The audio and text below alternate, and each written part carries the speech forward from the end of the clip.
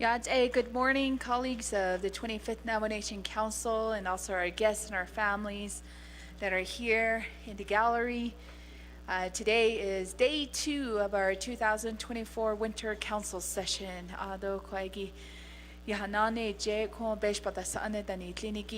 And we do have a full agenda. Just to recap from yesterday, we did go through all the reports. We had special recognitions, and we also accepted the report of the State of the Navajo Nation address from the President and also the Vice President of the Navajo Nation. We also accepted a report from Madam Chief Justice of the Navajo Nation, and items 6, 7, 8, and 9, and also 10 that was added on from yesterday. Shiche Honorable Toth, the Department of Emergency Management, were all accepted to accept written reports. So that was a motion from last night, and then we did recess around 7:30 last night. So today, day 2, we will move right straight into old business this morning. What's agenda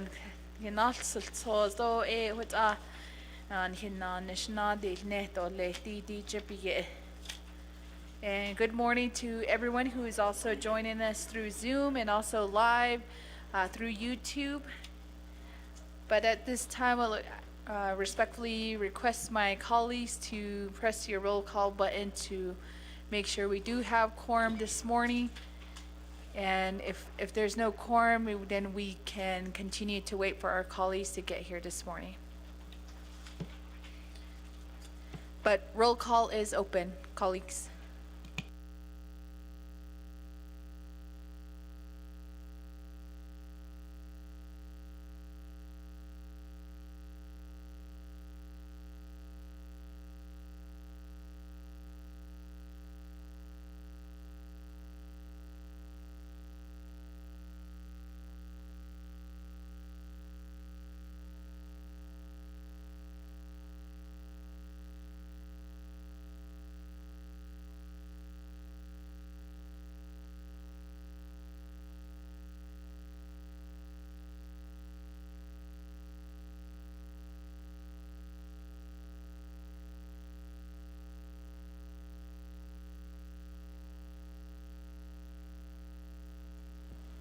And for the record, we do have Council Delegate Otto So, who's excused today. And we also have Chair Eugenio Charles Newton and Council Delegate Yanito, who are excused for government-to-government discussions in the state of Utah and Salt Lake City. And we also have Vice Chair Casey Johnson, who's excused today for medical reasons.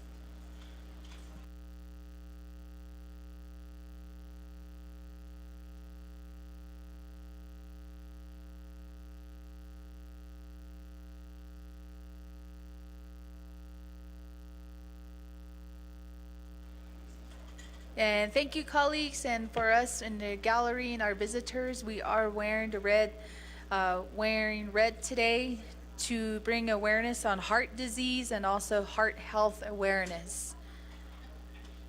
So if you're in the gallery, if you would like to help us promote, and you can do that as well, then we are also here for resources on how to get certain services for heart disease and heart health awareness.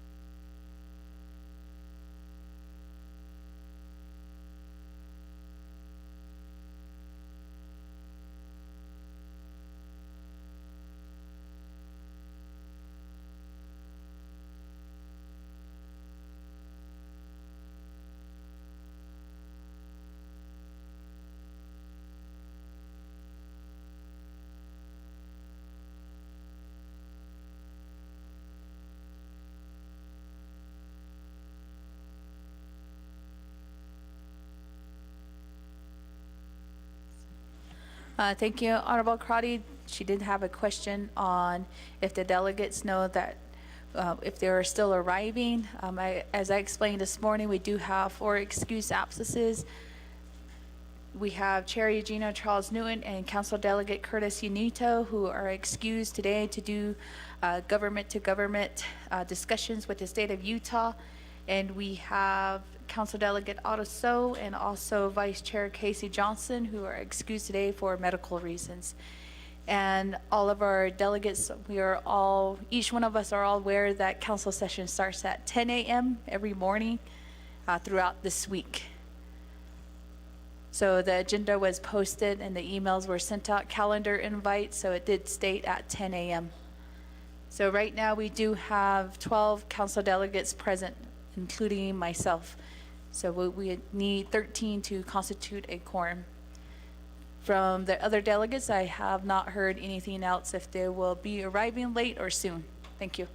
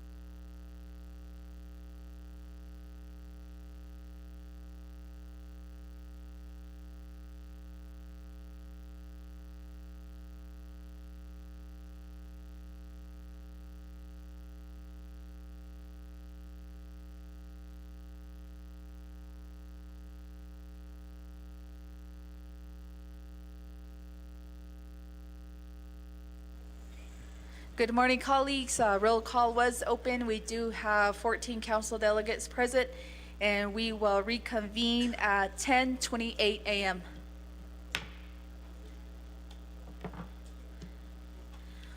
Thank you again, colleagues of the 25th Navajo Nation Council. And we are here on day 2 of our 2024 Winter Council session.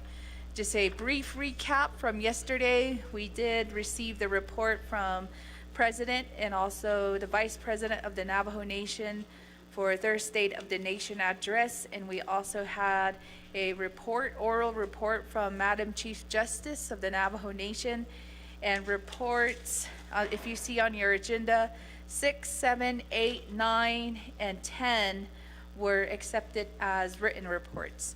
So this morning we will be going straight into old business, but before we begin our agenda, we'd like to ask Honorable Arviso to do an invocation for us this morning.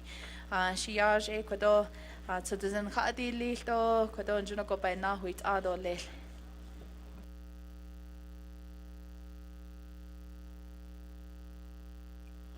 Madam Speaker, thank you. Auto 25th Navajo Nation Council, Kneso Dagi. Auto Ade Benade, Danaso Kanigi, a Shahat, a winter session, baby, Ojo, a baseball, and Yanacha, Exniksha, hidden Nako. Auto Daisonos Agi, Auto Ade chapter, Daisonos Agi, Shahat. Asked associate to the Zenlinigi Behas Zito Lake. Auto Kodoesha Stephen Arviso. Aro tinsa kadnin shnido but ani bashish chin tachi e dashiche Torich ini national date in the Nenschle. Ado laid Ayan Betodo, Church Rock, Pinedale, Mariano Lake, Smith Lake, do Theru. Chapters Ehuta e Banash. Ako anil to a ya, Hitsodes in the Holodo, Bansi, Casey, Ashi a ya.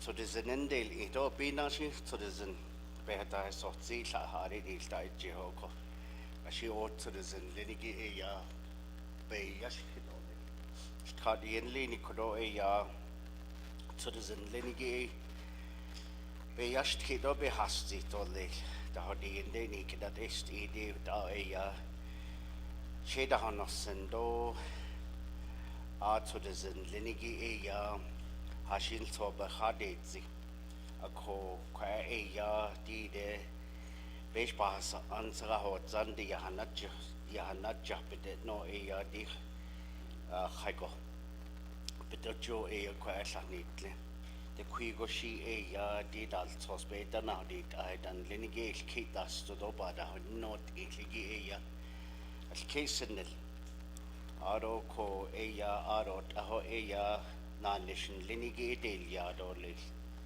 Aro kunesi tahagi ya anil to ayan hilkun lo dolis. Aro hinat ani dan linigi alaji dan dahaz tanigi do kione President Nigerian Vice President Montoya.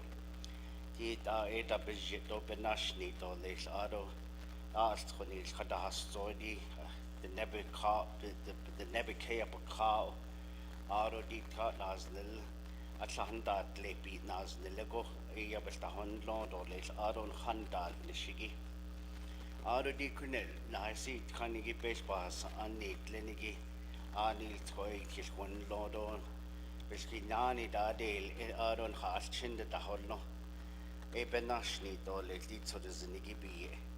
Aron laha wanden kishaz ani aron hitchide dadat e het inch nke daholno nigi Eyan habes da hon lodo le laha wandin hilchas ande. Nchinal tlonshi aron le jet lodo le ni heran le nigi aro tahobi nahi kato be aro ni tata idi jehbina aro da antino aro taho e ni garden dat idol le sondishne nhidne bandil adol le sondishne Aro aho eho wanda nahi katolis aro kudo eya be keuta hedi nili eben nachi eya anil to eya aro aho edi kudo eya nal sospe dana di ahigil to de al to del ya dolis aro kudo eya ni speaker in linigi e sto n khabes wen lodo ya eho eya di disje eya no that il nation so dishne Aro Navajo Nation government yol yahagi stot khabes wen lord of the aro di here to last soy khas twi sani dan linigit art and khas chin benashni do lesti jibiye. In Jesus name, amen. Kahachiaj, Honorable Stephen Arviso, Ado Kwaikin Junagot so there's in Ha'in Lado e Baikensen. Thank you. Colleagues, I'm going to call on Honorable Herman Daniels. Thank you, Madam Speaker. Honorable Arviso, thank you for the wonderful prayer this morning. At this time, I would like to make a motion to go into executive session.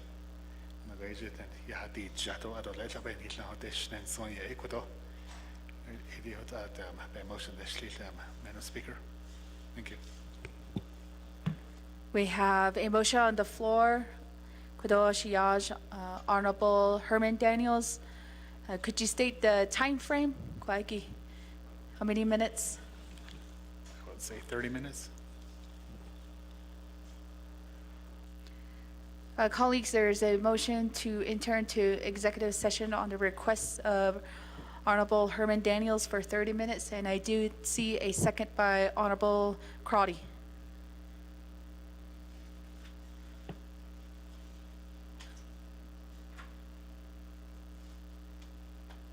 I don't see any anyone in a request to speak. So colleagues, if we can go to the board to go to vote into for executive session.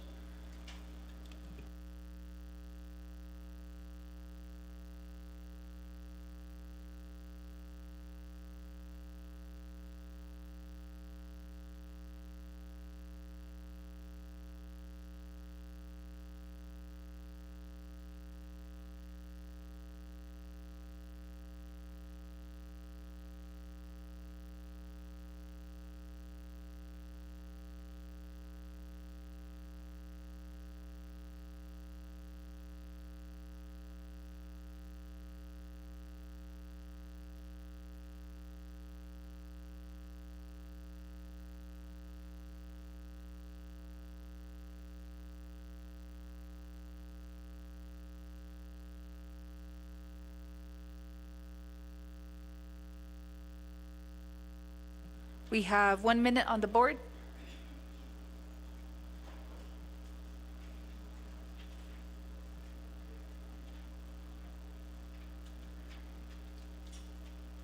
We do have the full vote of the council here on the floor. We have a vote of 15 in favor, 0 opposed, with speaker not voting. Colleagues, we will enter into executive session at 10:37 a.m. and then we will reconvene in 30 minutes, and we will be using the South Conference Room.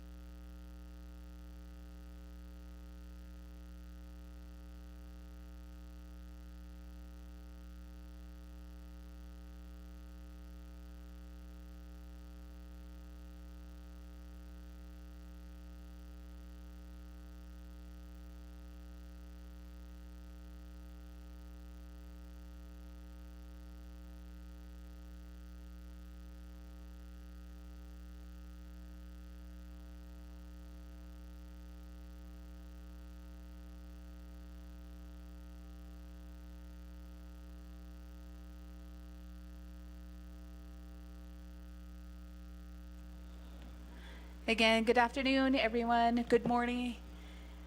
We are, just to recap, we did enter into executive session, and we have some of our colleagues that are making their way back onto the floor from the conference room. So delegates, if you can make your way back to the floor.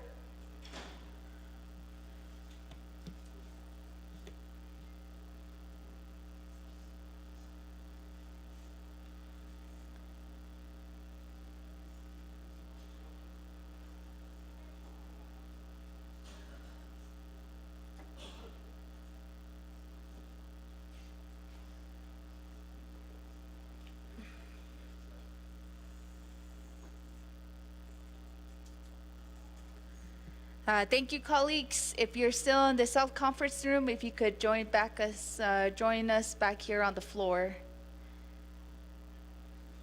And colleagues, to exit out of executive session, we will need a motion and a second. Motion by Honorable Vince James and second by Honorable Ricky Inez.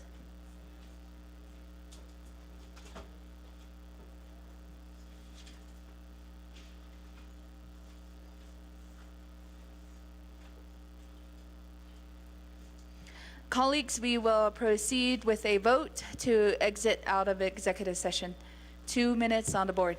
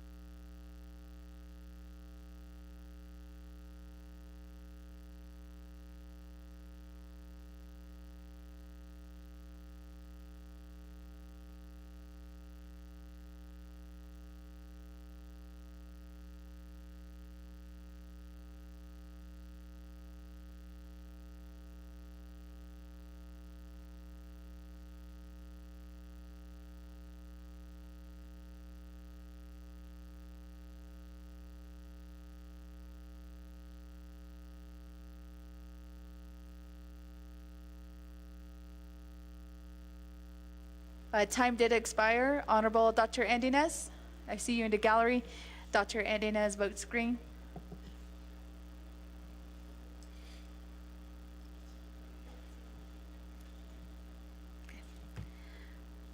Colleagues, we have 15 in favor, 0 opposed, with speaker not voting. We will exit out of executive session at 11:13 a.m. Thank you to our guests for excusing the members of the 25th Nomination Council for a few minutes.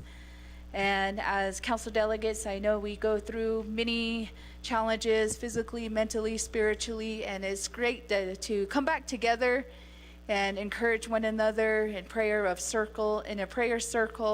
So it's good to realign each other back when we start our day 2. So thank you again for your patience. Here, our staff and also our relatives are in the gallery. And just to recap from yesterday, we did have the State of the Nation address, which was approved by council, and also the report from the Chief Justice of the Navajo Nation, and also written reports were accepted for 6, 7, 8, and 9, and 10.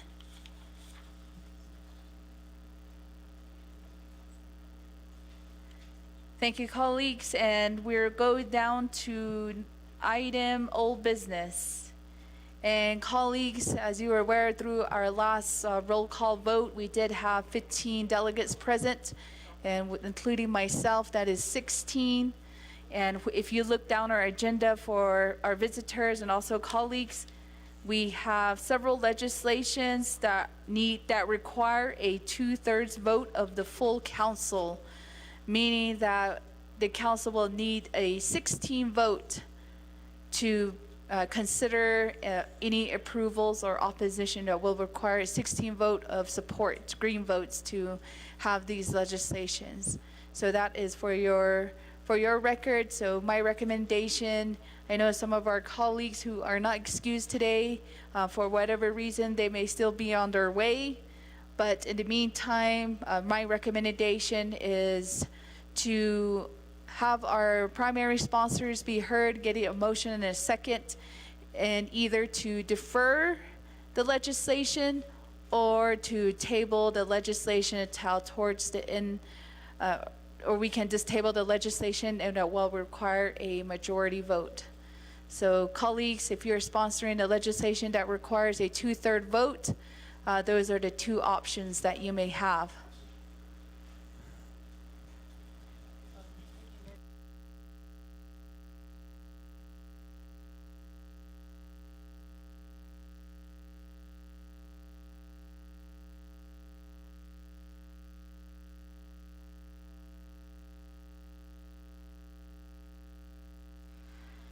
All right, colleagues, there has been a slight change within our agenda. If you do look at old business A, legislation 0130-23, primary sponsor, Honorable Dr. Andy Nez, this legislation has been withdrawn. So we will move down to new business A, legislation 0155-23. Before I recognize a motion, I'd like to go to Chair Vince James. Speaker, thank you for that. Did you guys send the email out to us with the legislation 0130-23 being withdrawn? Because I don't see anything. Thank you, Honorable Vince James. And Miss Jalissa Johnson is actually, I did believe she sent that out, might be in the cloud right now. So once we do have confirmation that the email has been sent in your inbox, and then we can move forward with new business.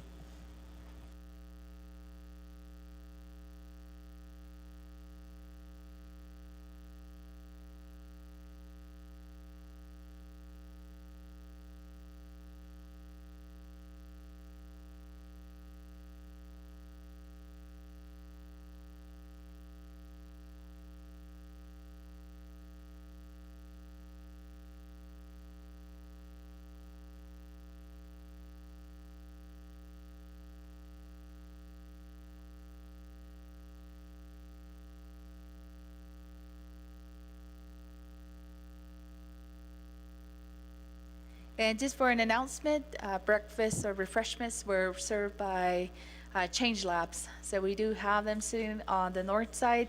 Thank you, ladies, for breakfast this morning. And welcome to the council chambers.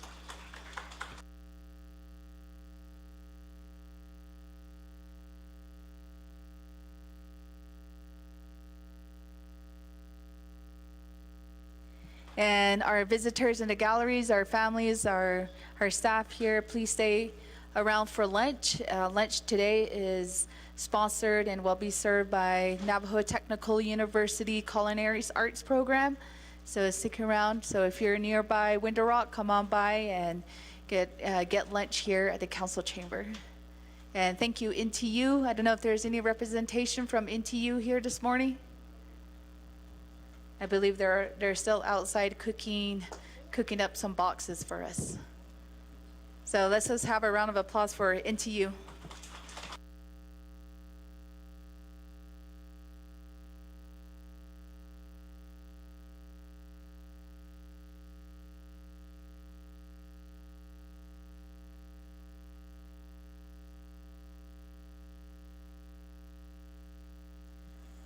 Honorable Chair Vince James.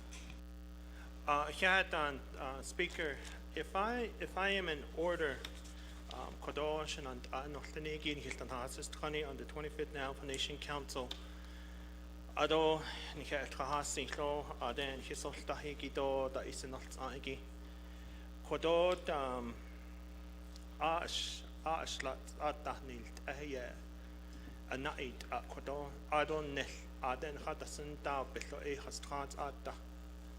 Ako Kodod legislations Lenigi se B E ya E hot A Hastrans Ata.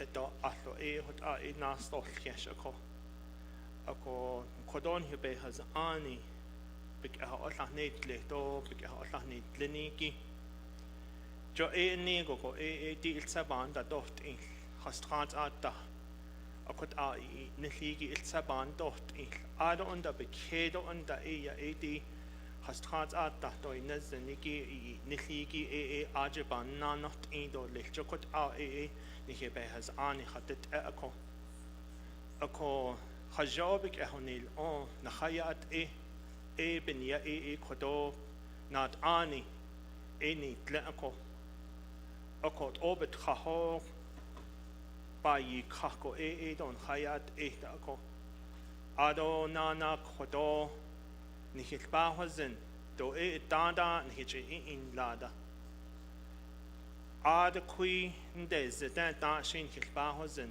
di kwaigi ilhanetli ako khaigo yahaneka adonana anna khapik a 18 go yahaneka ako beshma sa ani len hilba da hosen aita ako khodo banses case I like to request to you the as kanj that's or resource di lit naha ado ade naha dasenta beniyat ya ade a speaker in ilia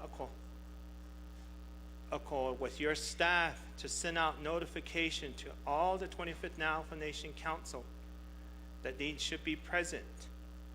Ako I know you have 2 that you've indicated, although the other 2 a medical leave didn't need ako kodod the rest HOA do bahazinda ako shisazindo kodod we have some very important duties that we do as lawmakers of the Navajo Nation beninat na on kangi en hije dish atako o is kanjet what tkonjet she is kando ban nanate indo lekako to just recess until tomorrow morning and reconvene at 10 a.m. tomorrow morning.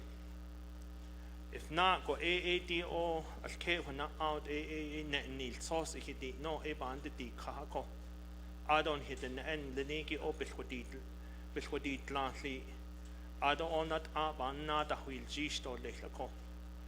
Ako kot shisizen band says case ako. Akot nihije na adole hadasan tahi speaker do kodo beshma sa anani dlinigi kot nihije hasti do le thank you. Shiaj, Chair Vince James, kodon junako o ani itene.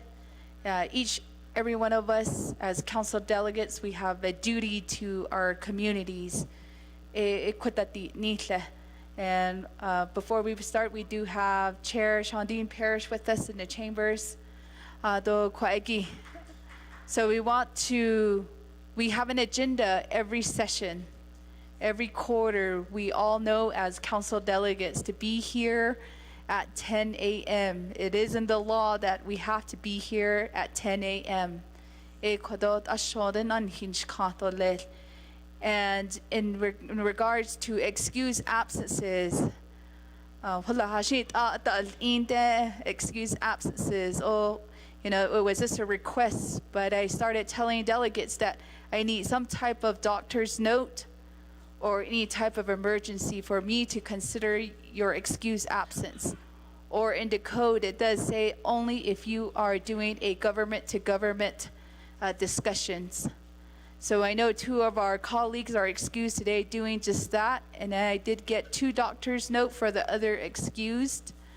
So I know some delegates do reach out to me and say, Speaker, can you excuse me up to 12 or 1 o'clock p.m.? And I do state them that I can't recognize your excuse absence, because each one of you, we all know as an HR, a speaker is not directly a supervisor over the council delegates. Each of us hold a duty to our voters. And each of us have that duty that we hold accountability to ourselves. Many of you. And, there's always that distinct in culturally. I really depend on my delegates to be dependable and accountable for being here at every session. And my staff and the Office of Legislative Services do what they can to send out the proposed agenda ahead of time last week. They do send out calendar invites at least a month ahead of time or 2 weeks ahead of time. And then only if it's an emergency meeting, we call that within 24 hours. Each and every one of us. And if you do have colleagues that are sitting by you, I would really appreciate your help also to tell them to be here as well. I know some of us, we do try to call them and text them. However, sometimes they're non-responsive. Being able to be here. So I do really appreciate my colleagues who are here this morning. And again, let me get a full count right now. I know some delegates did join us this morning. Staff, could you help us how many count there is this morning? With myself, 17.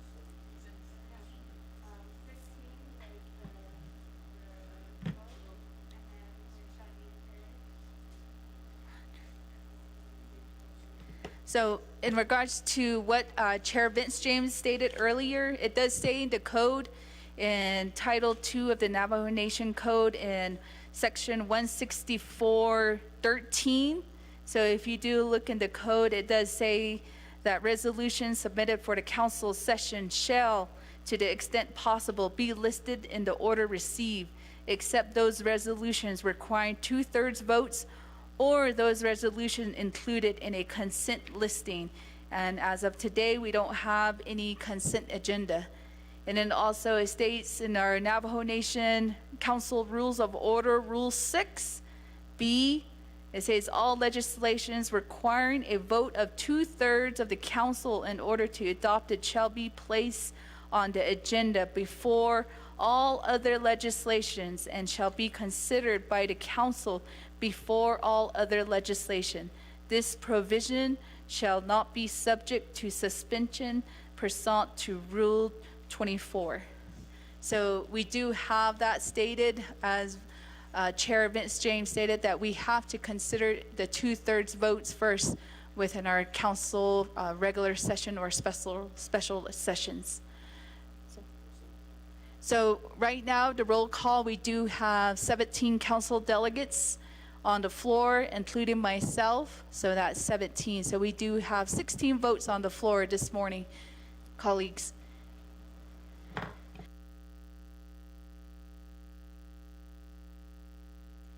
And withdrawal form for the first legislation, old business, legislation 0130-23, sponsored by Honorable Dr. Nez, has been withdrawn, and it should be in your inbox. And we will go forth, and we do Shache, Honorable Toth. Thank you, Madam Chair. Also, the council from your 25th council. I'd like to suspend the rules and add an emergency legislation in regards to emergency for our chapter. The number is 18-24. If I can put this on the agenda, put under new business, it will be B. That would be my request to make a motion to suspend the rules since we have a 17 speaker, if I'm in order. Thank you.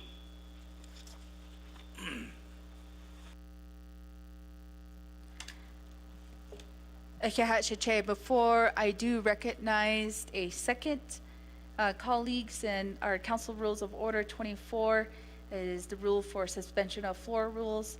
And before I do recognize a second, it will require a 2/3 vote of the full membership of the council. So Ms. Johnson, if you could help us read that title into the record so our colleagues know what they will be considering for emergency legislation. Thank you, Madam Speaker.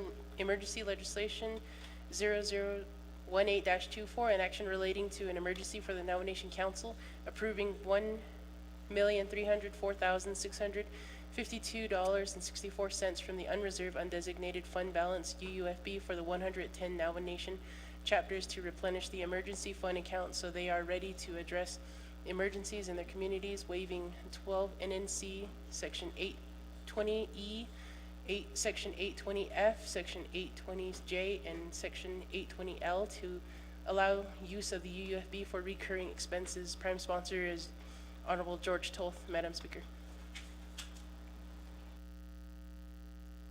Thank you, Ms. Johnson. There is a motion to suspend floor rules to add emergency legislation 0018-24 to the agenda as a new business item B. Is there a second? We have a second by Chair Parrish. Colleagues, do we have any comments or questions on the floor on the motion to suspend floor rules? If you do, press your request to speak button.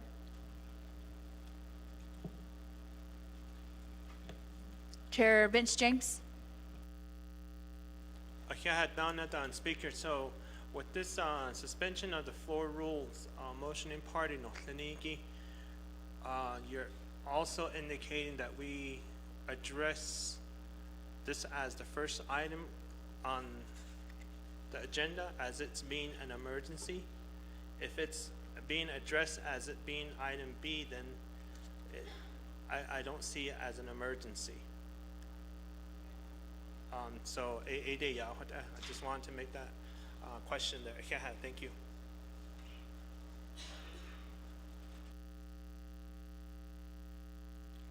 Motioning party, Shache, Honorable Toth.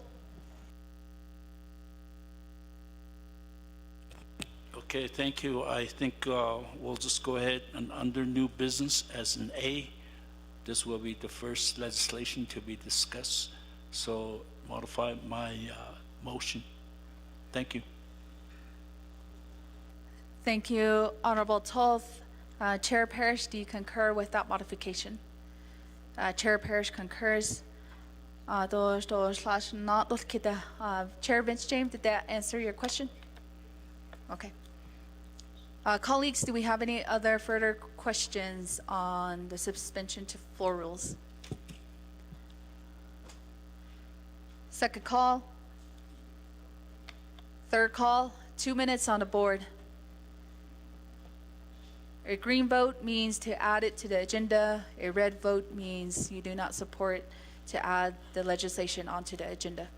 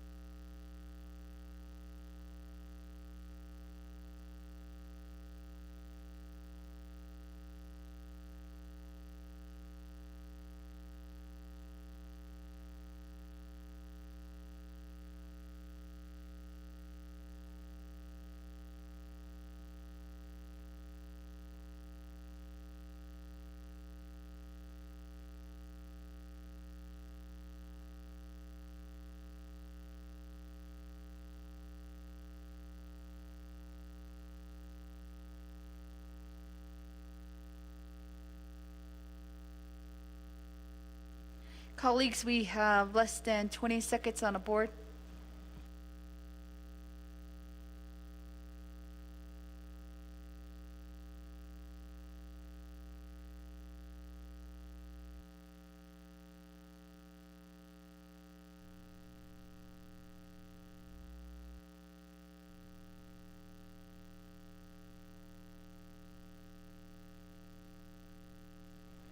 Time expired on the board.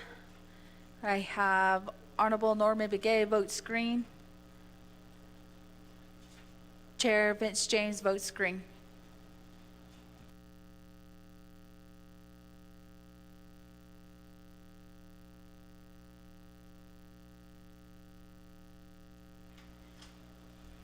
Colleagues, we have a vote of 16 in favor with 0 opposed, with speaker not voting.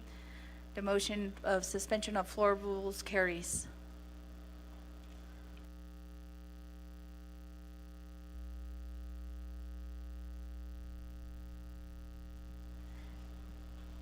Colleagues, we will have the new amended agenda sent to you via email and also printed. We also handed out, the staff did hand out the legislation 0018-24. And the primary sponsor, Honorable George Tolth, if you can proceed to the presentation table.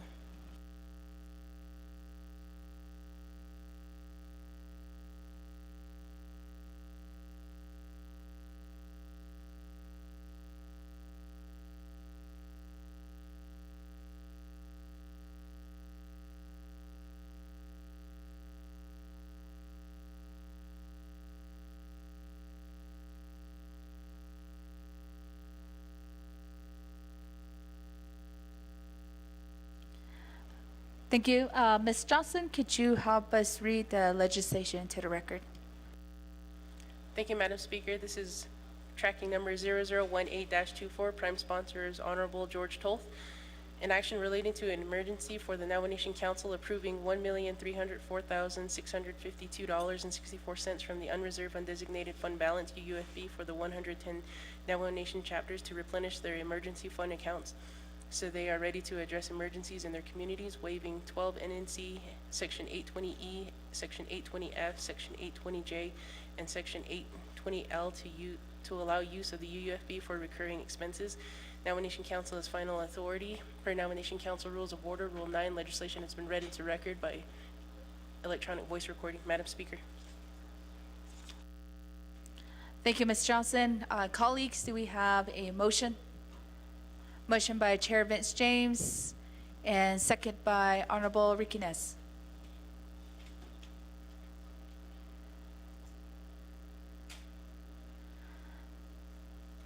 Colleagues, well, we will be having questions. So 20 minutes on the board. Chiche, Honorable Toth. Thank you, Madam Speaker, Otto Koro 25th Navajo Nation Council, and then staff and visitors, Koro in Hano Yagi Hehe. Quiet, home legislation, Kon Hichi Oltkat 18-24 in regards to emergency to be utilized at the 110 chapter.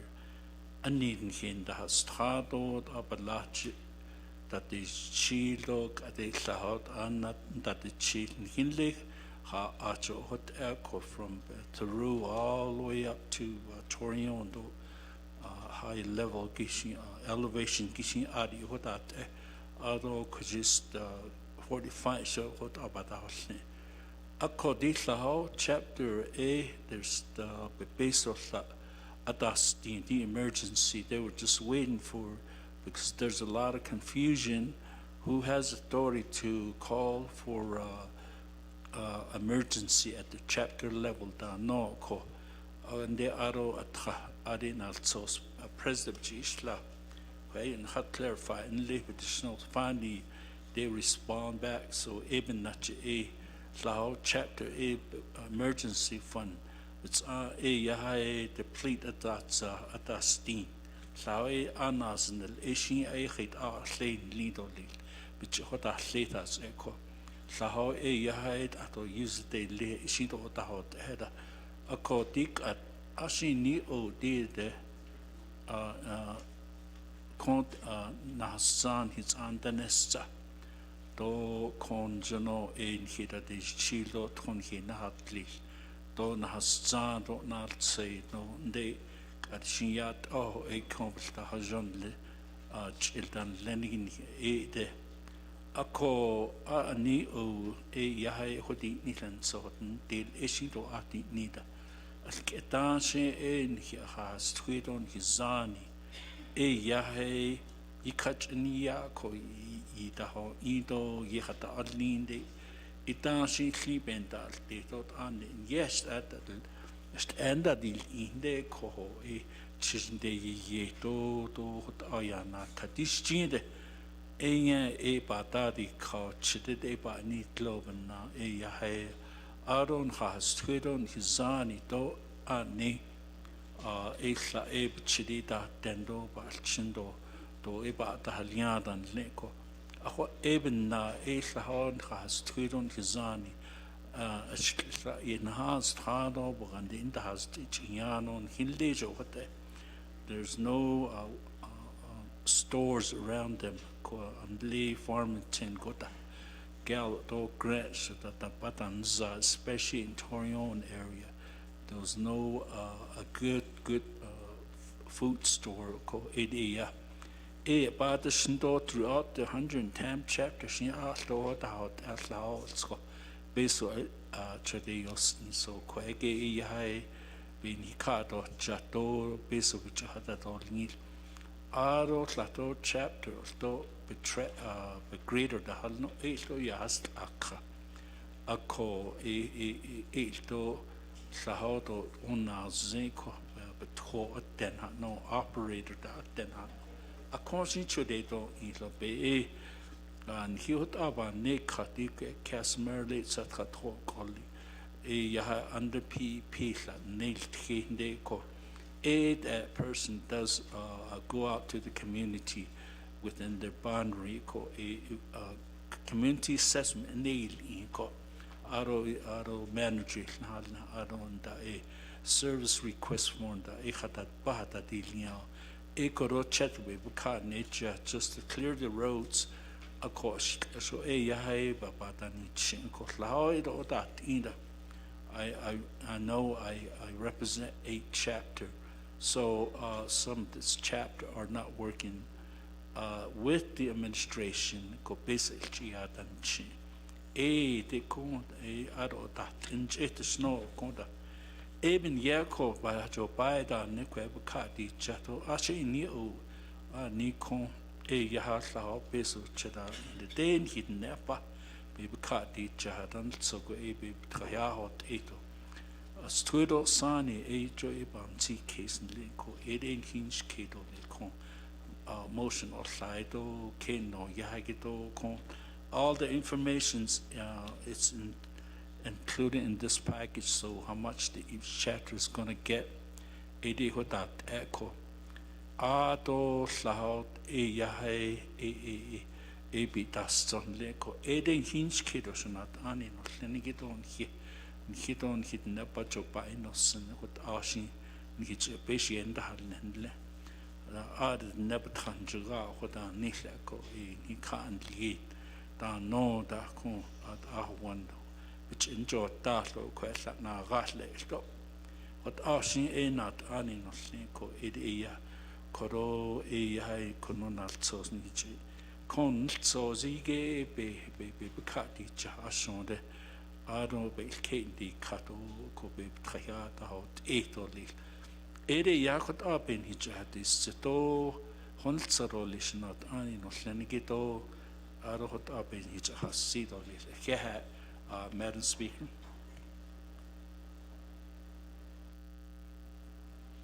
Thank you, Honorable Toth. First, we'll go down the line. I'll do 3 delegates at a time for questions and answers, and I'll turn the floor back over to Honorable Toth. First in queue, we have Chair Crotty.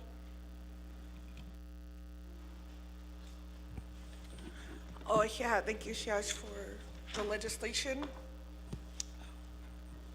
Is that better? So I think in terms of the emergency, I appreciate this. What I haven't heard is, well, some of the comments was that there's confusion.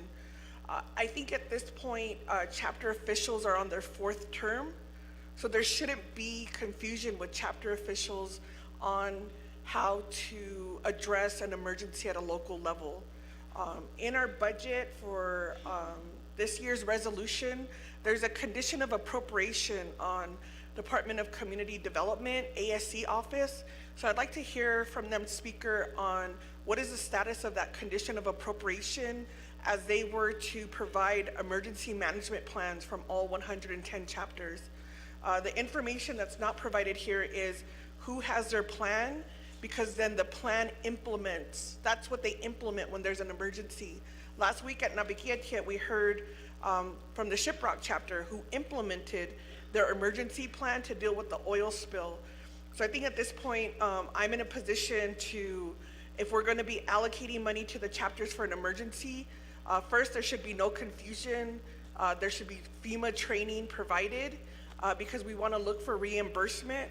And I do have questions in terms of how chapters are properly planning for emergencies.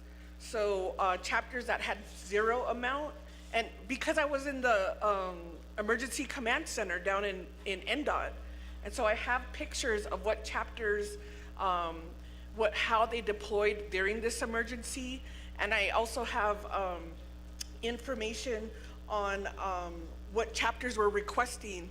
So I would want to know how many 213 forms came from the chapters, and so that could correlate with this request. I'm also would need from the EOC, well, the EOC would use the 213 forms, and then DCD on regarding that condition of appropriation. I want to give you a snippet of what happened at one of my chapters when they were doing their budget. The ASC recommended that they reduced their emergency funding and fund it to other activities at the chapter so that they could get more money if the council allocated money. So there's something going on here with ASC because we want to make sure we have funding for emergencies at the chapter level for them to deploy services. But we need that plan, that Navajo Nation emergency management plan. I support this legislation at this point. I think it's the best thing we could do. But I believe if we're talking about this legislation, there should be some expectations because we still have elders, like from the CHR.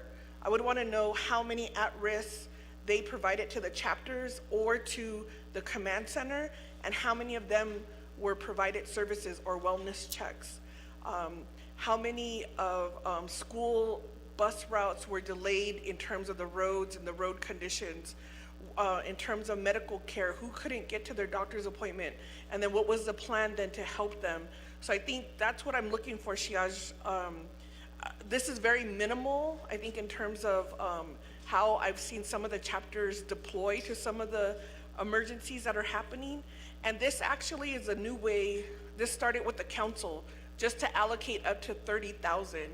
If the council's gonna move forward in that, then we should look at just restricting this account, because the way, I mean, we have former chapter staff here, the way that they do their budgets, they could still move money around. They could do budget transfers. And so if they're sitting in the negative, they have other money that they should be reallocating so that they have budget. I don't understand at this point why any chapter would have 0 in their emergency account if we know we're gonna have challenges with the moisture, and then we're gonna go into monsoon season. So I'll reserve my time, thank you. Reserve time of 42 seconds. Chair Crotty will make that connection with Division of Community Development. And if there are any executive directors, deputy directors listening from the executive branch, if you were called, we would prefer to have an in-person discussion. So if you're listening online, if you could make your way to the council chambers if there is requests from the council. Next in line, we have Honorable Dr. Andy Nez. Oh, excuse me, it is Honorable Simpson that's first, and then Honorable Dr. Andy Nez. Okay, Madam Speaker, members of the 25th Council, good morning, Kishito staff, the guests in the gallery, and our Navajo people that are listening. Okay, Kishino, good morning. Go, Chick, Delegate told Dita, Donnie, so ZD emergency legislation NE 0018-24. Thank you. Riego si mentioned this do Donnie, so do Quado, Mr. Arviso, the LDA. Heather Kelchini, dai kai wado di not so siha del dida. I just want to thank you to the Austin City Council for drafting up this emergency legislation. And if you see the spreadsheet here, that's the spreadsheet basically tells you the allocation of the chapter. These are not the balances. These are the proposed allocation to the chapters, Ada. So Mr. Tote basically had a 30,000 threshold. So 80, so if you minus a number here, 30,000 minus, let's go, I'll use one of my chapters here, Werfno. If you look at Werfno, it says $6,777.76. You minus that from 30,000, their balance is a little bit over, probably a little bit over 23,000 ADA. So you can just subtract the 30,000 minus what's stated in the spreadsheet. That's the balance of each chapter. So it's not dida. Okay, and I can teach you lot like that. So these balances were the balance that were used were as of December 31st, 2023, and it was actually the numbers came from Division of Community Development through the Ministerial Service Center, Central Level, Winter Rock. So Heather Kilachini, the LA to Mr. Arviso, worked with DCD to get those numbers, Ada. So again, as you know, the snowstorm or the inclement weather hit us in January. So a good number of chapters utilized their emergency funds to address the emergency within each community, Ada. So right now, I'll use Nandishkis. Nandishkis probably had over 30,000 in their emergency funds, but they use a good portion because Nandishkis, Crown Point, and Standing Rock, those are three chapters I represent, got hit hard. And they expended their emergency funds. Even some were in a negative balance, they still had to come with some money. And so just replenishing this amount, thinking about now how some of these chapters expended their funds, our emergency funds, to address the recent snow that we received. And we're always glad for moisture. And now we're addressing mud now. And a lot of these things that we have entities that address the main roads, main areas that, like I said, are used by community. But a lot of these are not, the residential access roads are not addressed, and things wood for elders are not, we still have to get to them to get, like I said, to keep them warm. And as you know, we got hit hard with this coldness, being very cold out there. So, Madam Speaker, members of the 25th Council, I have a minute left, about a minute left, but this is my request. Chiche, I'd like to request that we should just go straight across the board and just give the chapters $30,000 just across the board and everything like that. So I think I know some of the chapters not expend their money, and I'd like to make a request to the Speaker's office to do a new budget working and have that before us by tomorrow morning, sign, and that just to make it easier to give each chapter $30,000 across the board. And again, with a new budget, that's be directed through my what I'm going to do, what I'm going to make a motion. So I'd like to have that done by the Speaker's office, all the documents that need to where the chapters will receive $30,000 across the board. And with that, I'd like to motion to table this until we get all the documents. And this will be the first thing discussed tomorrow morning. Madam Chair, I reserve my time.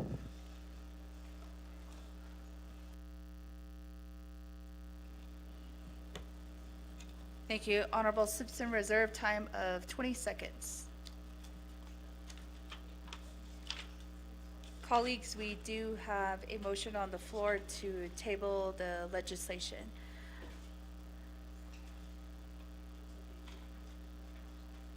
Specifically up to, if you could, Honorable Simpson, the time frame.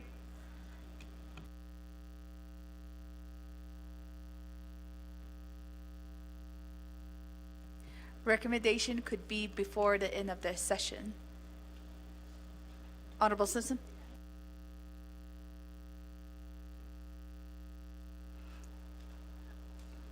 Madam Speaker, as I stated, we'd like to consider this item the first thing tomorrow morning, and I believe that your staff can get all the documents made before the end of the day or before tomorrow's session, third day. So my request is to have your staff work on this to be considered first thing tomorrow morning, first item on the agenda. Madam Speaker, thank you.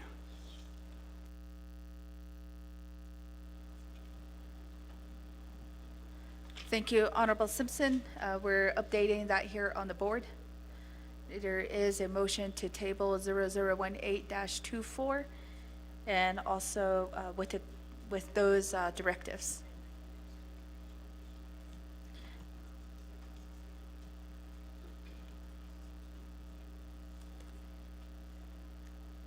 And this will pertain to Rule 19 of the Navajo Nation Rules of Order.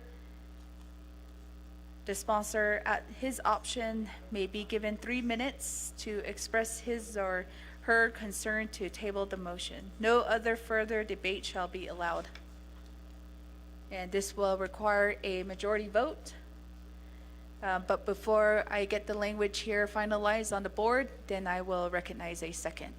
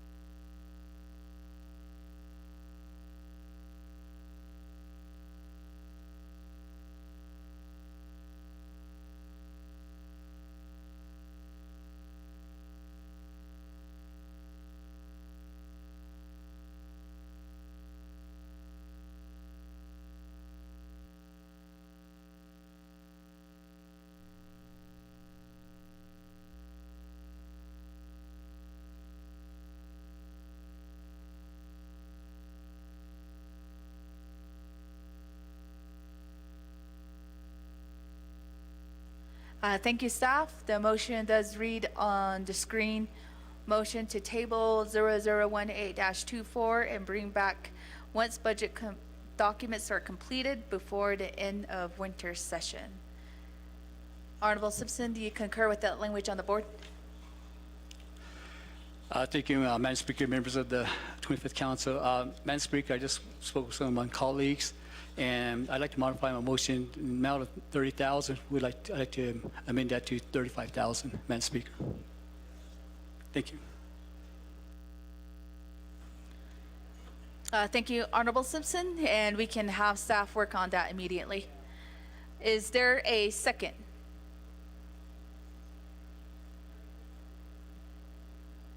Second by Honorable Nathan Nota.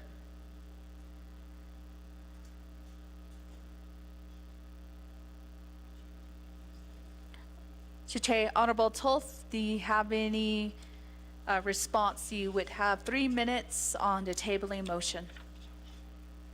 Oh, thank you, Madam Chair. Ado shinat annual senate. Abiga o johta yat e ale.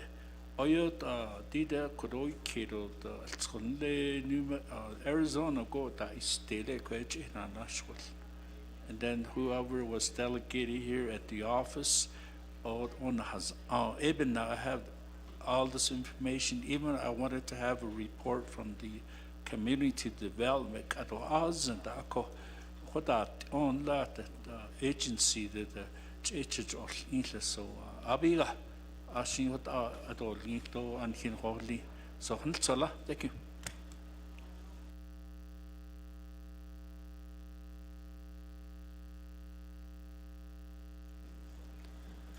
Thank you, Honorable Toth.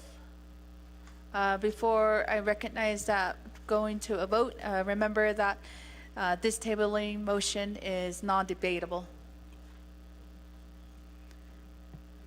Colleagues, 2 minutes on the board.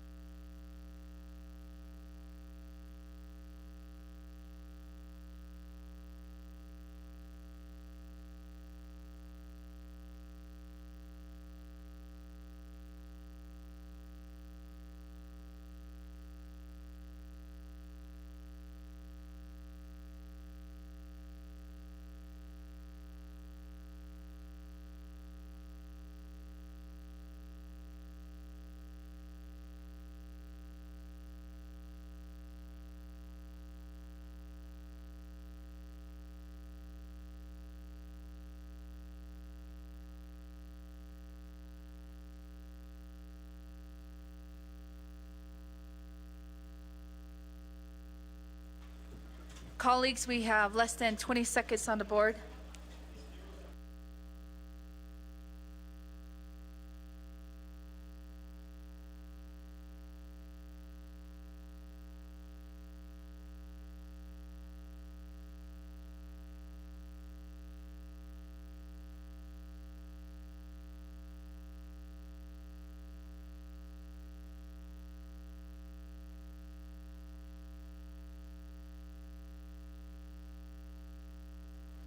The time did expire on the clock.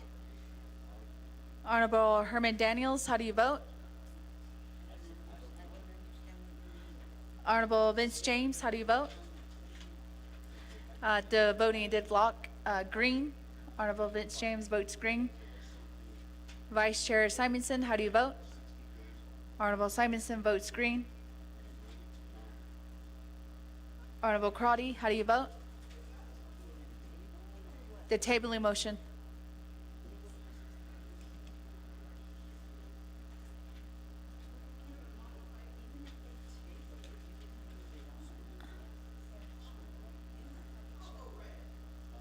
Honorable Crotty votes red.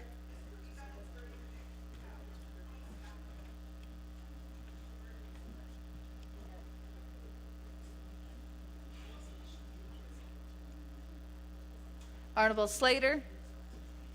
Honorable Daniels. Honorable Azeret. Colleagues, we do have a vote of 14 in favor with 1 opposed, with Speaker not voting. The tabling motion does carry.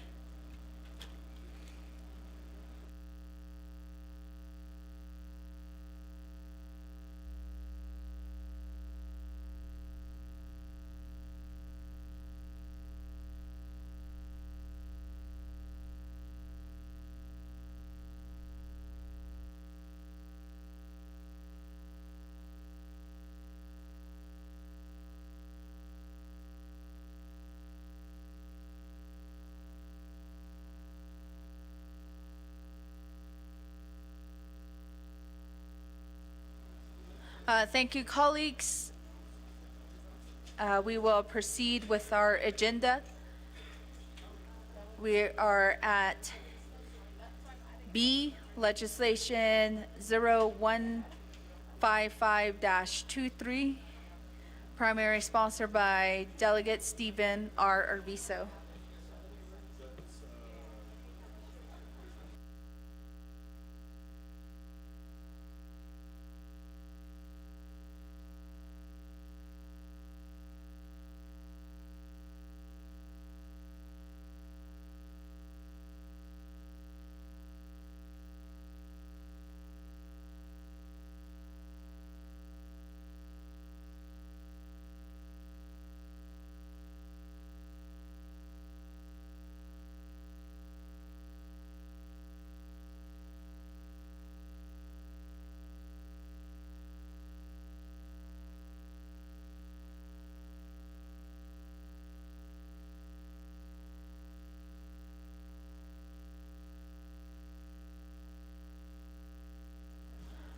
Thank you, colleagues.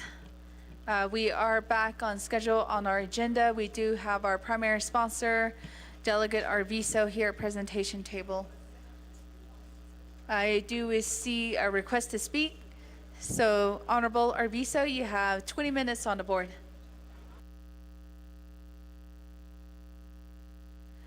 First, we will have Ms. Johnson read the legislation to the record, then we will recognize a motion in a second.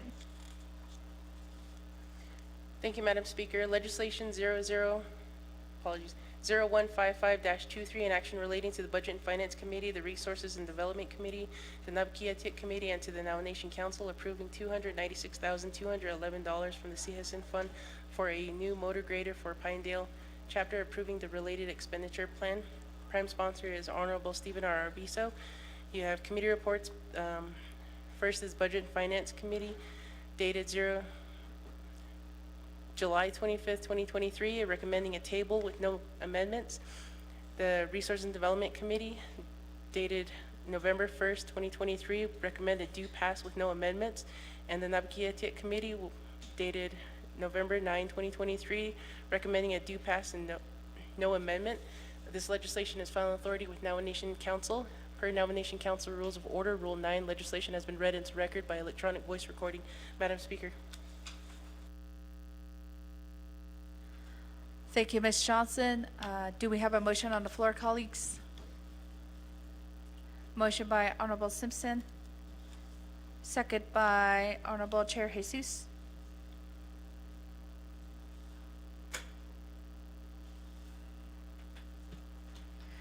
We will have questions and comments. Honorable Arviso, you have 20 minutes on the board. Madam Speaker, 25th Navajo Nation Council, thank you.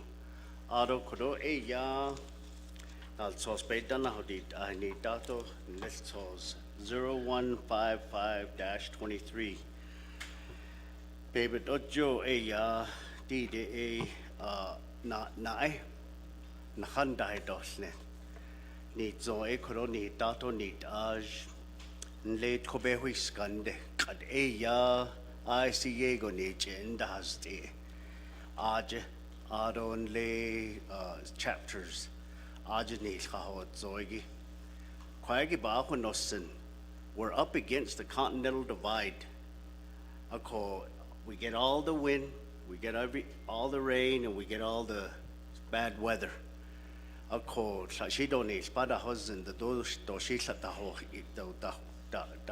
ida.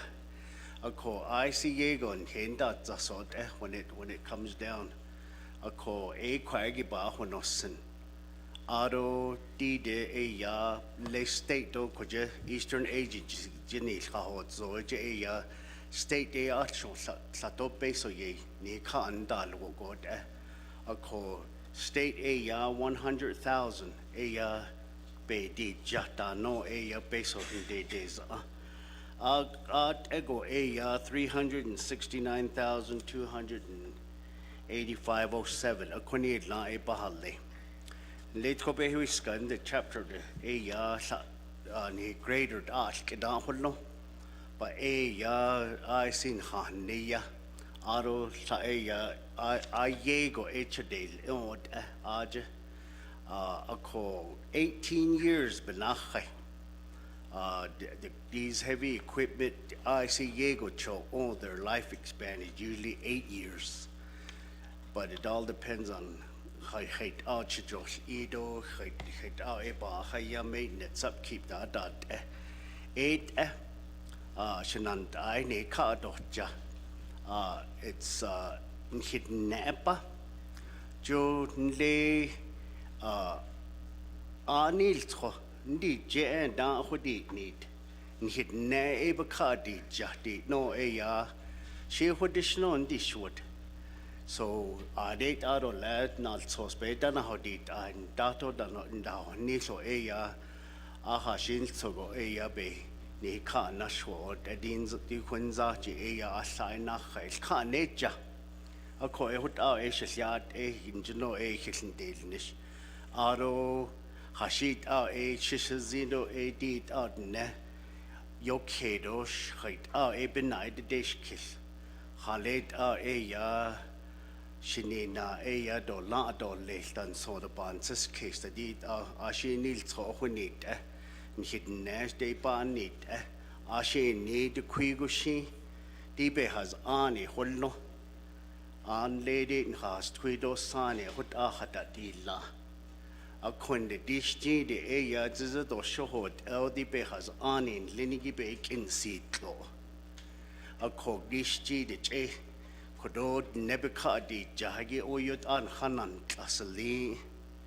a ko nle I anji when the day is done nisha belagana the whole it's all about helping Navajo people nishit nebekadi jah hat auda zizit ashon de hot aban so kiss nishit nenle tobe huiskanje kat kaden ke back hot na rande de edo be na hat zida ado al na go ya nashlish da na kat aja ako ein khaban so case to li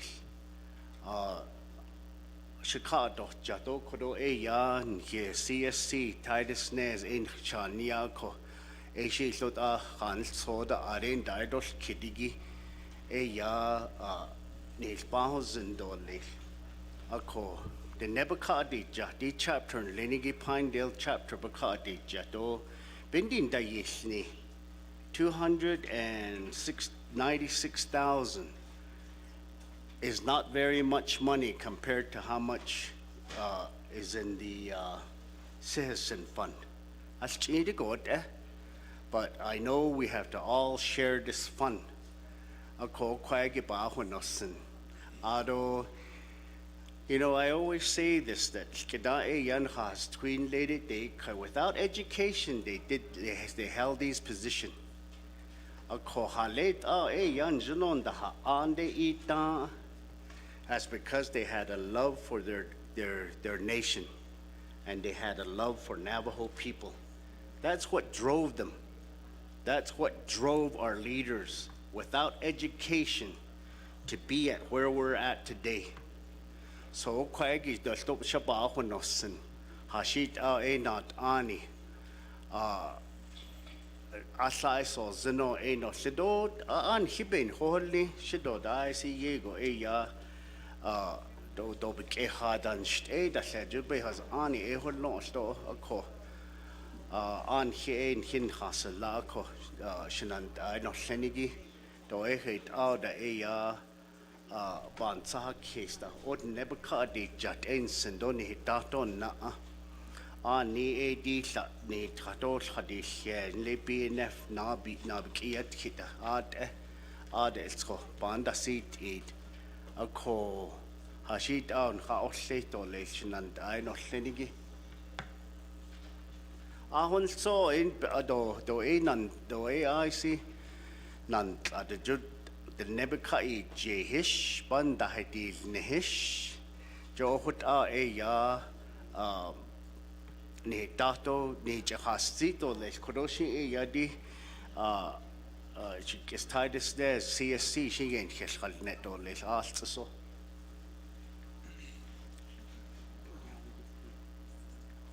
oh shoot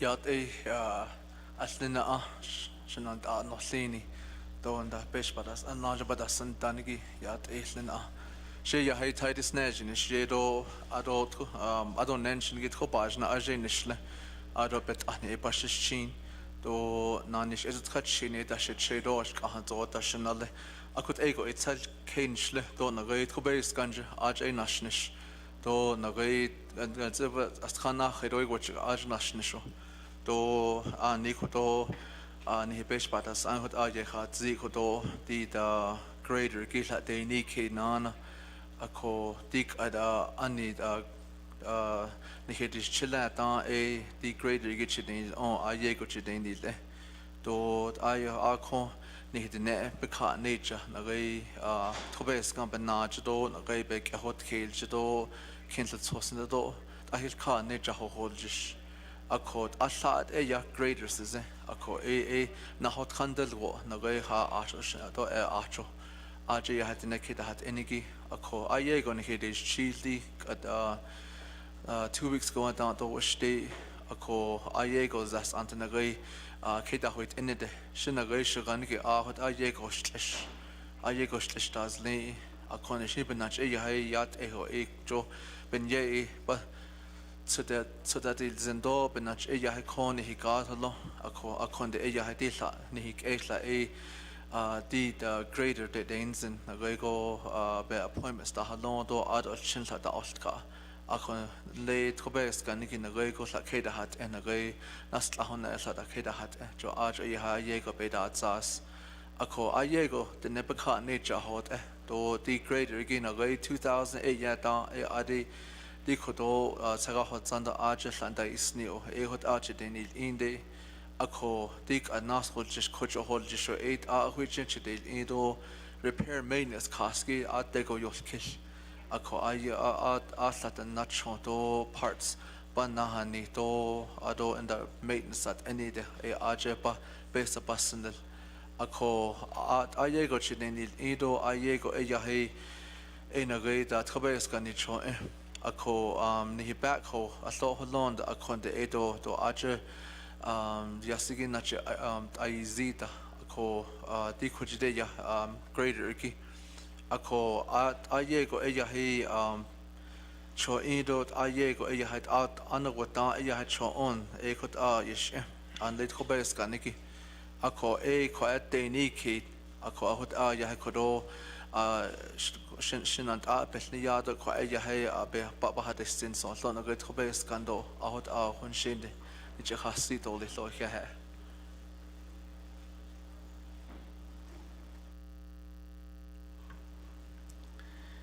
Madam Speaker, that concludes our presentation.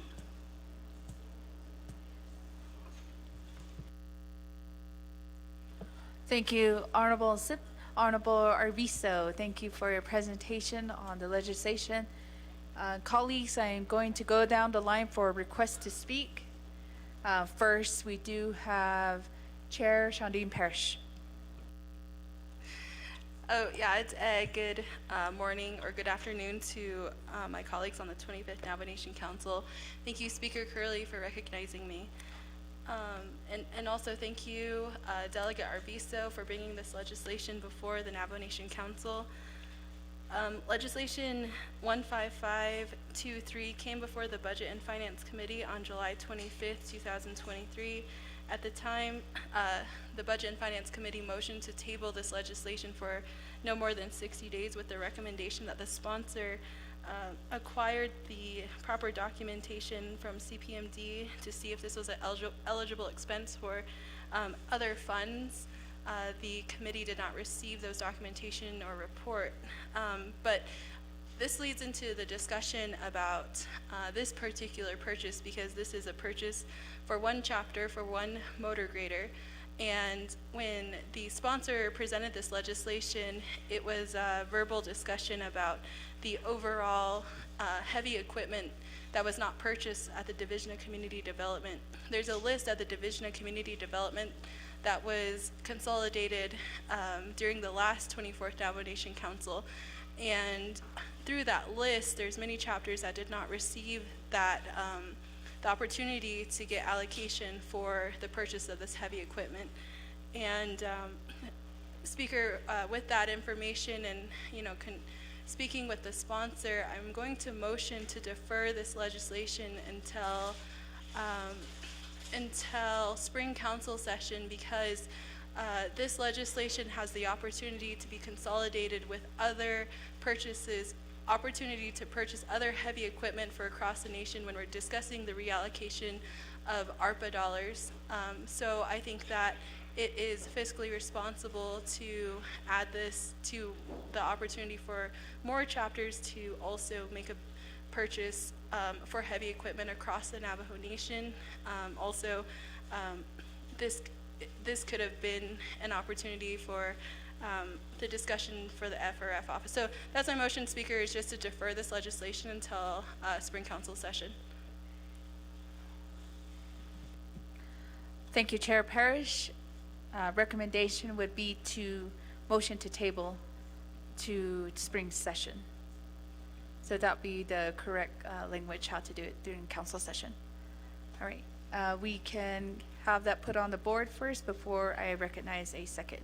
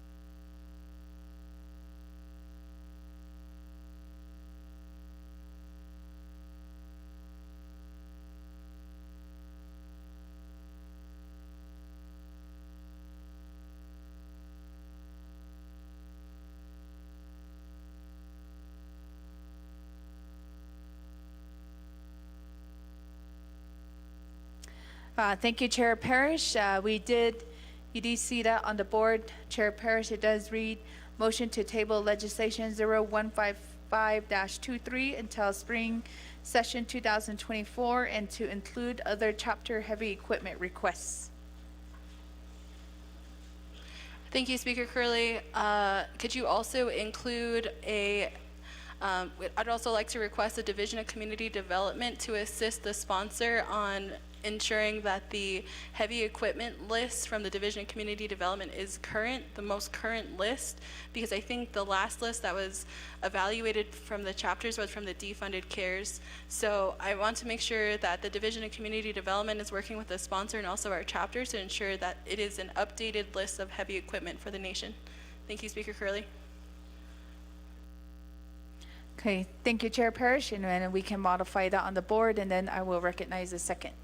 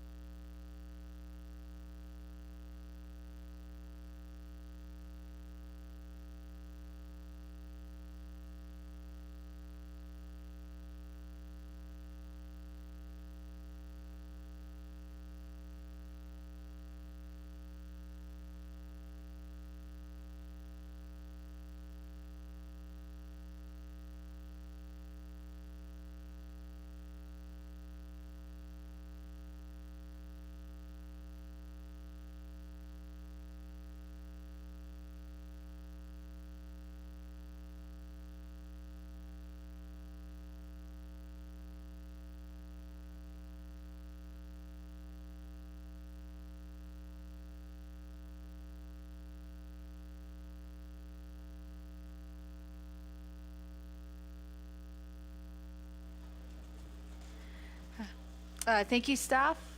We do have the updated tabling motion on the board, and it does read, motion to table legislation 0155-23 until spring session 2024, and to include other chapter heavy equipment requests, and for the Division of Community Development and Administrative Services Center program to provide updated lists of inventories. Chair Parrish, do you concur with that language on the board?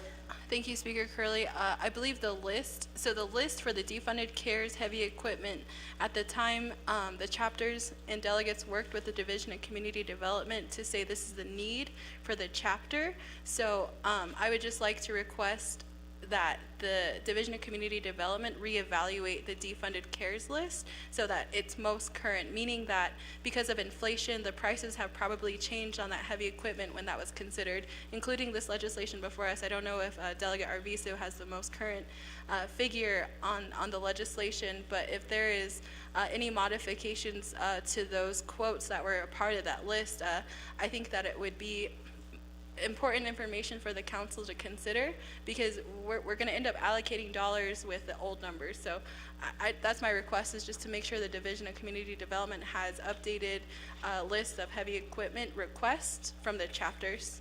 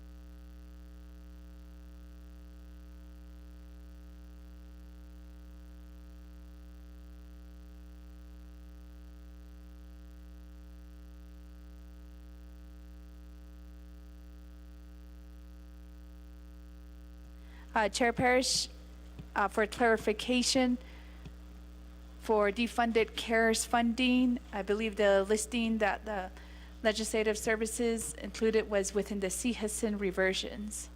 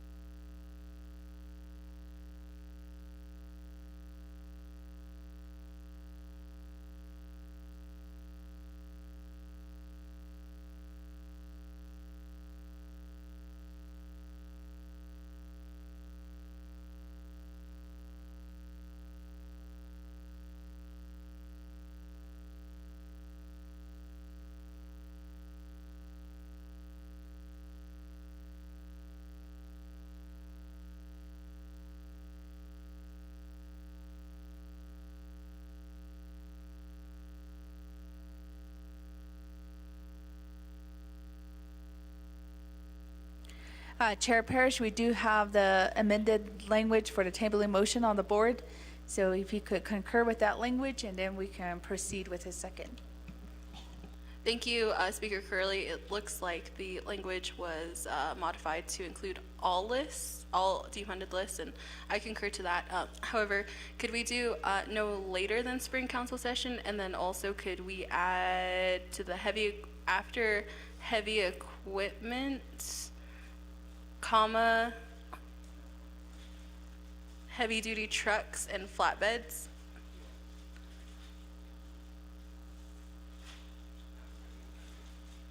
Okay. According to SHEDA Delegate Amber Knezzer-Crotty, that also goes into the scope of heavy equipment. So Division of Community Development,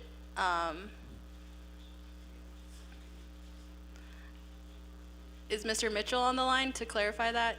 Because I do want to make sure that the chapter's requests are maximized a part of this listing.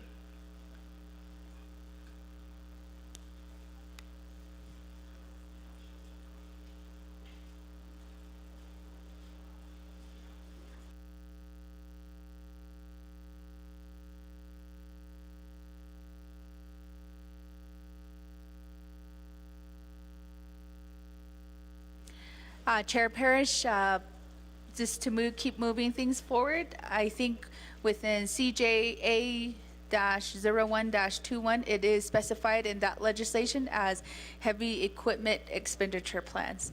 So any equipment that was listed that does include the backhoes and the flatbeds and the trucks. So just for that clarification, okay.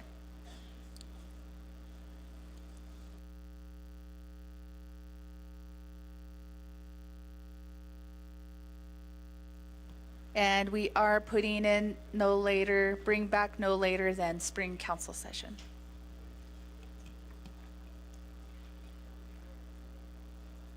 Okay, Chair Parrish concurs with the language on the board, motion to table. And we do have a second by Honorable Norman Begay. And the sponsor will have 3 minutes to express his reason not to table the legislation, and no other further debate shall be allowed, and this is a majority vote. Primary sponsor, Honorable Arvizo.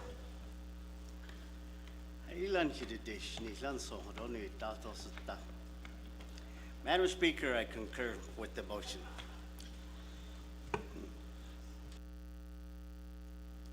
Thank you, Honorable Arvizo. So colleagues, there will be no other further debate, and we will go to 2 minutes on the board on the tabling motion.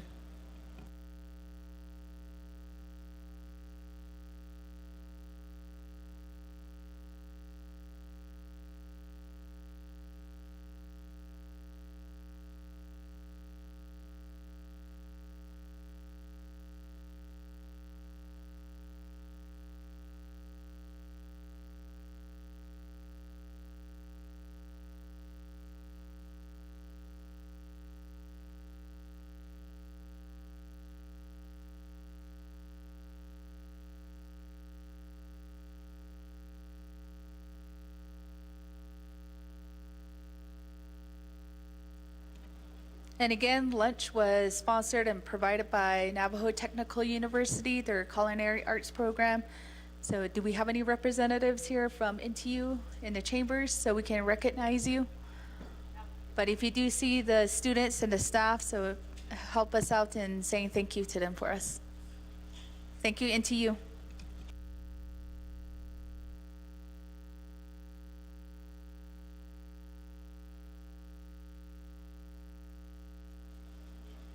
Colleagues, we have less than 45 seconds on the board.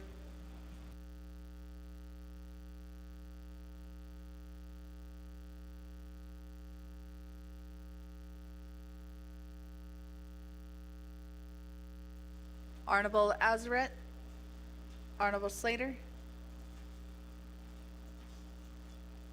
Colleagues, we do have a full vote of the delegates present here in the chambers. With that, we have a vote of 16 in favor with 0 opposed, with speaker not voting.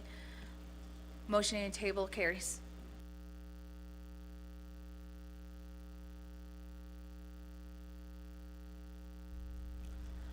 Honorable Simpson. Thank you, Madam Speaker. members of the 25th Council, guests in the gallery, and individuals that are listening online. Madam Speaker,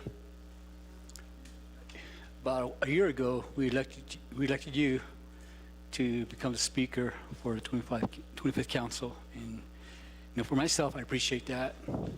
And I think we came a long ways for the past year. And being in your seat takes a lot to where you lead the council and you're leading the Navajo Nation. And it's just something that being a woman up there, being the first woman to be the speaker, means a lot. And my little girl who serves in the military looks up to you a lot, being a leader of the Navajo Nation Council and the Navajo Nation. And I know we have our differences during council sessions, during committees, but you being up there, you had to be neutral. And you try to work things out among, just like we state that we have our differences and all that, and we try to work those things out to work together for our Navajo people. And you being in a neutral position, neutral seat up there, it takes a lot. And not just during the council, but 7 days a week, 24/7. You have to be there for our Navajo people and the council to address issues along with the executive branch and judicial branch. So there's a lot of work in that seat that you're sitting in right now. And for me, I just wanted to express my appreciation. Thank you so much. And being a young lady up there, it takes a lot, especially it takes a lot away from your family. And I always say that family is a priority, even being a leader. But somehow you have to work things out to balance things out to where you lead the people and you're still there for your family. So you have shown your leadership for the past year, and I hope that continues. And you learned a lot. You didn't know everything when you sat in that seat right there. Again, when you come a leader first time, you learn. So again, I just want to express my appreciation. And we do have a cake for you here for your first year, your appreciation cake. So I just wanted to say thank you so much. And I'd like to request Teresa's to enjoy this moment here in being in the speakership for speakership in 1 year. So have the council enjoy a cake here and a guest here. So I'd like to request for 15-minute, maybe 20-minute recess to have the staff pass out the cake. Madam Speaker, thank you. Leading the Navajo Nation Council and the Navajo Nation. Thank you, Madam Speaker, and members of the 25th Council.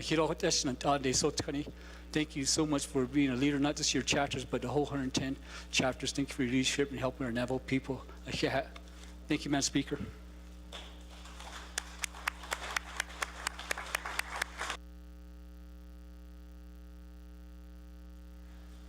Thank you, Brother Honorable Simpson. I wasn't totally expecting that.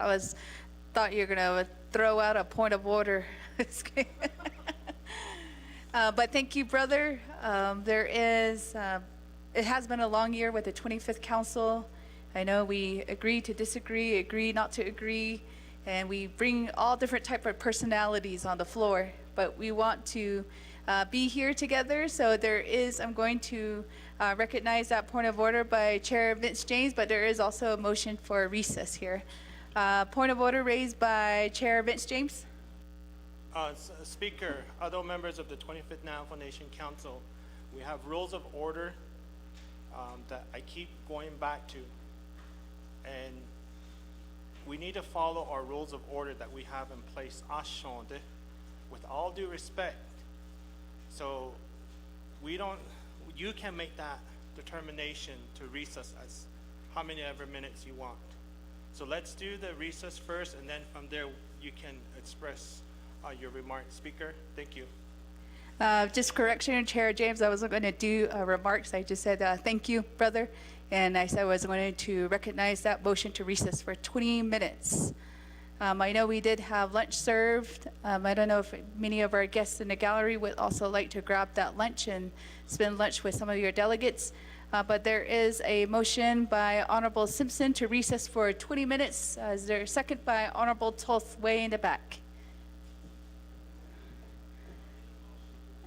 Yeah. So as mentioned as before, as speaker, I'm always No, neutral, and I always try to recognize every motion that's coming from the floor. So Honorable Simpson did present that motion. So I'm going to honor that motion of recognizing that motion to recess. And colleagues, 2 minutes on the board.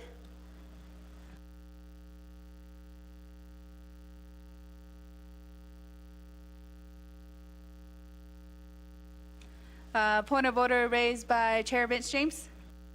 Again, Speaker, with all due respect, what rule number are you going by to call for this motion and a vote? Can you provide the rule number? Thank you.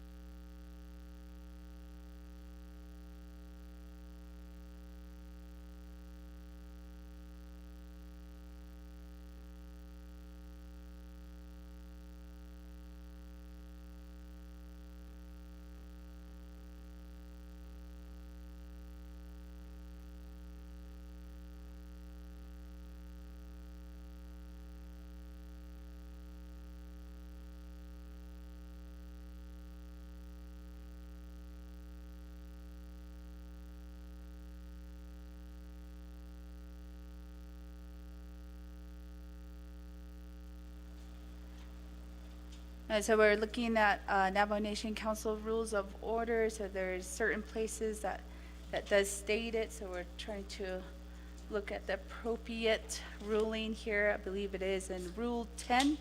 It does read main motion on the top. And as Vice or Chair Vince James did state that a speaker can also just recognize to do gavel and go into recess for how many ever minutes as well. But we can also do that just to alleviate a lot of the taking time away again from discussion on the floor. So if there's no objections, colleagues, I believe that's be the easiest way to do this. Colleagues, are there any objections to recess for, I would say, 15 minutes, if that suffice? I don't see no objections, and we will recess at 12:43 and reconvene at, let's make it at 1 p.m.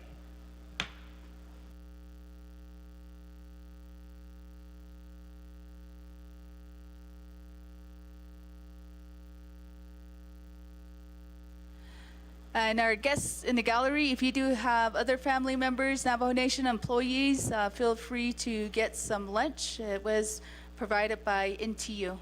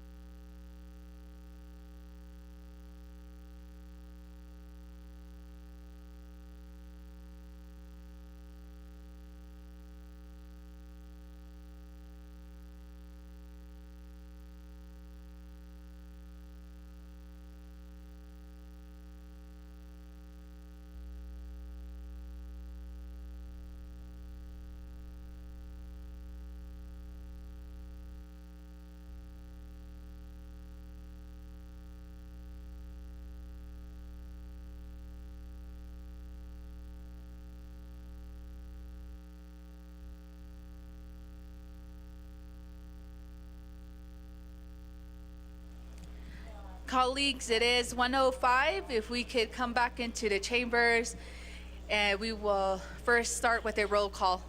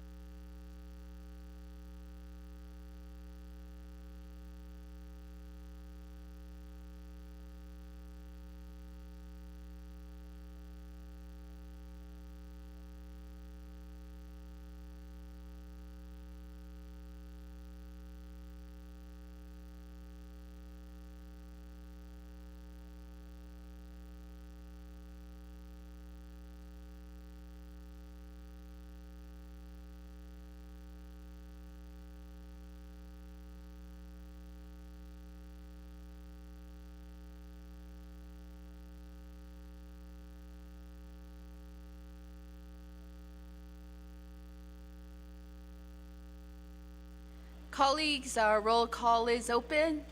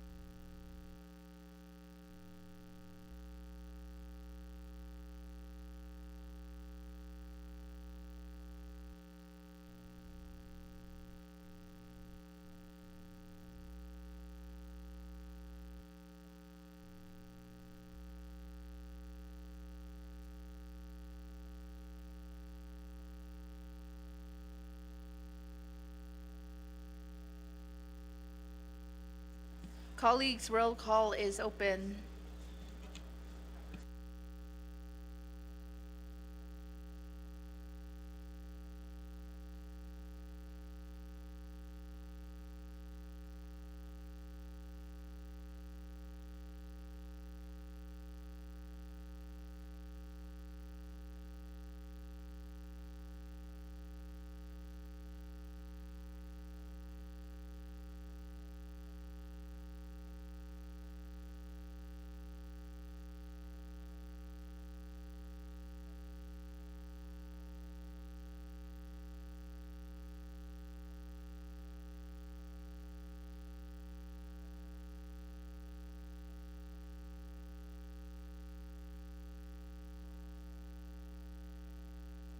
And for roll call, we also have Vice Chair Sherilyn Yazzie here with us.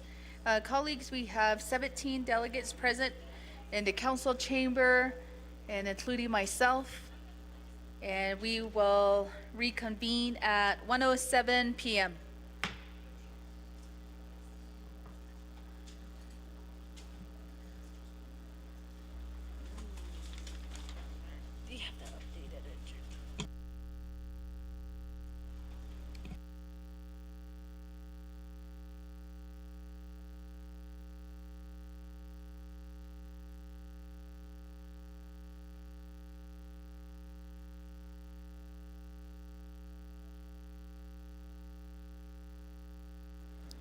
All right, thank you, colleagues. If we can make our way back to our seats.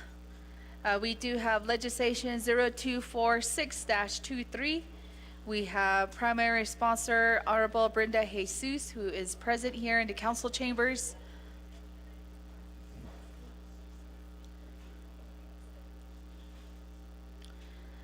Ms. Johnson, could you help us read the legislation into the record? Thank you, Madam Speaker. Legislation 0246-23, an action relating to the Budget and Finance Resources and Development and Navajo Committees and to the Navajo Nation Council amending CMY-54-18 to extend through crop year 2028 the CHSN Fund guarantee for the Navajo Nation's annual premiums for the Rainfall Index Pasture, Rangeland, and Forage Pilot Insurance Program administered by the U.S. Department of Agriculture.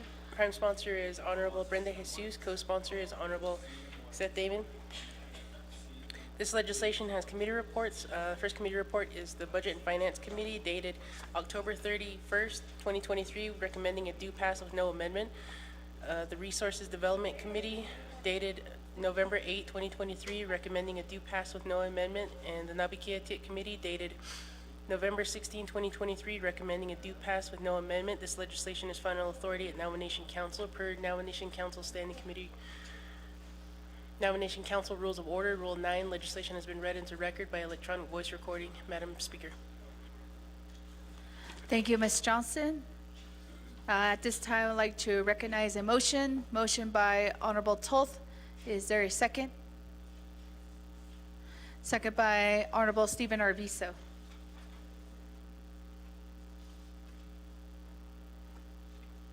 Colleagues, if you're going to have questions or comments, press your request to speak or just simply raise your hand so I can see it.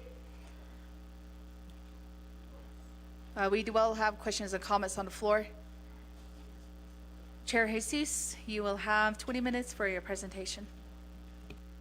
Good afternoon, Madam Speaker, and also to my colleagues of the 25th Navajo Nation Council.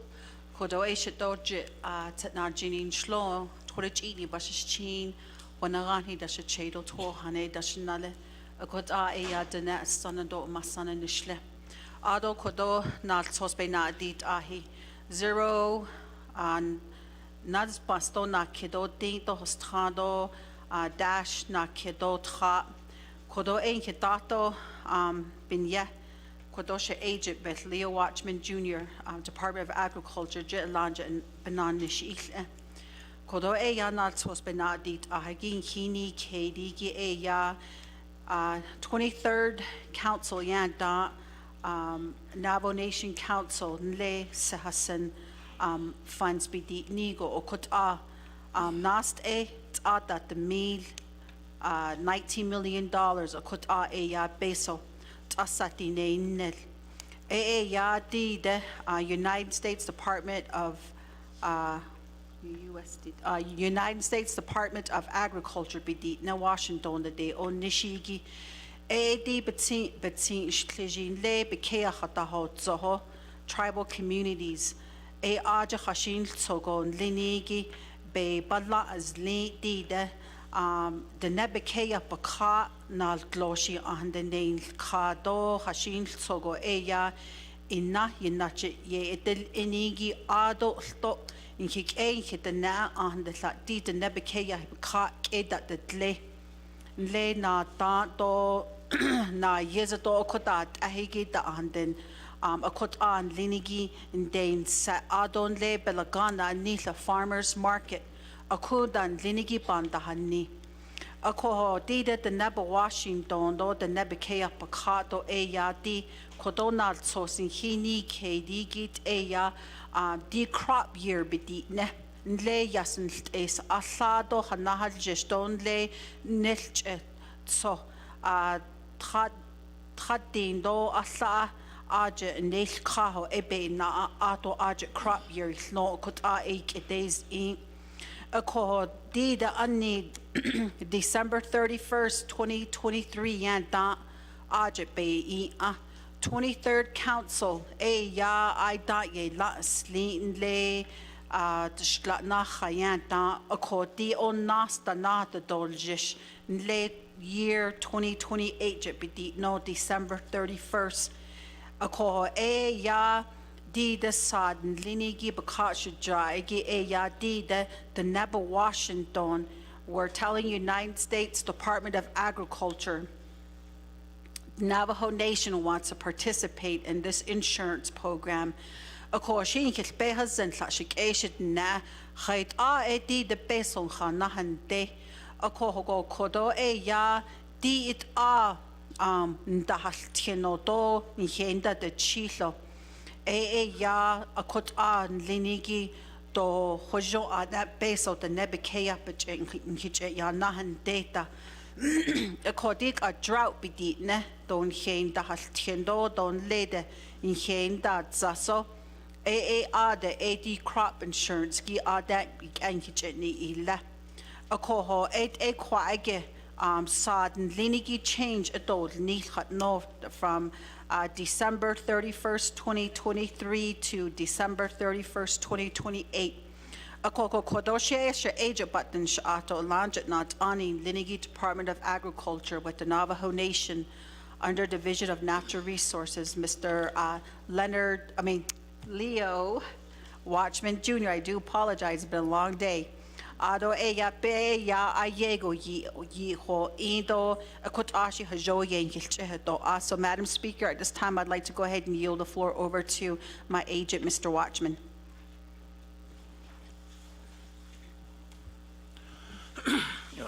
Thank you, Madam Chair, and also a member of the council, also audience and people, staff, so forth within the chamber, also on the phone or throughout Navajo Nation. A little bit of back history in reference to an authorization or legislation was passed. There's two particular forms of legislation that have gone before this proposal. When the Navajo Nation had opportunity to participate in a range insurance policy, one of the concerns by USDA was that backing, and that would be, say you owed money and the money in terms of the policy was in the millions.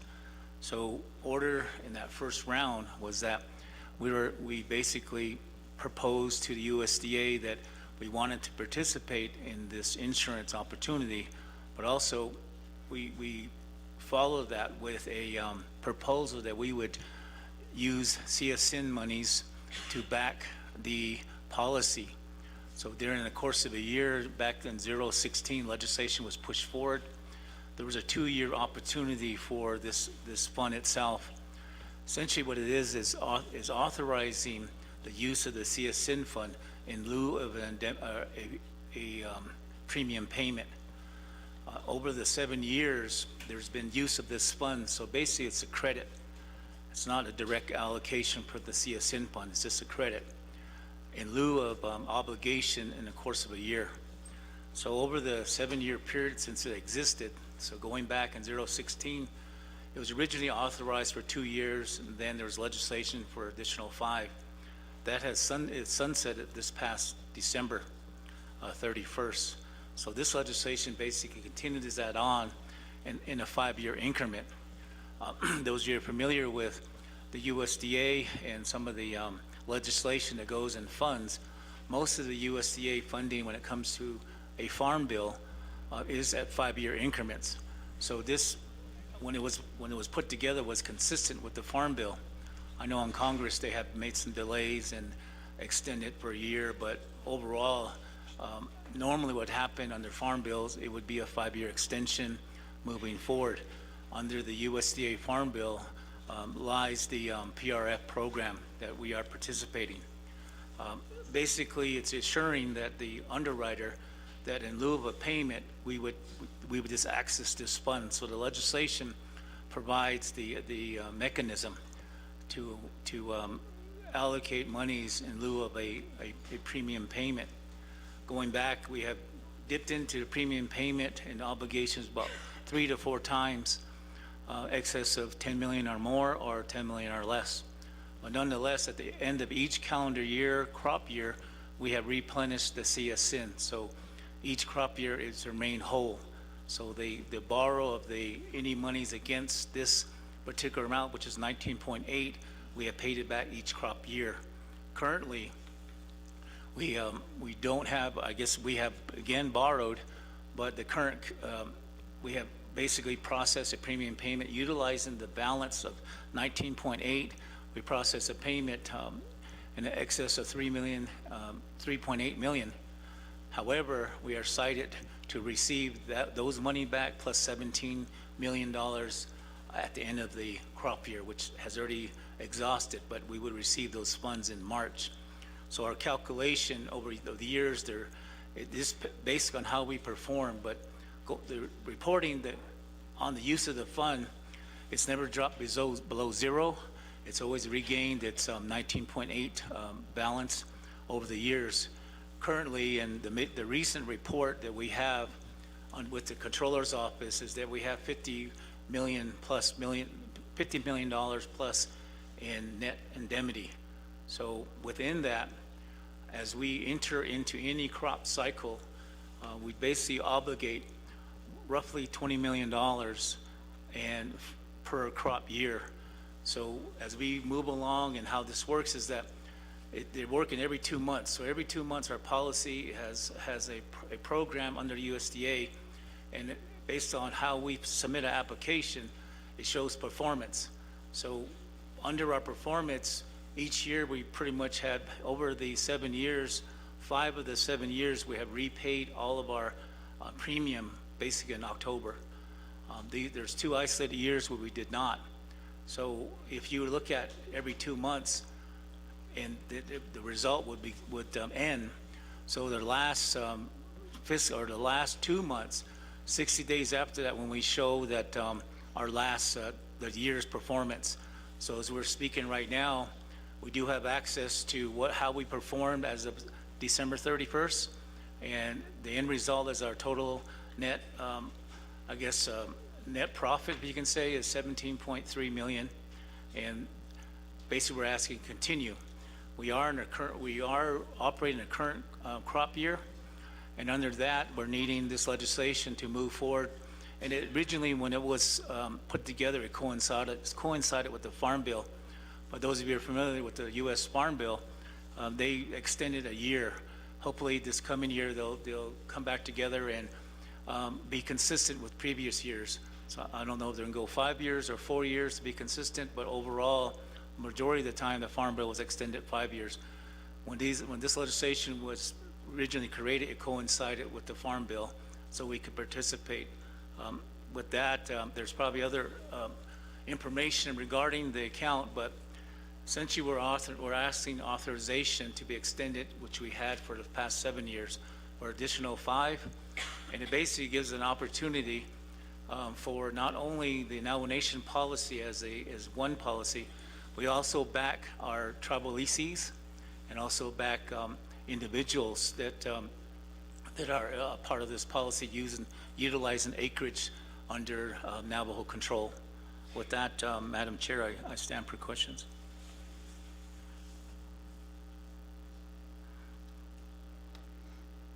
Thank you, Mr. Watchman.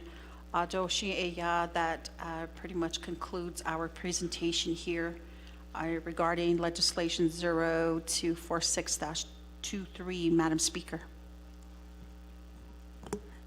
Thank you, Chair Jesus, and also Mr. Watchman, for your presentation. Colleagues, if you do have questions, you can press your request to speak. First, we have Chair Amber Kisbat-Crotty, 5 minutes. Yeah, thank you, Shadija, Speaker Curley, and appreciate the staff and colleagues for the recognition of Speaker Curley's 1 year in office. A lot of recognitions this council session. I'm just moving along with the pace, but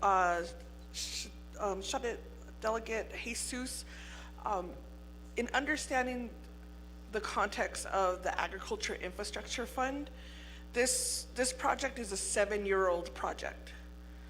And so this is the 3rd request for the extension to utilize CEJASIN dollars. And so what right now is the current amount that's in the Agriculture Infrastructure Fund? And why at this point isn't the program able to provide or secure that funding so that other projects could be used or planned with these CEJASEN dollars that are secured for the IAF funding. And also my concern is there's a lot of projects that haven't been completed, and in reading the legislation, it looks to COVID, but this program was established in 2017. So 2017 to 2020, what were the accomplishments? And this last cycle, there's a lot of community members who are upset that they applied for the incentive program and are now being told there was no funding for the program. And so at this point, I think we need answers to understand how to support or oppose this request, and at what time or what point does the council want this program to be providing this drought relief services. We're in a 25-year drought, so as we receive moisture, we're thankful, but we need to really look at what are those mitigation efforts. And so far it's been minimal, like maybe it's a hay distribution once, twice a year, but what is the big picture if we're, if this program, it has millions of dollars? And I always look at who assists with this insurance program. We've made them millionaires, that company. But see, what Department of Ag will do is staff will trade off, will work for that company, and then that company then come back work for the nation. So there's a lot of collusion happening, and it's something that has always been an issue that I have raised. And I think that's why if we're gonna continue to use Navajo Nation dollars to offset some of these costs, we should really deep dive into the budget, see what's being used, and then how are the producers or those who are on, you know, at the ground level benefiting from this fund, because I just see there's a disconnect. You know, maybe there's a need to use this funding in different ways, but I wanted to ask you that question as sponsor, and at what point then CEJASEN dollars can be utilized for some of these projects that we're hearing from my colleagues. I'll reserve my time, thank you. Reserve time of 1:40. Next we have Chair Vince James, 5 minutes. Speaker and members of the council, the legislation. I know you guys probably heard so many other different concerns and complaints from our constituents throughout the Navajo Nation regarding payment. Ako Shisazindo Nikilbahozin Department of Agriculture. Although constituents, majority of my constituents know that I've been doing farming for almost half of my life. Ako in Ganado, so Shisazindo Obe Dahashne. I submitted documents, didn't receive nothing up to this day. So what assurance do you have as Department of Agriculture to make sure that our constituents are receiving their payments in a respectful, timely manner? Not to where, oh, it's all OOC's fault. Oh, it's all OMB's fault. Oh, this person was on leave. Oh, this person resigned from Department of Agriculture. Oh, ask the staff at Department of Agriculture. Instead of providing all of that reasons, what assurance do you have that this payment will actually happen in a timely manner? I had Speaker Shawin, I reserve the rest of my time. Reserve time of 3:23. Next we have Honorable Dr. Andinez, 5 minutes.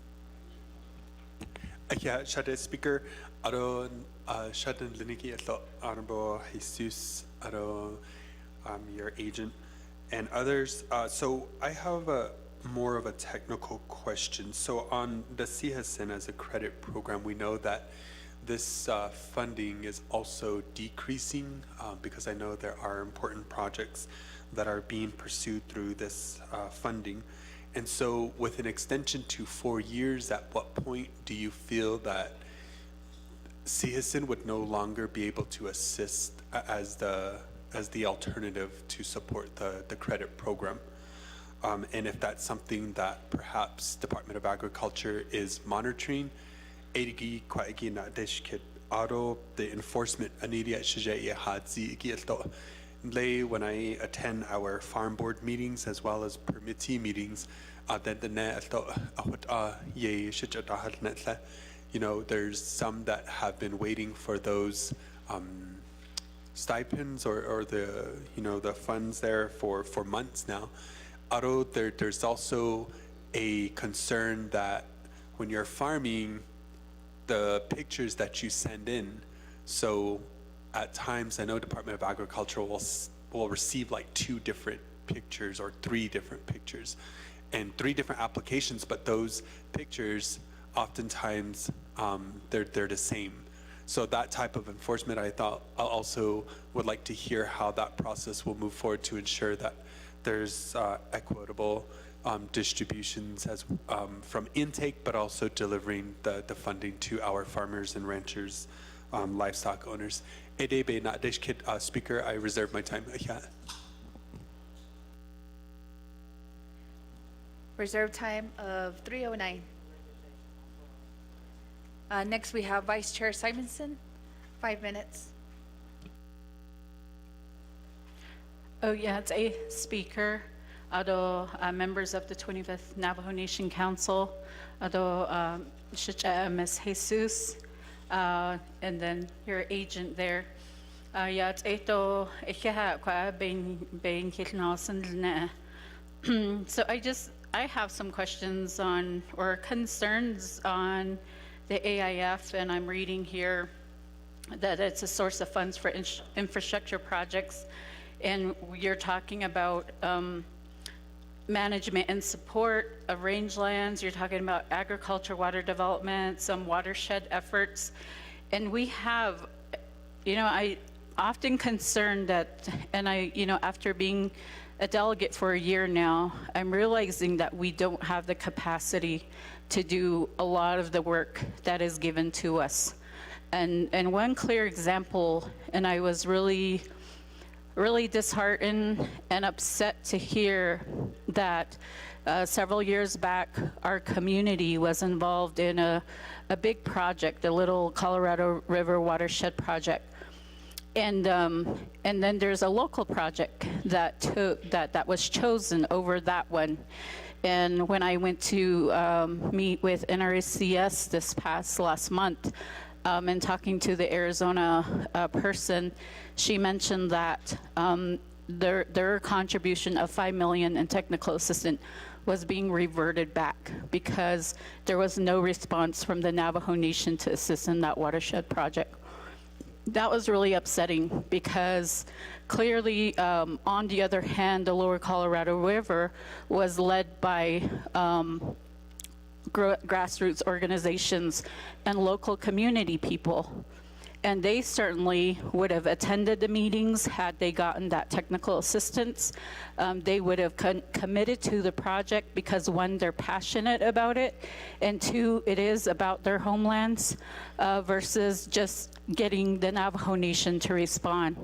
And so as I'm looking at these really important projects and these funds that come through, and I've said this numerous times here on the floor, that you really need to bring out your nonprofit organizations, because at this point, I feel like they're the ones doing all the work.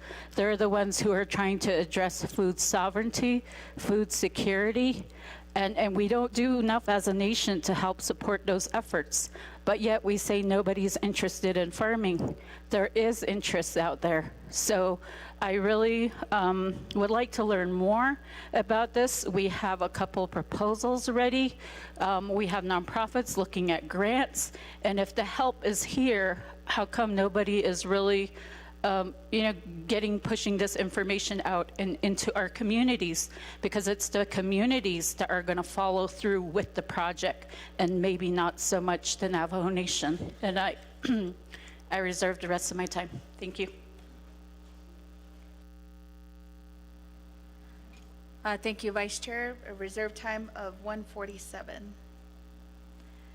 Just really quickly, want to recognize for our visitors in the gallery, we have Pete Sisnajini, we have Chin Lee Agency Veterans Commander out on the north side, Yat and Kisalafso. And we also have former council delegate Elmer Begay on the south side. And we also have my home chapter's Low Mountain chapter officials sitting on the south side too. Nice to see you. Yep. So, all right, carrying forward, Chair Shondine Parrish, 5 minutes to the main motion. Thank you, Speaker Curley, and thank you, Chair Brenda Jesus, for bringing this legislation before the Navajo Nation Council. Mr. Watchman, good to see you. And I just had a question. I thank both Shredded Delegate Amber Kness-McCrotty for bringing up the initiation and intention of this legislation, and also to Shanad, Dr. Andy Nez, to asking about what this does to our CHISN fund. But I'd also like to ask the Office of the Controller what the, I guess as Shredded Delegate Amber Kness-McCrotty had mentioned, the accomplishments, meaning, or in this case, I'd like to ask the Office of our Controller to provide the Navajo Nation Council the financial history, how much the interest has collected on, or the return on the AIF, and just to break that down, I think that'll add to the discussion. I reserve the rest of my time. Reserve time of 4:03. At this time, I'm going to give the floor back to Chair Jesus and also Mr. Watchman for your responses. Thank you, members of the 25th Navajo Nation Council. And I thank you for some of the valid concerns and questions that have been asked here. And again, I will go ahead and respond to some of these questions, as I am Chair of Resources and Development Committee, and how we've been working with the Department of Agriculture and the Division of Natural Resources Executive Branch or Executive Office. So first off to Honorable Crotty Shadeja for your question in regards to the CHISN funds that has been in reserve for now possibly going on 6 years with this current crop year of 2024. As this particular legislation has been initiated by the 23rd Council when President Russell Begay was in administration and signed off on this legislation, the intent and purpose was valid for our producers out on the Navajo Nation, throughout the Navajo Nation. Now, in regards to having Department of Agriculture start on being the lead in securing a lot of the revenue stream that is coming in from the AIF via United States Department of Agriculture / the current insurance carrier, which is CKP. I'll go ahead and defer that particular question to our department manager here, as Resources and Development Committee has been reassessing and reanalyzing with now the new division director, Mr. Halona, and his team. We do realize that projects have been identified by crop years. We have year 1, we have year 2, and we have year 3 projects that have been identified and that has been approved. So right now, at the request of Division Director, Mr. Mike Halona, and also in collaboration and consultation with our department manager of Department of Agriculture, Mr. Watchman, we're going to go back and reassess some of these projects. Now, just as it had stated on this particular initial resolution when it was initiated, it was really to address, again, What do we mean by drought, especially for our producers? What are some of the, qualified projects which were to be limited to range, grazing and livestock? We got tribal ranch, infrastructure development, farming and irrigation, agriculture, water development, dams, reservoirs and encatchments, watershed planning for agriculture, and drought contingency plan, and also area-wide fencing. We've got Brand Office and Navajo partition lands, and also considering the former Bennett Freeze area projects. Now, as I had mentioned several weeks ago, several of my colleagues with the Resources and Development Committee had met with President Nygren and Division of Natural Resources and Department of Agriculture to really take a step back and reassess the projects. There's a total of 52 projects that were outlined, but out of those 52, 35 were deemed to be qualified.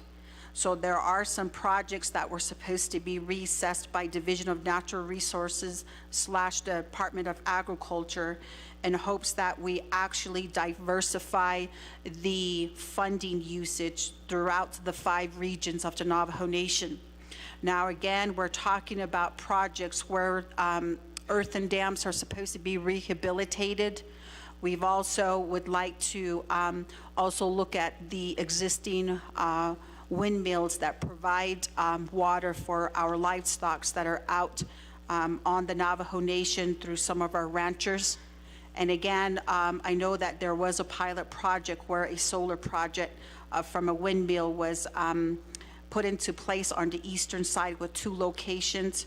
And also, again, with these projects, Resources and Development Committee wanted to make sure that these projects were quantifiable, meaning measurable, that they can actually happen. Because a lot of our constituents, yes, have been asking about the funds and what are we doing with the funds as Navajo Nation. So again, with that, I can allow Mr. Watchman to also add his response to that as well. Again, I know that they've been in in-depth dialogue with Division of Natural Resources to really make some of this projects come to realizations that have been listed. Now, in terms of the staff trade-off, that has been a concern. I believe that has been brought up. And again, when we talk about these types of funding, I know that we often have to always remember our ethical integrity. You know, whether we're governmental employees or we're legislative representation for our people throughout the Navajo Nation.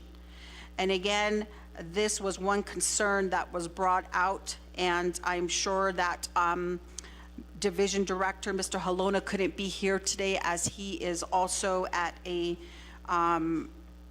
court hearing out at the Chinle District Court in regards to a case out there. So he couldn't be here today, but I do see Deputy Division Director, Mr. Harlan Charlie, in the gallery in case we need more in-depth information as to how the division executive office is working with Department of Agriculture to address these unethical issues that are going on within certain departments of the Navajo Nation, in this case with Department of Agriculture, in regards to oversight of this crop insurance that we have.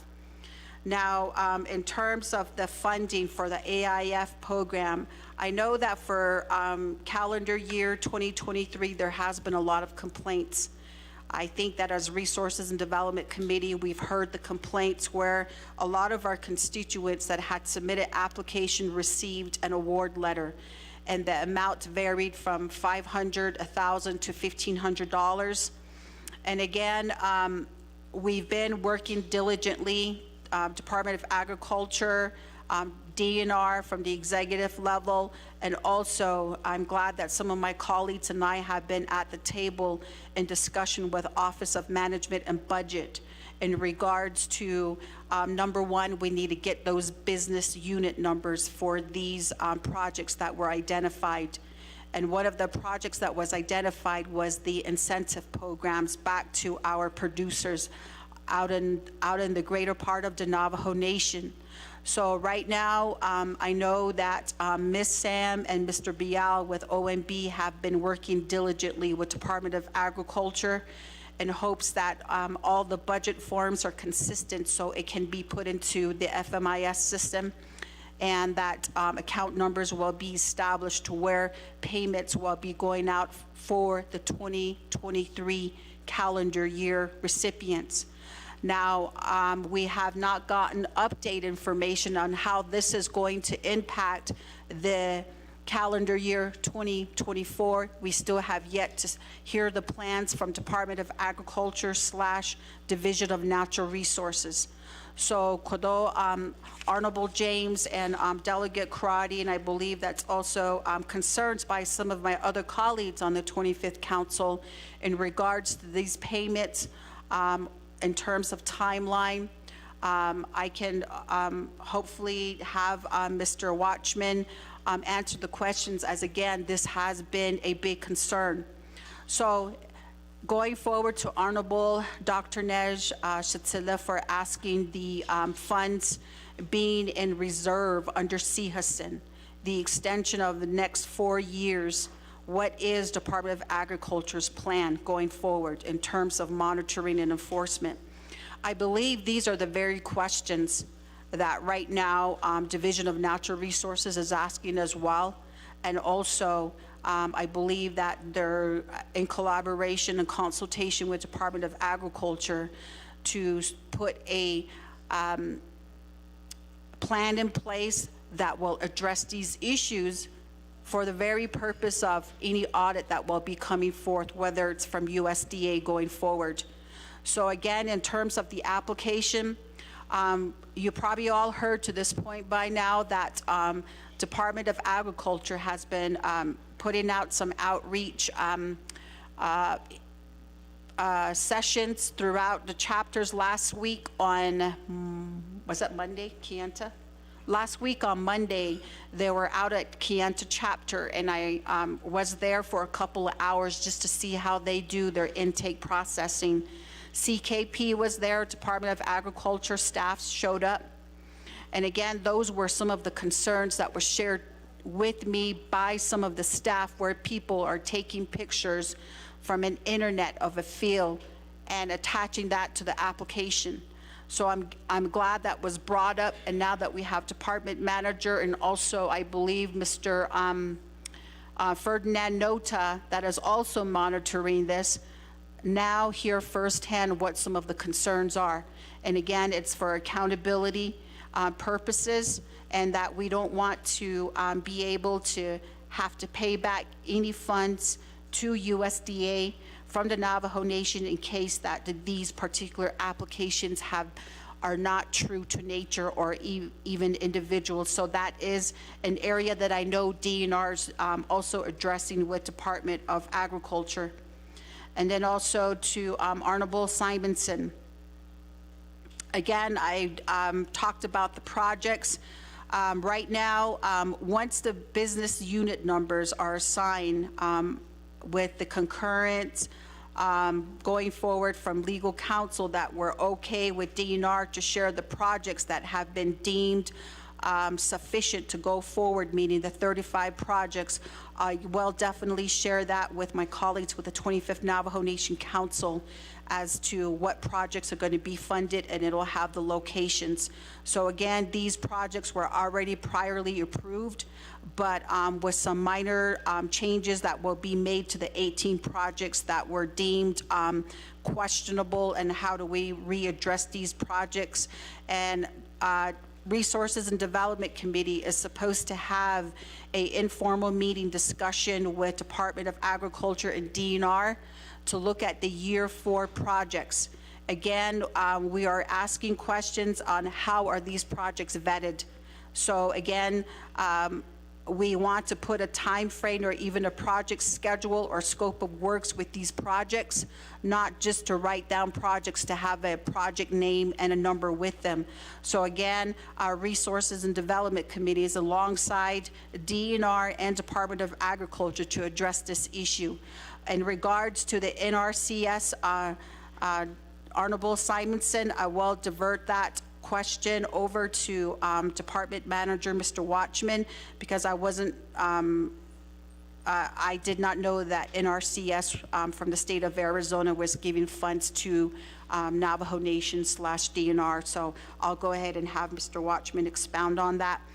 And again, with the nonprofit organization in regards to food sovereignty, I know proposals are usually requested in the past for projects to be considered, and maybe would be an area as to how Department of Agriculture has been structuring the past request for proposal submission on these. Honorable Parish, thank you, Shadeja, for wanting to get the whole financial structure and the possible return on investment with regarding AIF. So right now, Madam Speaker, I'd like to go ahead and defer the floor over to Department Manager, Mr. Watchman, to also expound on some of these questions that were asked here by my colleagues. Mr. Washman? Okay, yes, thank you, Madam Speaker, and also members, the question. I'll first start off to kind of give a little bit of understanding to where we have come from and also where we currently reside in reference to all of the questions, also the program. One of the things that may not be mentioned, and it has to, for the new members of the council, back when the Navajo Nation won a lawsuit of $554 million, there was a dim amount after legal fees that the nation was undertaking. With that, they established a CSN fund. And with that, they also, the council went out and sought priorities from the communities and had several different hearings, including off of Navajo. And end result, even though the $554 million was in lieu of mismanagement of natural resources, none of that money was set aside for natural resources. So when we began the process, and this is before this insurance opportunity came forward, I was listening earlier to the council addressing emergency management and those funds available. One of the directions that we were given is that there was a balance about $274 million at chapter level. So when we began this request for drought mitigation and a drought plan that the Navajo Nation Council passed in 2002, essentially did not fund that.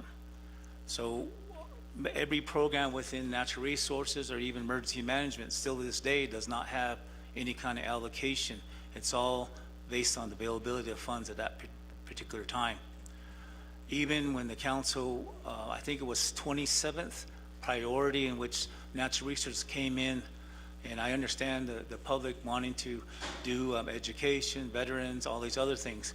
But when it came to natural resources, even though the fund itself, litigation was was won over misuse of natural resources, that was never given. So the department provided several pieces of legislation. One of the directions that the council gave the department was go after the emergency management funds for drought. Since there's a high balance, but the chapters did not agree. They wanted to continue to use those funds, like you were hearing earlier about how once they received it, then they want an autonomy locally. They didn't want to fund the plan, nor help when it came to natural resources or farming, incentives, these type of things that were basically a need at the chapter level. They didn't want to do that. So over the years, we did receive funds for drought. I think we received about 1.4 million in 2014. And we did provide, of that 1.4 million, 900,000 went to agriculture for horse roundups and veterinarian services. We did report on that, but at the end, we were criticized for, if you calculate that use and you looked at a number of horses we had, I think on the floor here, there was a calculation of $1,700 and something used to catch one horse. And that was more of a negative comment back to the part of agriculture, even though majority of that funds were used to buy equipment and so forth, but it was all related to the number of horses we collected and captured. So those are some of the history in which we struggled and to convince the Navajo Nation Council to appropriate funds for drought. So over the years, and this is where we come upon the opportunities of the insurance. But the insurance is not a drought a fund. It's basically a fund in which the USDA provides an opportunity for a producer to continue producing and contributing to the food chain.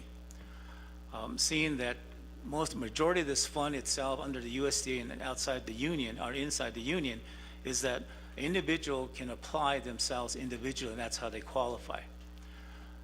When the nation, or when this program expanded to include other states within the Southwest, including the Navajo Nation or majority of Indian country, 2 years lapsed in which the trust land or Indian country were not available or not eligible to participate. So we mentioned CKP. CKP was also a policy provider at that time. They sort of paved the way in reference to the questions that Navajo had of them. And that was, can we participate with trust land?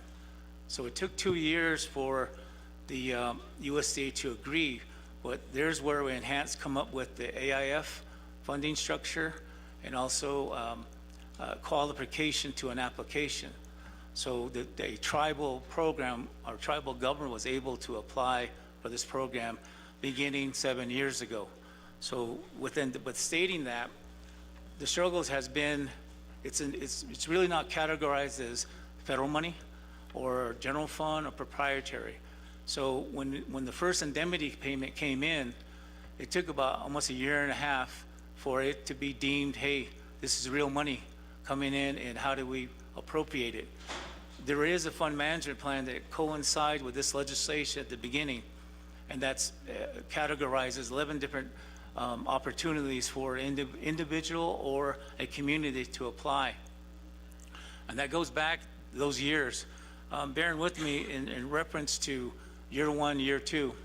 So 2 years, basically the second year, maybe the third year, going into the fourth year is when we proposed to utilize the fund. At that time, there was around $63 million that had accumulated over 4 years of crop years. So the first round of funds that were put aside were year one, year two. Year one was 17 million, year two was 18 million. And so keeping in mind that since this was sort of new, and what actually was new, we had a back and forth on what business units, how we set up, is it legal, do we have payback, and what is the backing, what is the CSN fund use? Going back to that question was posed about the CSN fund. Unfortunately, when the legislation was passed, Division of Finance didn't categorize according to legislation. So the legislation that was passed in 018 or 016 categorized basically the mechanism to receive a fund, pay for the fund, provide a cushion. So meaning that there's 2.8 million that's under legislation. Any indemnity year we have to set aside 2.8 million. So if you look at the 8 years by legislation, going back, you add up what I'm getting into, there's 7 years of 2.8 million. That is basically a backing. But that hasn't totally been qualified because we still haven't received that last indemnity for this past calendar year. So when the application was moving forward, the sponsor said, well, we should re-up. The reason for re-upping to that 19.8, even though in our reserve that should be created, maybe the controller can report on that, how that is doing. One of the things that legislation provided back in 16 was that money was also to gain its own interest and provide, its own independence in lieu of, use as a backing. It might be in addition to the 19.8, but when this legislation was put together. It was just a thought. And as it became real, there's money coming in, there's actual contribution to fund these various avenues which was legislated.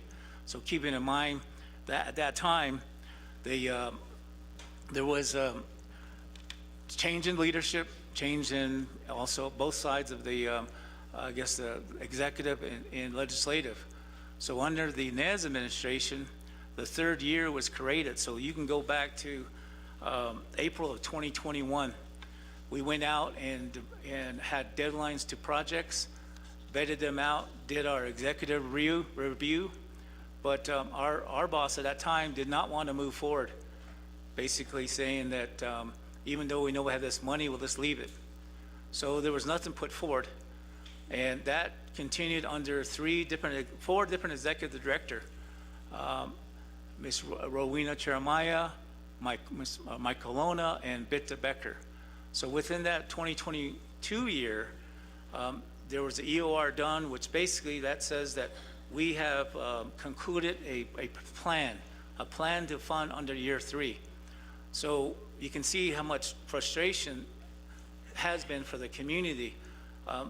What we don't want to say is that it's our leaders. The legislators have not allowed this plan to go forward, both in executive, and it was never picked up. All of this was put in ready for legislation, but it's set for 9 months. It wasn't until our chairman of the resource committee in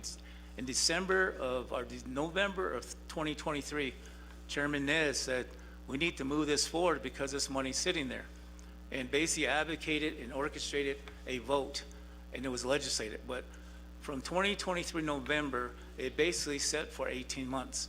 And I went back and forth. Leadership, both sides have said, well, we're unsure of this. Even then, when it's already been approved, the 2 years were approved, the third year was still under scrutiny. New leadership came in, and so April of this year, talking about year 3, whatever was approved in the last council became under review. Basically, the legislation going back to 16, when you vet out a project, so this is for anyone that wants to categorize themselves under 11 categories and submit a proposal. We funded all the proposals, and there's where you get the number of 52. And that 52 basically was vetted and approved going back to April of 2023, and finally was legislated in December of 2023. So that timeline also produced a budget to be created, a budget form to be created in April of 2024.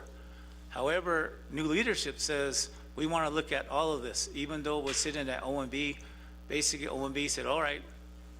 They retrieved everything and said, we're going to ask for a legal opinion. The legal opinion came out was approved until September of 2024. So, 2024, or 23. So you can see that there was about almost a 3-year gap, almost close to a 3-year gap, because all the legislation, the communities have been through the application process. So, and meanwhile, we had advertised, but the legislation, the authorization, the business unit didn't follow with the program. So currently today, we're in arrears about 1.5 million to recipients, and we're hoping to have this in place in September. But bureaucracy itself and leaders wanting to, maybe re-look at things, even though it was approved in 2022 by other leadership, it hasn't coincided. But nonetheless, the foundation, the fund management plan provides a category of opportunity. We do have those constituents that are saying, where's our money? And that's where we're at this point. There is still some business units to be created. There have been some meetings of the minds in the past few weeks.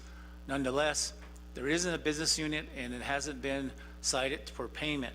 The question about payment, OOC and its conglomerate of I guess, approvers when it comes to process any kind of proceed to an individual, and we have championed that, and we have over the years have expedited. But at this point, there's no funds, and even though it's appropriated, Everyone's approval, there's no business unit, so we're still waiting that. So again, as we look at the year 3, pushing those out, within those budgets, we also have some privatization, looking maybe at agent, looking at other things that we might expedite that process.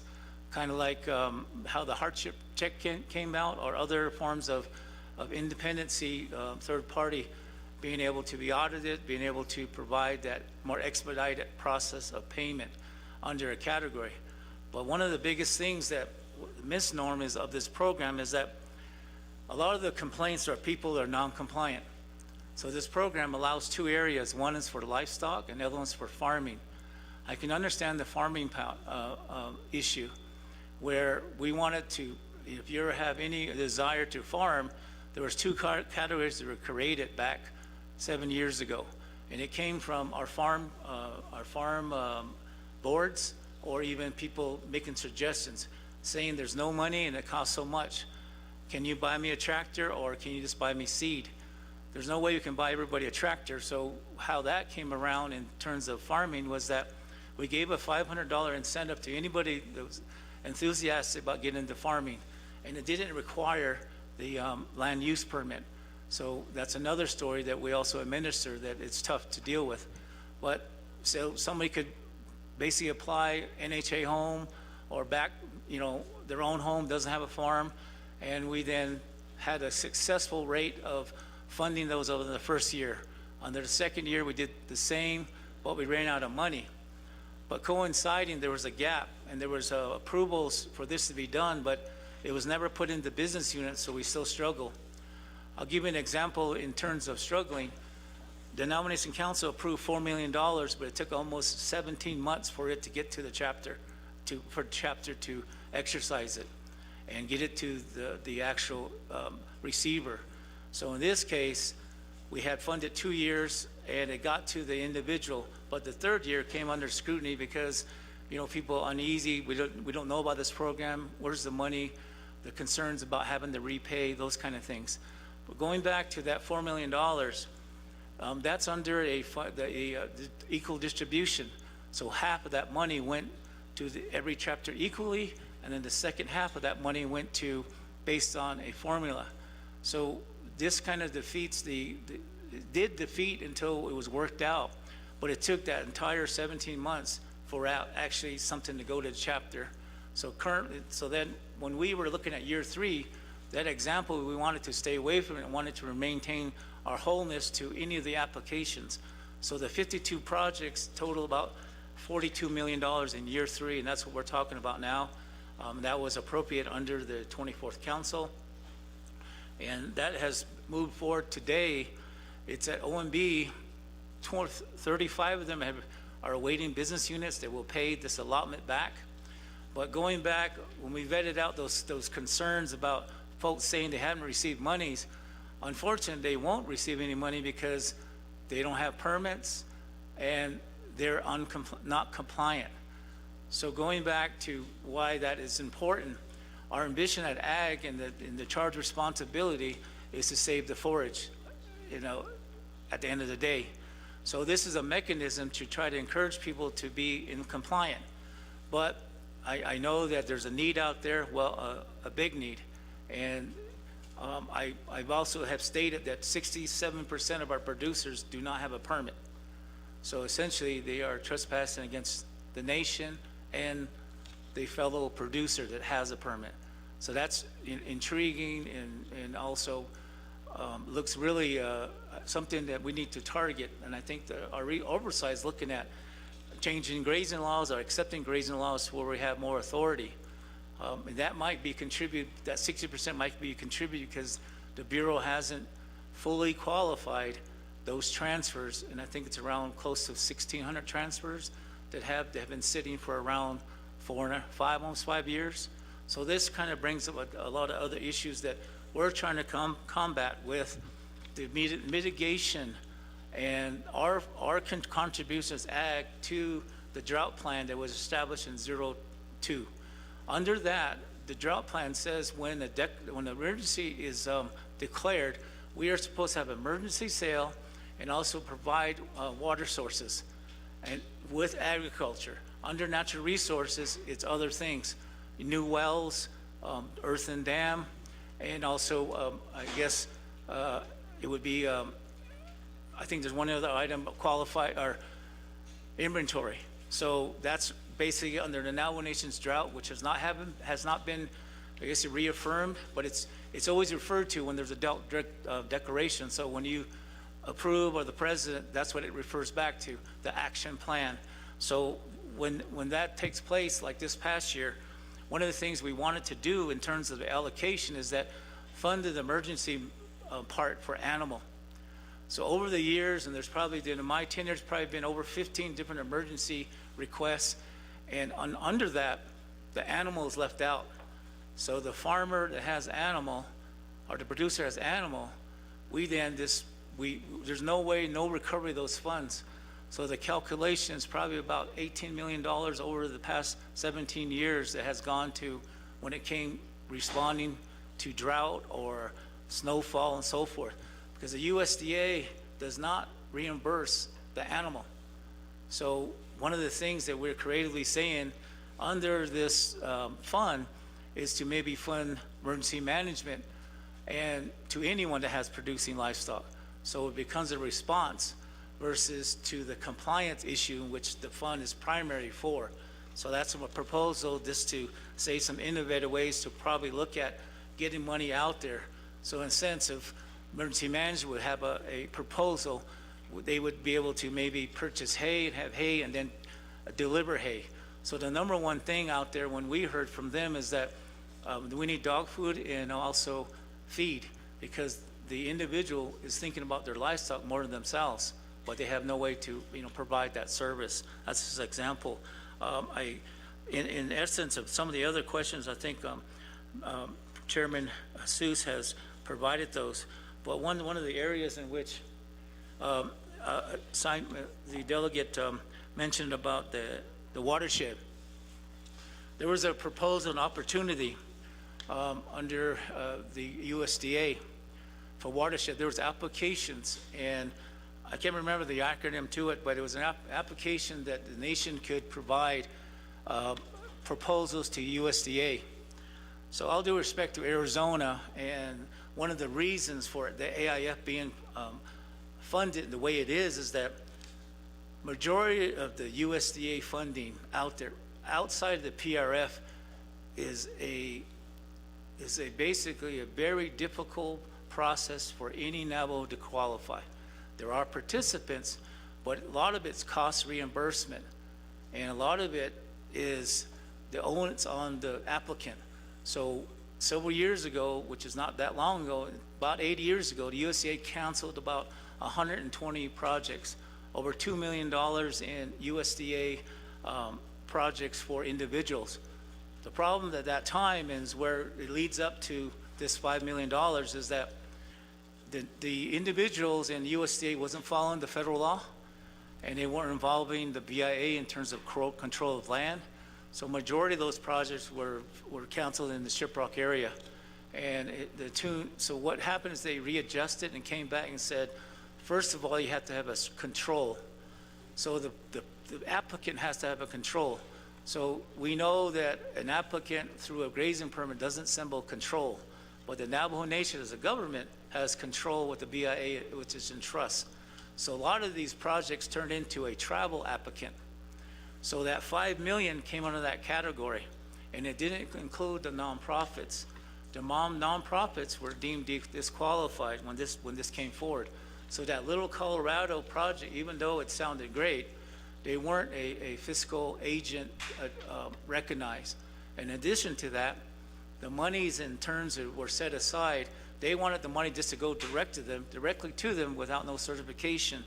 So when it was vetted out, the only way to be a participant of this project was that particular community, they had to be TPC certified, a technical service provider, and that wasn't the case for the nonprofit. So what happened is leadership said, let's do the Black Creek watershed and have it a travel project. Nonetheless, it's cost reimbursement. So the nation did not fund, to participate. Those numbers would not come back. So the funny thing about this is that you have to invest and you hope you get your money back. And that's probably not good for Navajo, where we have other priorities, and that's what happened in terms of this project. And hopefully that, for more definition, I believe that that project still exists under Black Creek. I don't know, in terms of the money reverting, the leadership at that time would probably have to answer that moving forward. It basically because there was no funding to get costs reimbursed on, and the recipients that originally applied were deemed disqualified from USDA. So in efforts of the number of projects where we're at, the bottom line, the questions regarding, and it's outside of this reauthorization, for the funds, and I do understand that brings up a combination of collective other questions, but essentially legislation is just to provide a backing moving forward. It does not become obligated until we do an application under the USDA. And our average for obligations per year, them repaid back, has been about average of 10 million. And that's only under two of the 7 years. In addition to that, it has been totally repaid. And what I was mentioning too, the legislation, unfortunately, when this was created, it was just a bucket. So there's really no set aside at that amount. It's just a bucket. It's just whatever cash on hand with expense, and that's how it's looked at. Because we ask for a breakdown, we don't receive a monthly stipend or even shown dividends. So it's just a bucket under Navajo Nation, and we then use the legislation to access if we need to, or I think the indemnity payment is established. So that current amount is about $50 million, as I mentioned, and it includes it minus the 17 million, the 19 million, and the 42 million as we speak.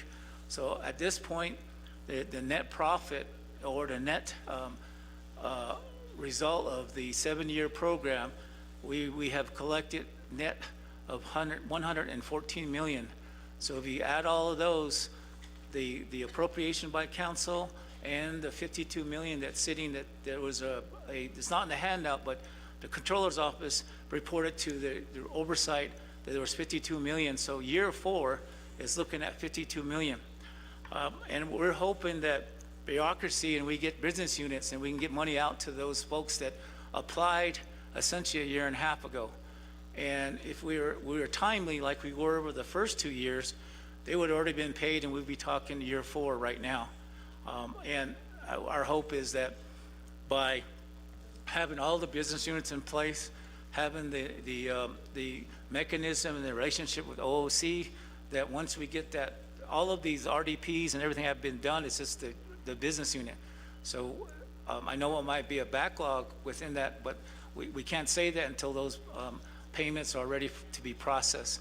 And I then hopefully encouragement to be done at that time.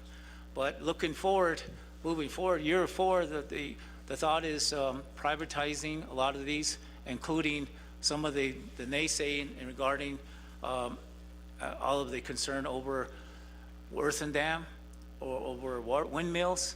And that's things that I'm not in control of. It's under our sister programs under DNR. Also other things regarding studies or any outlooks moving forward. Under year 3, one of the incentive programs we have is going back to the 02 drought mitigation, which is to have emergency sale.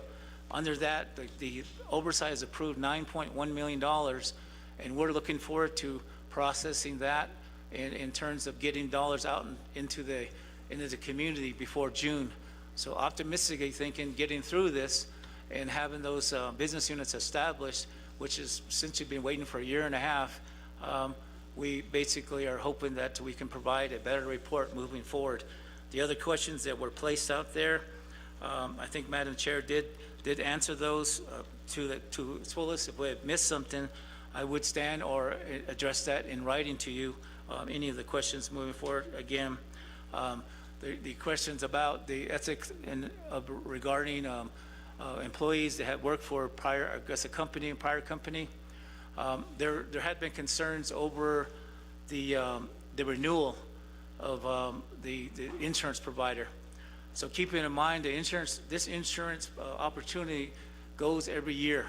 So every year you're subject to doing a new application. Basically, it's a contract.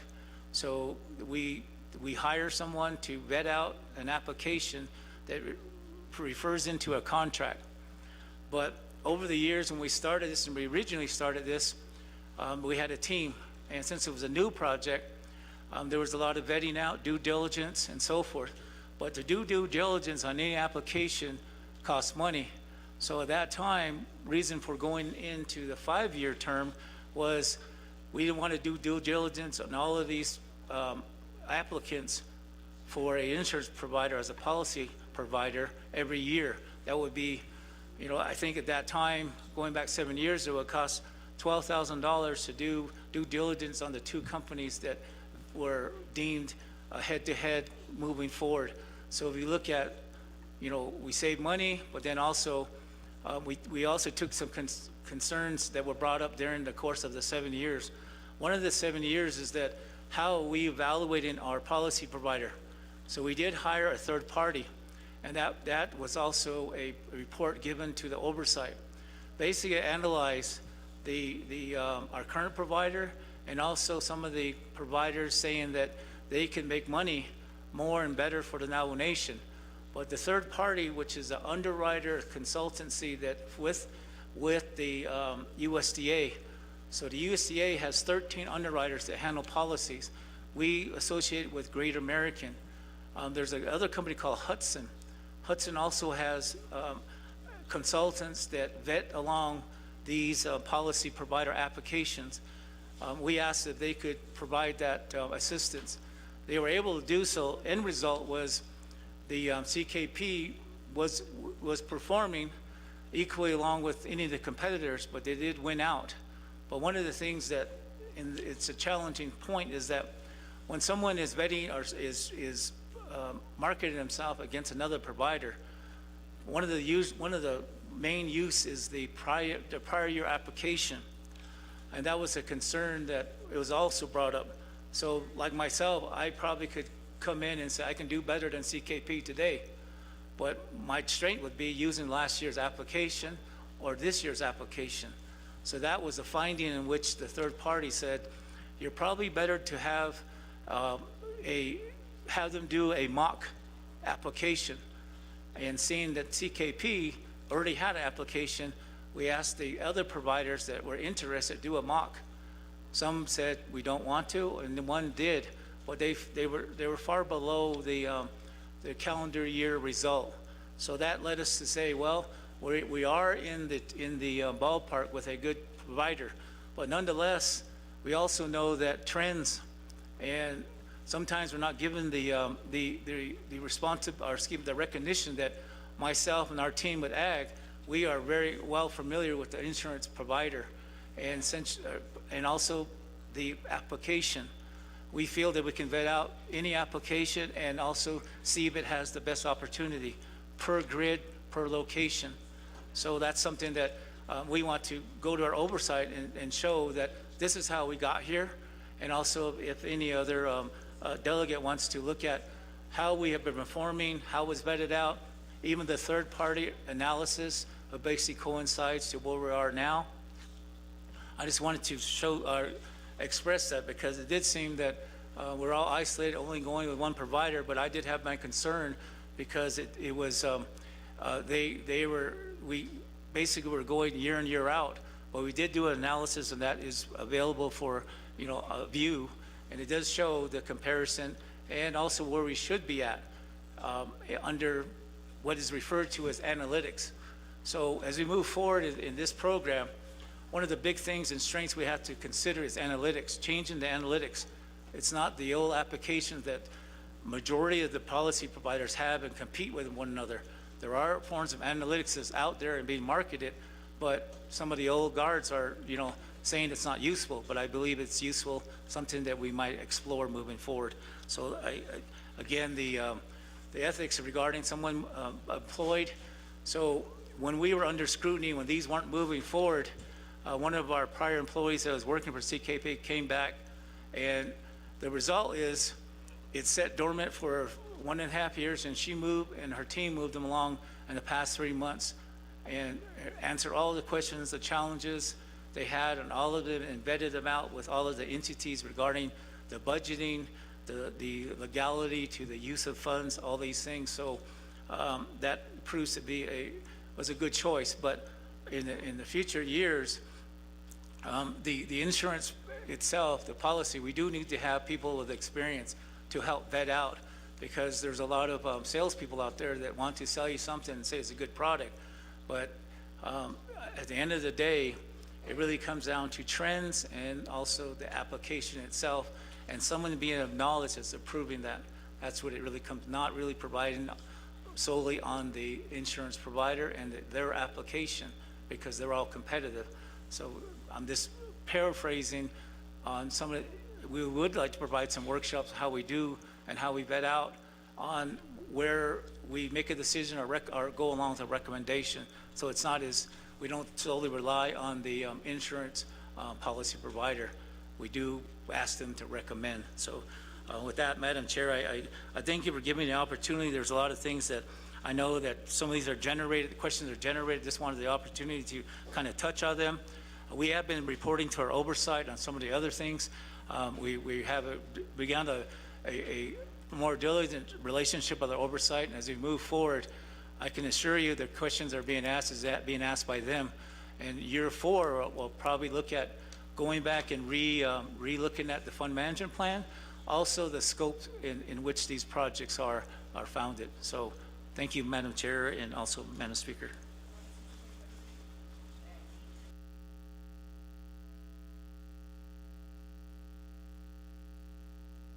Chair Jesus, does that complete your responses? Shadeja, Madam Speaker. So with the information that was shared here with Mr. Watchman, again, I think one of the big areas is the monitoring and enforcement.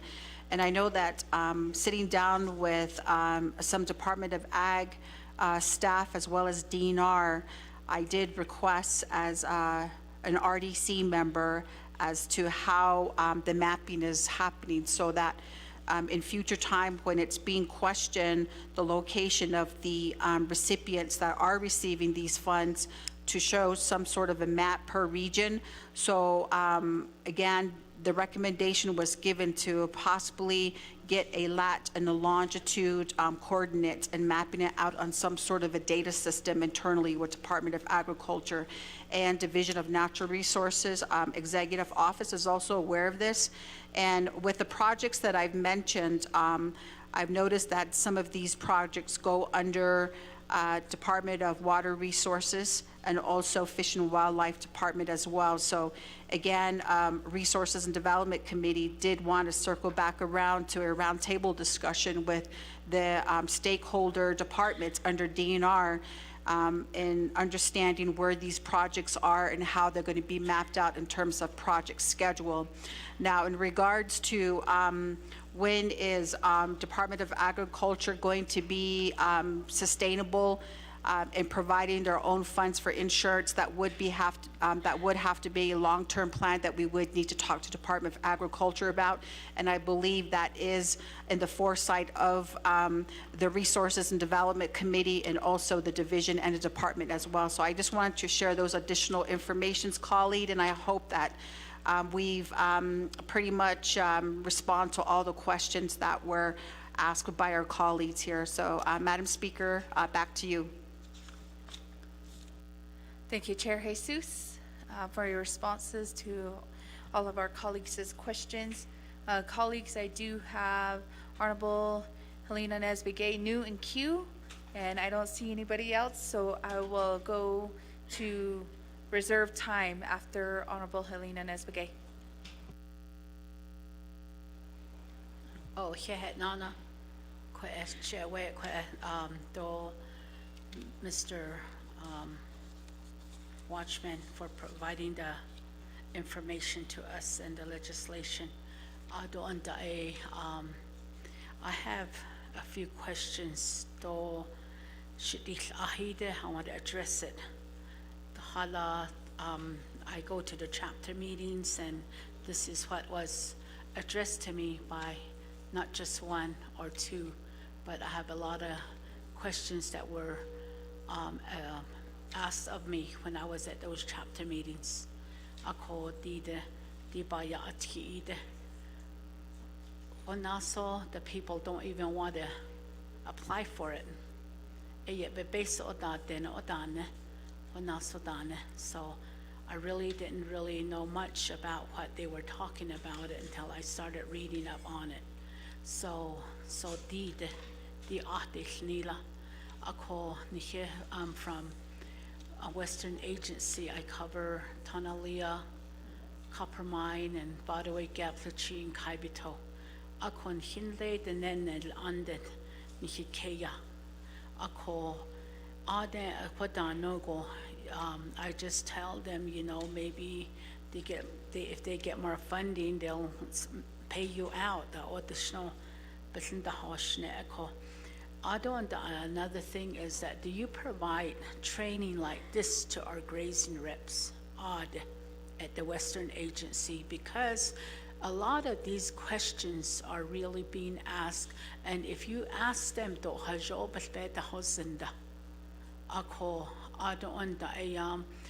nishi permit holders that don't need nihihashi ehiden this and ashan seats a yan that nitin nihiso ken hinalike nihiyado no seli del chine but dan nitin ko the links in ba ahwalia clean had it a give at the hoila. They don't have permit holders, but they do have a horse, or they might even have a sheep or a cow. Ako did the what's on non ako ba inilsen. Ako in hinan tino that non hinel halabe don ako. So we have to buy hay, grain for them. Ako nlego da yek in the da ho hego. Junior rodeos go yek in the da. Ado day a 4-H club. Our youth no bahanats this week. We have to look at on their side too. But ya adult a 4-H hot no go the bed dungeon go they the show even a little steer da what arch they lost a lachit because they don't have full-time jobs, our young people. So we have to look at that.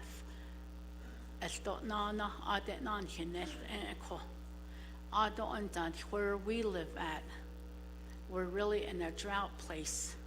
You see, every summer, eat down in the city of Page.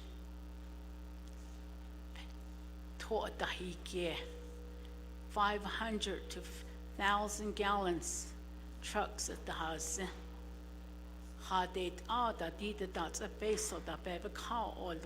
You were just saying that we can't be used for that, but that's something that we have to really, negotiate for our people out there. Hala windmills, and then they're distant from where everybody lives. A lot of people are beginning to close their gates to these windmills too, which makes it really difficult for other people to use. So they have to travel a distance to haul water. I've heard it several times at the chapter meetings. You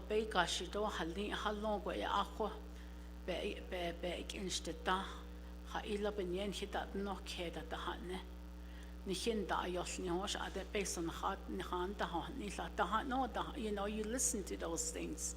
So, but I think that we should think of all the people equally. Maybe some permit holders is a must, but sometimes some even state brands I need we get.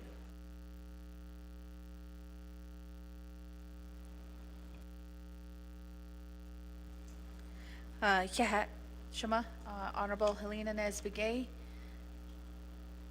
There's no reserve time. Colleagues, I don't see anybody else in queue, so I'm going to go back around to reserve time. We have Honorable Crotty with 1 minute and 40 seconds, Chair James with 3 minutes and 23 seconds, Dr. Andinez with 3 minutes and 9 seconds, Vice Chair Simonson with 1 minute and 47 seconds, and Chair Parrish with 4 minutes and 3 seconds. Point of privilege raised by Honorable Crotty. Call the point of privilege. Shadeja, when I asked my first round of questions using my time, I did request from the controller what was the amount that's currently in the fund. In the response, we got a 4-year crop fund of 63 million, but I'm asking what is the current amount in the fund right now? Thank you. I need that.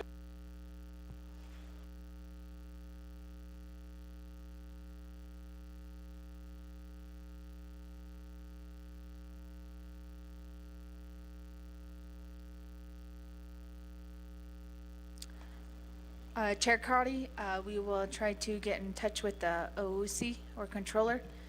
We're trying to see if he's online right here with us.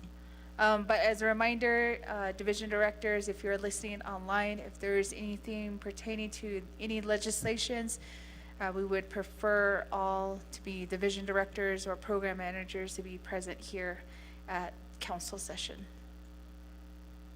But there was requests for additional documentation for the current balances from Office of Controller.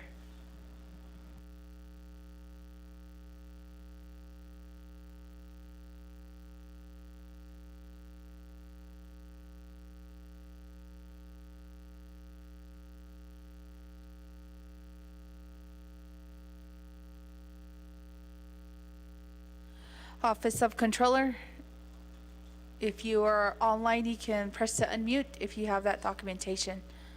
And colleagues, I did recognize that point of privilege in regards to Rule 16. It does say the speaker shall immediately address the point of privilege raised by the delegate pursuant to paragraph B before proceeding with the session.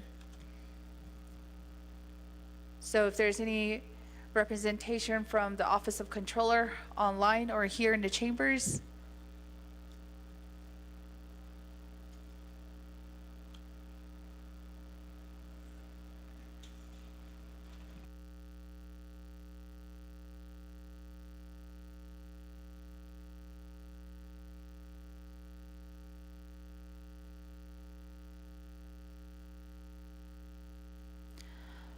Chair Crotty, we don't have any answer from them virtually.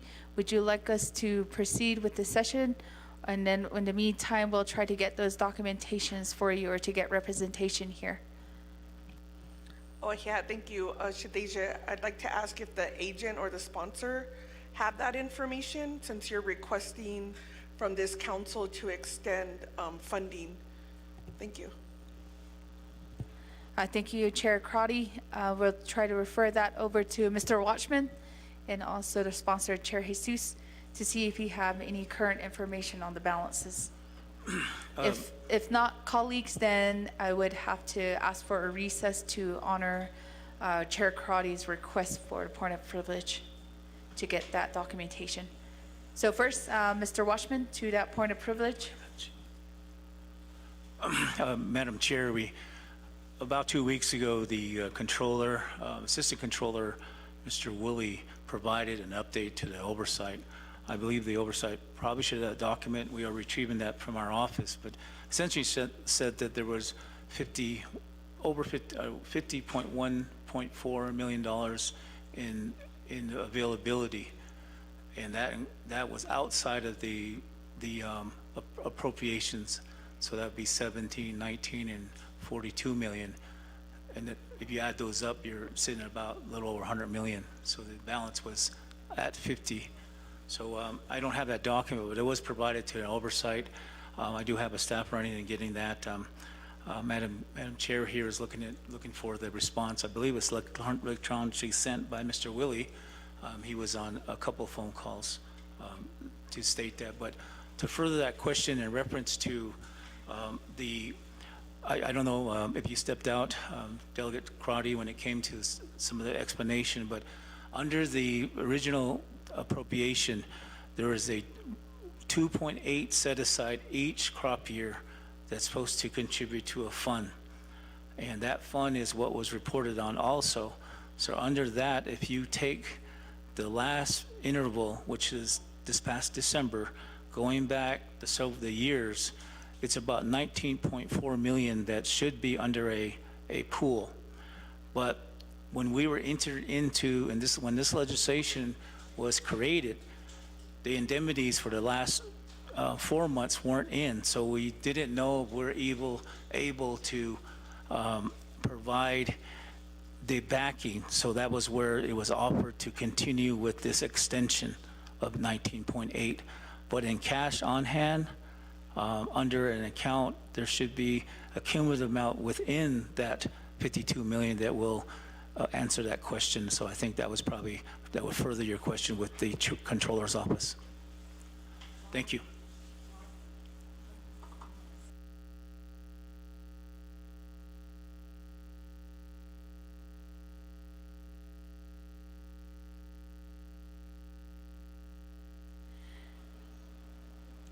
Chair Crotty, we do have Mr. Rob Willie online here with us, so he did just join the call. Mr. Willie, if you can unmute yourself, there was a question on the current balances.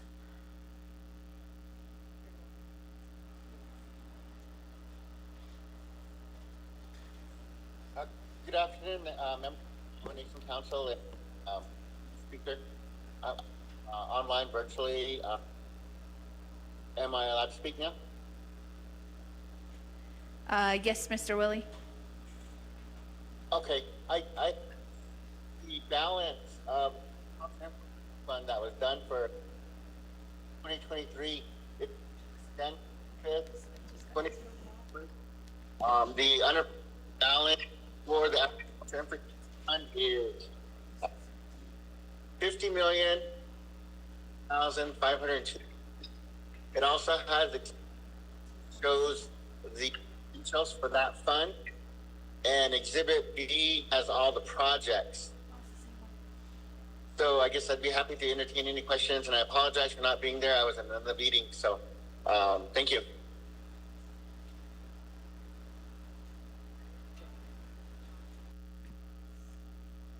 Chair Crotty, there was also an email sent out, forwarded from Robert Willie to the council. So it is a PDF document, and it was forwarded to the council. All right, thank you. Would like to go back to reserve time. We have Chair Crotty with 1 minute and 40 seconds. Oh, yeah, thank you. So the expectation, I was actually sitting throughout your whole response, Mr. Washburn, or Watchman, apologize. And so I understand your experiences in the New Mexico State Legislature, and so I appreciate your commentary on how the council should have used those funds. But the truth is, it's been 7 years under your leadership, this program. And so that's the constant theme, whether or not it's administrative change or oversight change. And so what I'm finding to have some challenges is that you don't know how much is in the fund right now.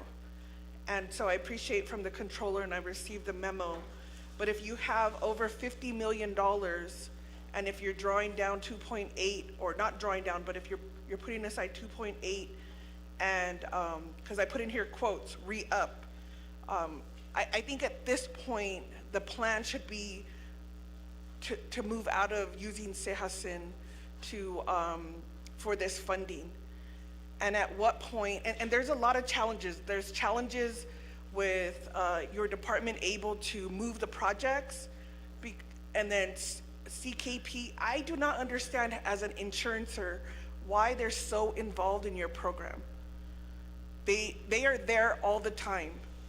I receive emails from them, I receive dinner invites from them. It's very concerning. And so I think we need to also get like some type of recommendation.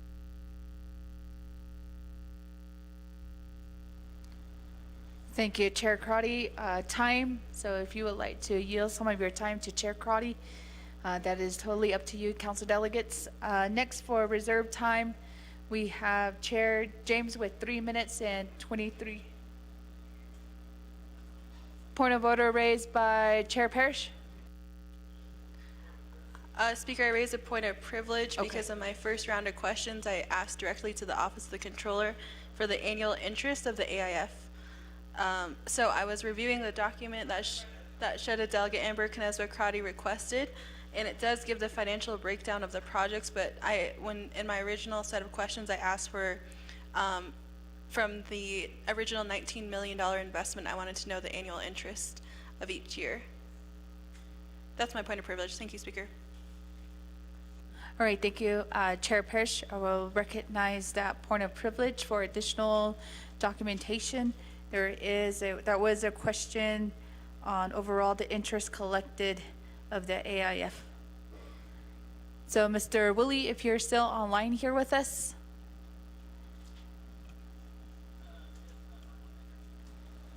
Okay, hold on, Mr. Woolley. We'll try to connect you to the microphones here. Good. You can proceed, Mr. Woolley.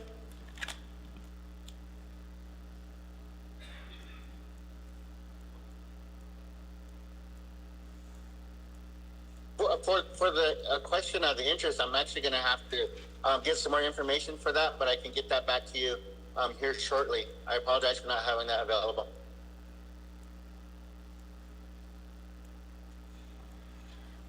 All right, thank you, Mr. Woolley. I'm going to turn over the floor to the program manager, Mr. Watchman, if you have any other additional information to the point of privilege that was raised. Thank you, Madam Speaker. Also, members, once again, the questions are really fruitful and sort of given a understanding where we're at. Delegate Crowdy did ask a couple of questions I want to address first. One is that the program itself in reference to over the years, 7 years, but the 7 years, keeping in mind we didn't touch the fund for 4 years at the beginning, and that was due to the fact that authorization. So in a sense, the nation didn't feel the money was, lack of a better way to say it, real. So they wanted to look at every way to say, do we have to pay this back? What are the contingencies? And that led on for a more time than I want to admit. But in terms of 57% of that funds, any allocation, 50% has been spent. We do have some unspent that the oversight is making a directive, have indicated, brought it up when it comes to some of our other colleagues within natural resources, water. They received around almost $11 million out of that, of those amounts, and they haven't spent more than $1 million something. That's an example, but there's other programs that are in that same situation. But 57% of the 17 and 19 million is where we're at. And also keep in mind that these are projects that were put together, and the time lapse, the gap, some of the issues we're finding is the monies are not, this is pre-pandemic, and whatever set aside, they're needing more money to fulfill those milestones. So that's something that oversight is going to be hearing from those projects in year one that need more money to be filled. So that's something that with any kind of balance or overages that year three has, that would be the first dedication. The answer to the interest, going back to 016 when this all was established, there was supposed to be a set aside of the CSN directly and gain interest on its own, but it never was done. And I think it's being referenced maybe about a year ago as gaining some interest, as well as any of the indemnity payments. So maybe Mr. Willie probably could answer whether the CSN 19 million does gain interest. I believe the answer in the past was that it's overall Navajo, and it just remains there for use, not the interest. But the indemnity payments does have interest gain. I do know the balance, but our balance is ahead of the financial, our OOC. reason for that is they don't come out with numbers until it's certified. So it has to be audited. So when it's audited, they release it. So that latest audit that they had is the balance that was shown. But that's different than I indicated. We are going to be cited to receive indemnities for October, November, December, which is not registered as a certified amount that the Office of Control gives out. But our ledgers show that there's amounts, and that's how I get up to pass 100 million total. But I can't give the amounts referencing what it costs to manage that. There's amounts applied, so the amount lessens. So it wasn't a ballpark off about 400,000. I think that probably has to do with inventorying or managing that account over the years. There's some entries that we're not familiar with that the controller office puts in, but that's the part of doing business, so to speak. They do apply those, and then they show us how that is taken off the amount shown. Other than that, hopefully that answers the question, but at the end, it's really with the controller's office getting those particular accounts and identifying how they were certified in the annual audit. So I believe that's what Mr. Willie reports on. But it is different to what we are reporting on because we have, as of the first of the year, the amount we made for the last interval, so we report how we're doing. So it does give the understanding to oversight that either we're doing well or not well. Thank you. Thank you, Mr. Watchman. I believe we do have the controller online. Controller McCabe?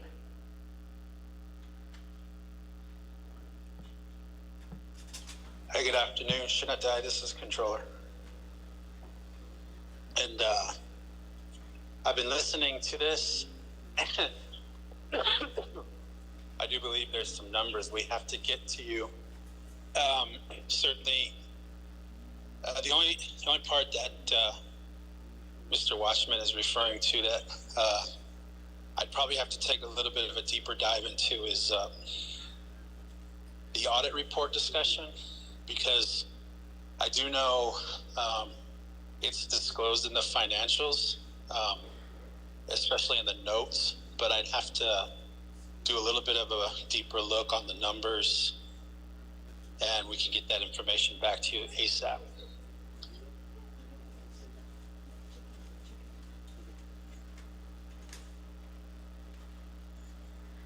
All right, thank you, Controller McCabe.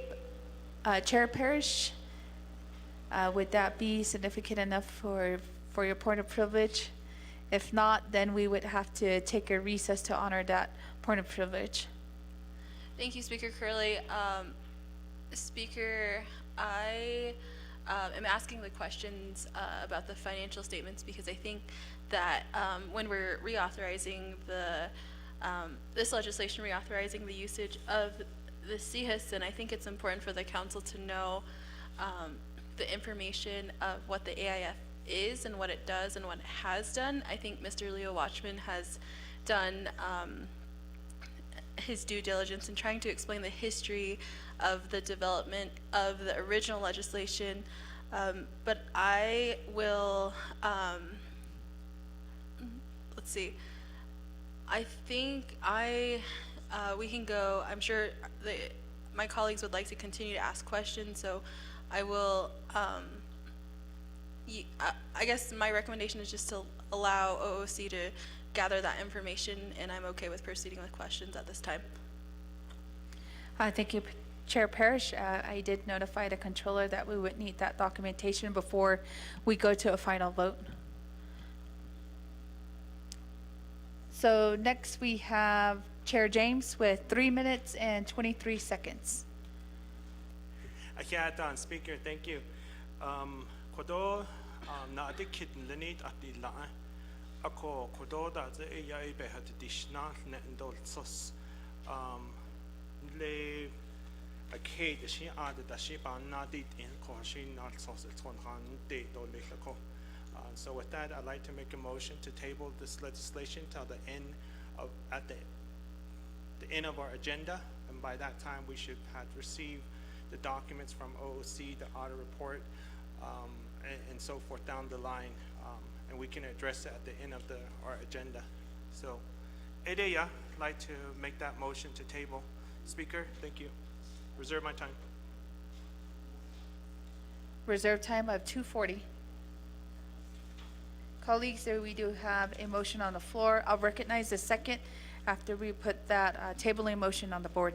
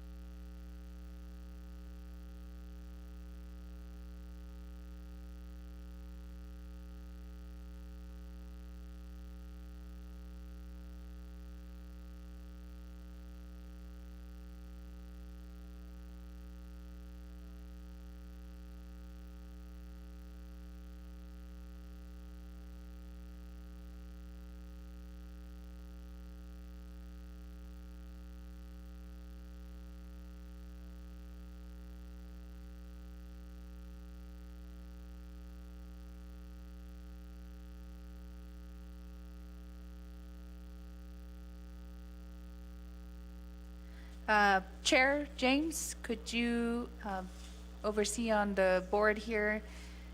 It does read motion to table legislation 0246-23 to receive OOC financial documentation and bring back no later than the end of new business. Chair James concurs. Do we have a second? We have second by Vice Chair Simonson.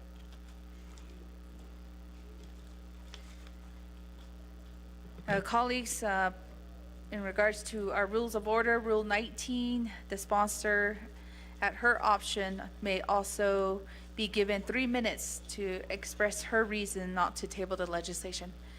Chair Jesus, if you would like to take on the 3 minutes. Madam Speaker, and Kodo, my colleagues of the 25th Navajo Nation Council. You know, these are very valid questions and concerns. I totally understand. I'm not going to object to my colleagues' requests and or recommendation here. And it is going on 7th year, so I have respect for my colleagues' arguments as well. So hopefully by the end of this week, when we get back around to this legislation, that all the documents in terms of justification will be provided to my colleagues. So I do not object my colleagues' recommendation, Shadeja, Madam Speaker. Thank you, Chair Jesus. Colleagues, we will have 2 minutes on the board for the tabling motion.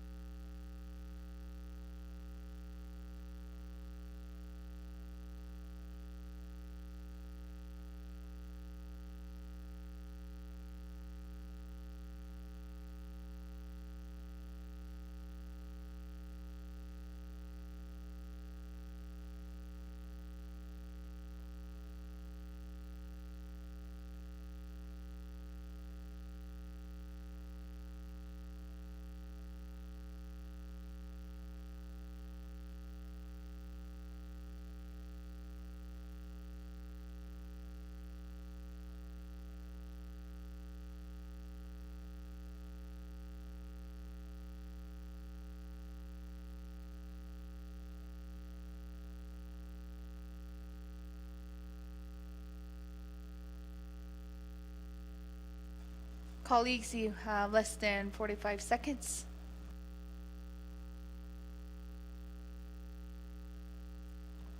Thank you, colleagues. We do have the full vote here from the floor. We have 16 in favor, 1 opposed, with speaker not voting. So the tabling motion does carry.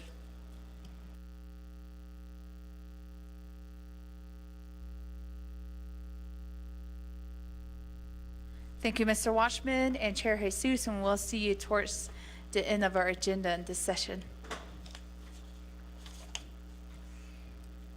Colleagues, we are down to new business D.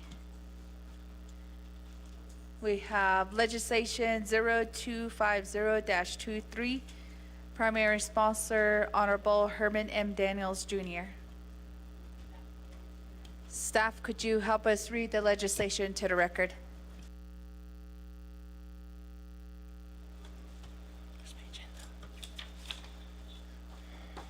Thank you, Madam Speaker. Legislation 0250-23, an action relating to the Budget and Finance Committee, the Health, Education, and Human Services Committee, the Navajo Committee, and the Navajo Nation Council, approving $500,000 from the CHSN Fund to Utah State University towards a new education building located in Monument Valley, approving the related expenditure plan. Prime sponsor is Honorable Herman M. Daniels, Jr., co-sponsor Honorable Seth Damon, co-sponsor Honorable Andy Nez, and co-sponsor Honorable Crystalline Curley. This legislation has 3 committee reports. The first is the Health, Education, Human Services Committee, dated November 13, 2023, recommending a due pass with 1 amendment. And Amendment 1 reads, on page 6 at line 18, after the sentence ending in the word condition, insert the following new sentence.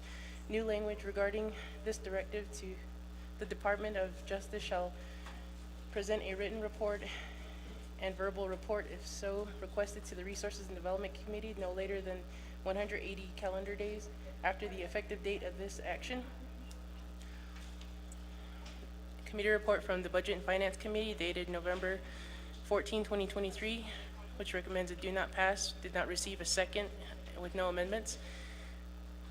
Committee report from the Navajo Committee dated November 16, 2023, recommending a due pass with no amendment. This legislation is final authority at Navajo Nation Council. Per Navajo Nation Council's Rules of Order, Rule 9, legislation has been read into record by electronic voice recording. Madam Speaker. Okay, thank you, Ms. Johnson. We do have a motion by Honorable Toth and second by Honorable Dr. Andy Nez. Colleagues, will we be having any questions or comments? Second call. Third call. 2 minutes on the board, colleagues.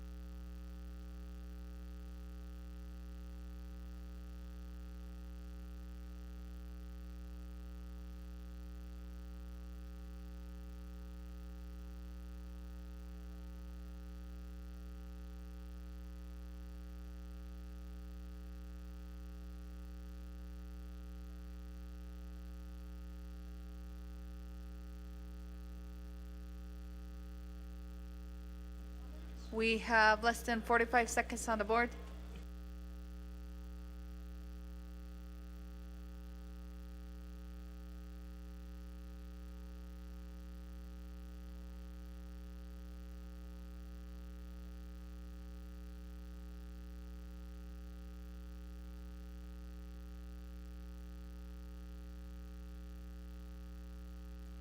We have the full vote here on the floor. We have 17 in favor, 0 opposed with speaker not voting, so the main motion passes.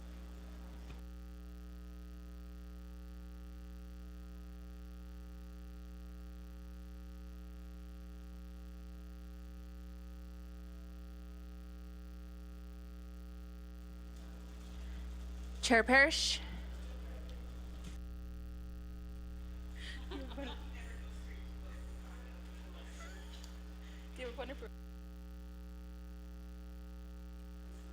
Speaker Curley, thank you for recognizing me. At this time, Speaker, while you have not recognized the next legislation, I'd like to raise a motion to suspend floor rules to add an emergency legislation to the agenda. Right now, we do have Chair Eugenia Charles Newton and also Chairman Curtis Unito of the Navajo Utah Commission at the Utah Legislature, who have been at the legislature speaking on behalf of the Utah delegation. And I believe a legislation has been drafted. That's emergency legislation 001924, and I motion to add the emergency legislation to the agenda. I am pulling it up. The legislation has been emailed, and it's an action relating in opposition of, Senate Bill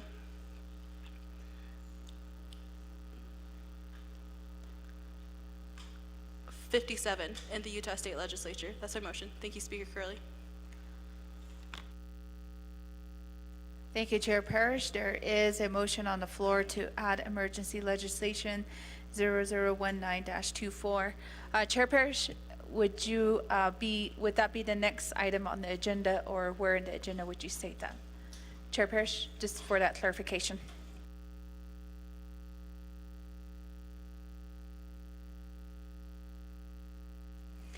Request to have that as new business E. So that will be next on the agenda.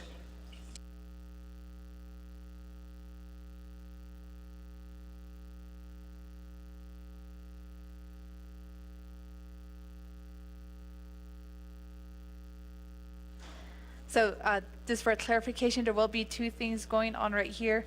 So suspension of floor rules will require 16 votes, but the legislation itself is a majority vote, so it would have to go after the 2/3 vote. So, but this will be adding on as the first order of business after the 2/3 votes.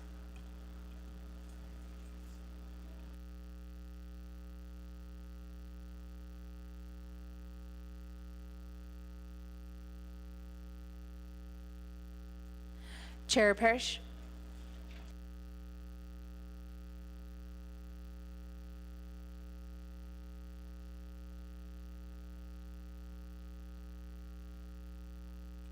Speaker Curley, thank you for the clarification. I just would like to, I guess, I don't know if it's a point of privilege, again, to the clarification. But I guess, Speaker, I know Chair Eugenia Charles Newman and Delegate Curtis Unito are in Utah today. And if this will require us to put it at the said part of the agenda, Speaker Curley, how do you advise that we move forward with the discussion with the state of Utah at this time?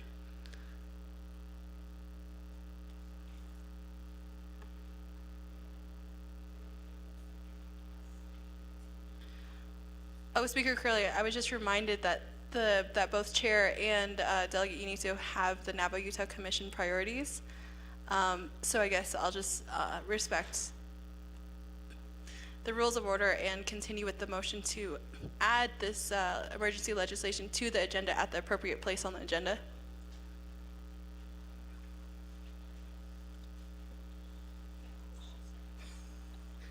Wherever you think.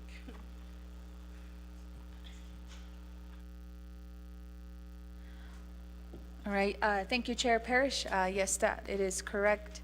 We would have to considered a two-thirds vote legislation per the Navajo Nation Code entitled 2164. I don't remember the exact number, but it's on page 8 of 33.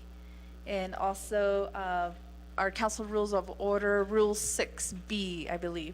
That's where it does state that we have to do two-thirds. So if we try to push this new agenda up to the front, we would have to do some waivers of both those rules and those sections. But it will be immediately after H, so it will be new business I. So just for clarification, Utah Land Commission did also put that as a priority. That did go through Nabikiyatikit during the last meeting. So HB 57 it is stated in there. But this will just reaffirm our position. Thank you, Chair Parrish. And so there is still a motion to suspend floor rules to add that legislation to the agenda as new business I. Ms. Johnson, could you help us read that title into the record, and I will recognize a second. Thank you, Madam Speaker. Tracking number 0019-24, an action relating to an emergency at the Nomination Council opposing Utah Senate Bill 57, Utah Constitutional Sovereignty Act, urging the 2024 Utah legislature to vote against Utah Senate Bill 57. Prime sponsor is Honorable Curtis Unito. Co-sponsor is Honorable Crystalline Curley, and co-sponsor is Honorable Shandine Parrish. Madam Speaker.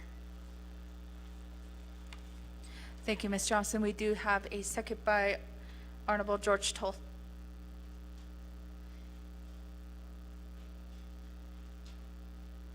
Thank you, colleagues, and this will require a two-thirds vote. So 2 minutes on the board.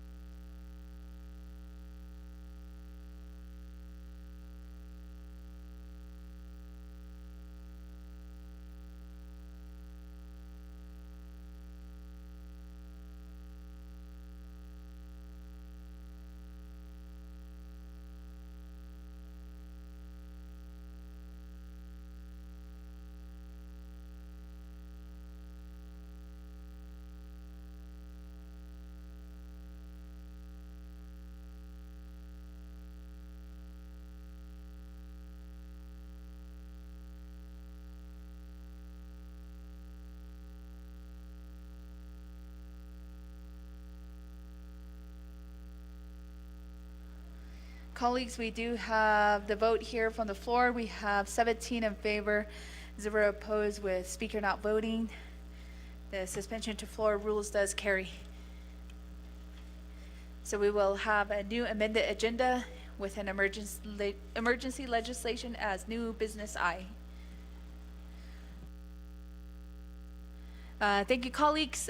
We are down to letter E, legislation 0255-23, sponsored by Honorable Vince R. James.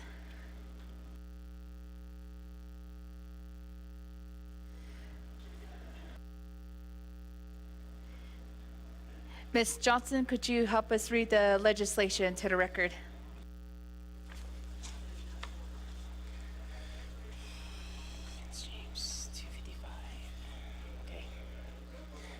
Thank you, Madam Speaker. Legislation 0255-23, an action relating to the Nabikiyatik Committee and Navajo Nation Council overriding the Navajo Nation President's veto of Navajo Nation Council Resolution Number CO-85-23, an act amending Title 26 of the Navajo Nation Code to allow for virtual attendance at chapter meetings.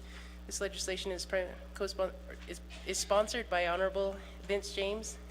You have one committee report from the Nabikiyatik Committee dated December 28, 2023, recommending a due pass with no amendment. This legislation is final authority at Navajo Nation Council. Per Navajo Nation Council Rules of Order, Rule 9, legislation has been read into record by electronic voice recording. Madam Speaker. Colleagues, do we have a motion? Motion by Honorable Reconvening. Is there a second? Yeah. Is there a second? Honorable Chair Shandine Parrish.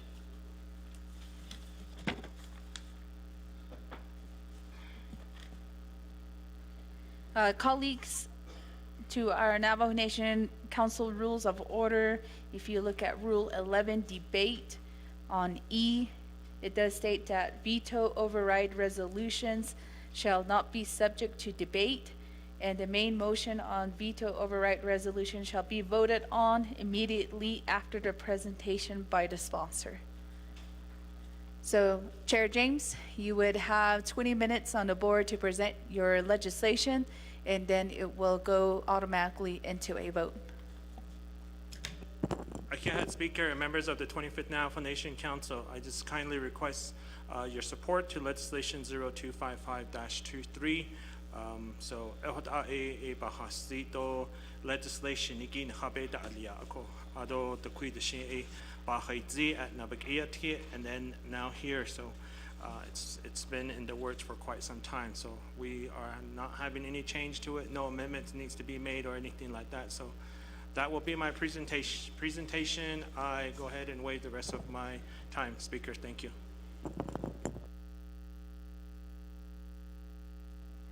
Thank you, Chair James. Colleagues, we will have 2 minutes on the board, and it does require a 2/3 vote.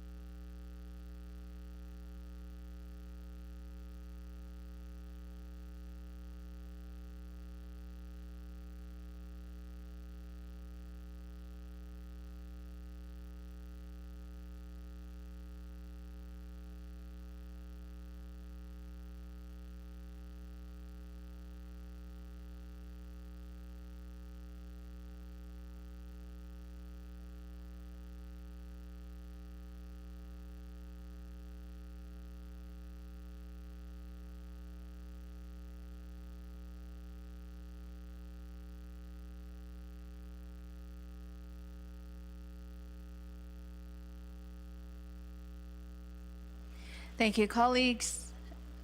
I believe we do have the full vote here on the floor, and we do have 4 excused absences.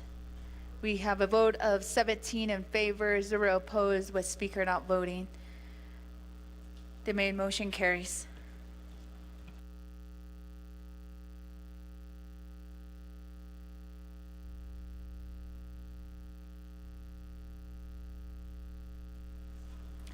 Going down the line, legislation 0009-24, primary sponsor Honorable Vince R. James, and also co-sponsored by Honorable Danny Simpson. Ms. Johnson, could you help us read the legislation into the record? Thank you, Madam Speaker. Legislation 0009-24, an action relating to the Resources and Development Committee, the Budget and Finance Committee, Navajo Committee, and the Nomination Council, approving $17,628 from the CHSN Fund to NTUA for the construction of a gas service line extension for Gladys Jones residents in Ganado, Arizona, approving the related expenditure plan. Prime sponsor is Honorable Vince R. James. Co-sponsor is Honorable Danny Simpson. This legislation has 3 committee reports attached. The first is from the Resource and Development Committee, dated January 17, 2024, recommending a due pass with no amendment. The Budget and Finance Committee report, dated January 17, 2024, with it recommending a due pass with 1 amendment, and Amendment 1 reads, on page 4, starting at line 17, insert the following new paragraph K, new language K, underline K, the CHSN Fund may be reimbursed in the amount of the allocation approved herein using funds available to the Navajo Nation from any and all state and federal sources, including congressional appropriations under the American Rescue Plan Act of 2021 or other COVID-19 related relief if the expenditures described herein are deemed eligible for such funding. Committee report from the Navajo Committee, dated January 18, 2024. Recommended due pass with no amendment. This legislation is final authority at Navajo Nation Council.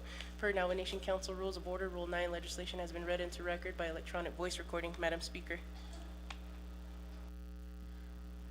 Thank you, Ms. Johnson. We do have a motion by Honorable Toth. Is there a second? Seconded by Honorable Helena Nesbegay.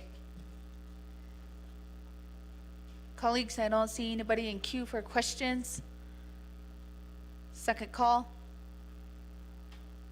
Third call. 2 minutes on the board for voting on the main motion.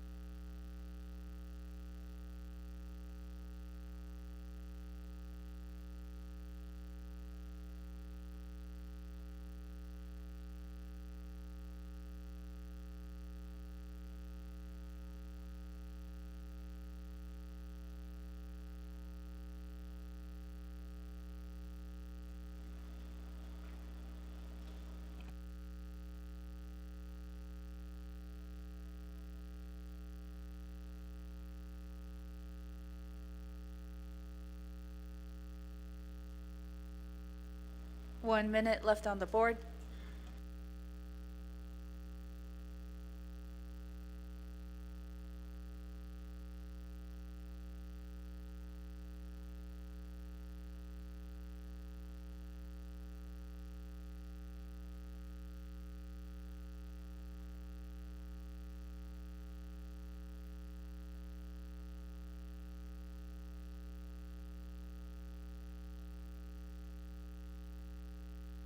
Less than 30 seconds on the board.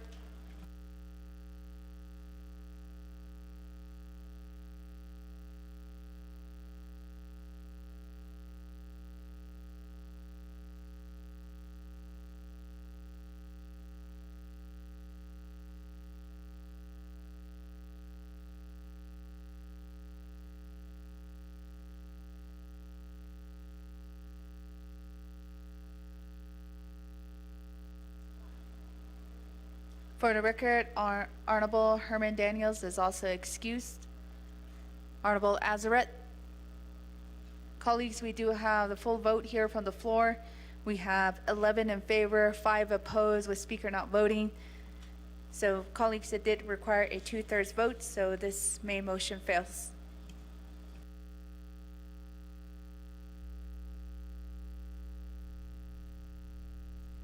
Thank you, colleagues. Going down the line to letter G, legislation 0014-24. We have primary sponsor, Honorable Chair Shaundeen Parrish. Ms. Johnson, could you help us read the legislation to the record? Thank you, Madam Speaker. Legislation 0014-24, an action relating to the Navajo Committee and Navajo Nation Council, amending the Navajo Nation Council Resolution Number CJN-29-22 to include additional U.S. Department of Treasury Fiscal Recovery Funds expenditure categories, waiving Navajo Nation Council approval and authorizing administrative approval of amendments to the Navajo Nation Fiscal Recovery Fund Bathroom Additions Expenditure Plan to include additional expenditure categories. Prime sponsor is Honorable Shaundeen Parrish. Co-sponsor is Honorable Crystalline Curley. Co-sponsor is Honorable Seth Damon. This legislation has one committee report from the Navajo Committee dated January 18, 2024, recommending a due pass with no amendment. Per Nomination Council Rules of Order, Rule 9, legislation has been read into record by electronic voice recording. Madam Speaker. Thank you, Ms. Johnson. Do we have a motion, colleagues? Motion by Honorable Simpson. Do I have a second?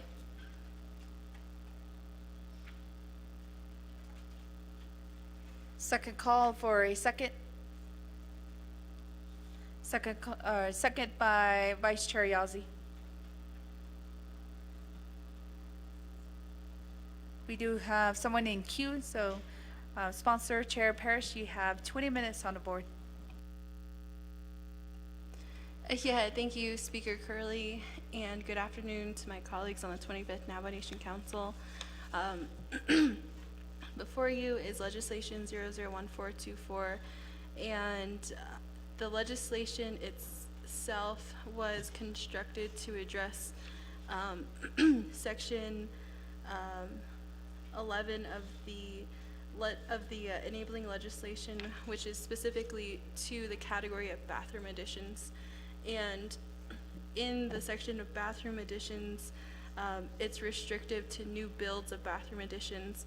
So when the legislation was crafted, as you can see in section 3 of the legislation, it expands the usage of this section of $150 million to include different expenditure categories, which include decentralization, water, wastewater, and or sewer infrastructure. So some of the projects that you might have in your communities that include septic tank, sewer, lagoon improvements,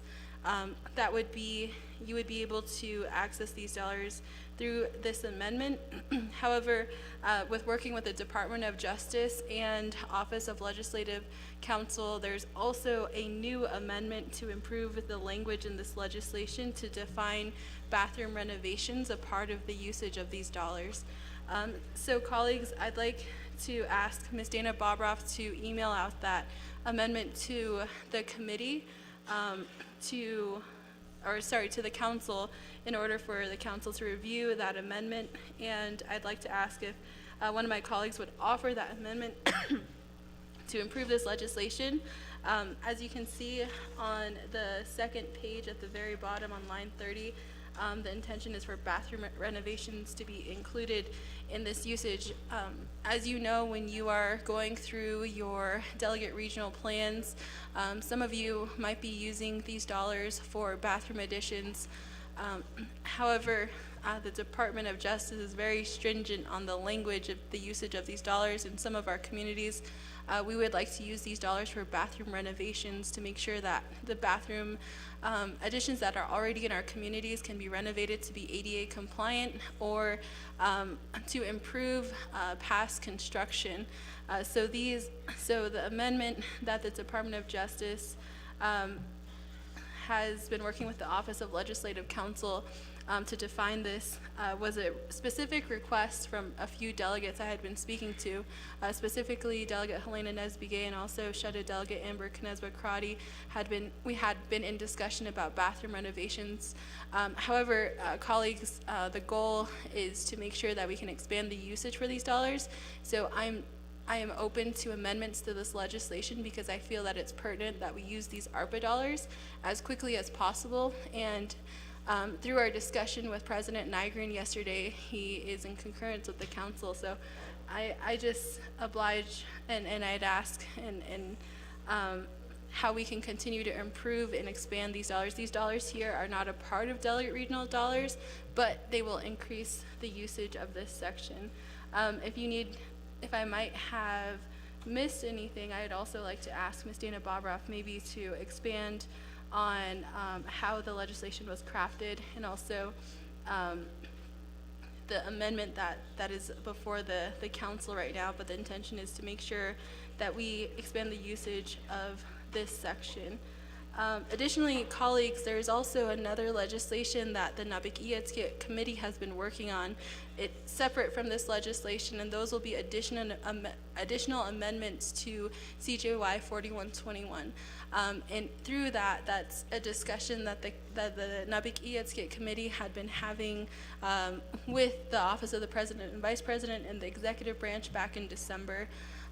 So that is a separate legislation with additional amendments. However, this specific legislation focuses just on the section of bathroom additions to expand the usage of of these dollars in this section. Thank you, Speaker. However, I'd like to ask if Ms. Dana Bobroff has anything to add to the comments I've already provided.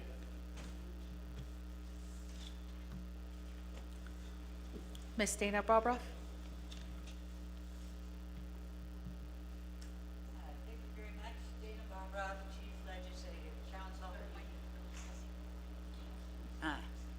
Sorry about that.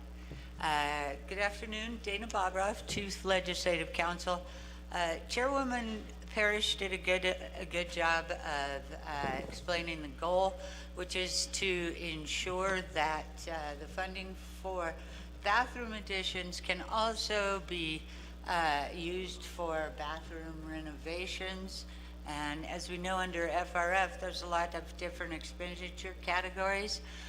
So after developing the legislation, Department of Justice, Catherine Belowski, and I believe Roderick Begay, I might be wrong, but Catherine Belowski reached out and provided some amendments that DOJ says will absolutely allow, if approved, for the funds that, the FRF funds that were allocated for bathroom additions, that they will now also be allowed to be used for bathroom renovations. I do know, sitting in my office, that we have gotten numerous delegates express interest in making this change happen. So that's all I can add. Back to you, Chairwoman and Madam Speaker.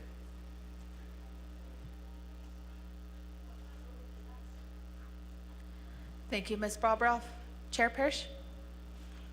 Thank you, Speaker Curley. That concludes my presentation.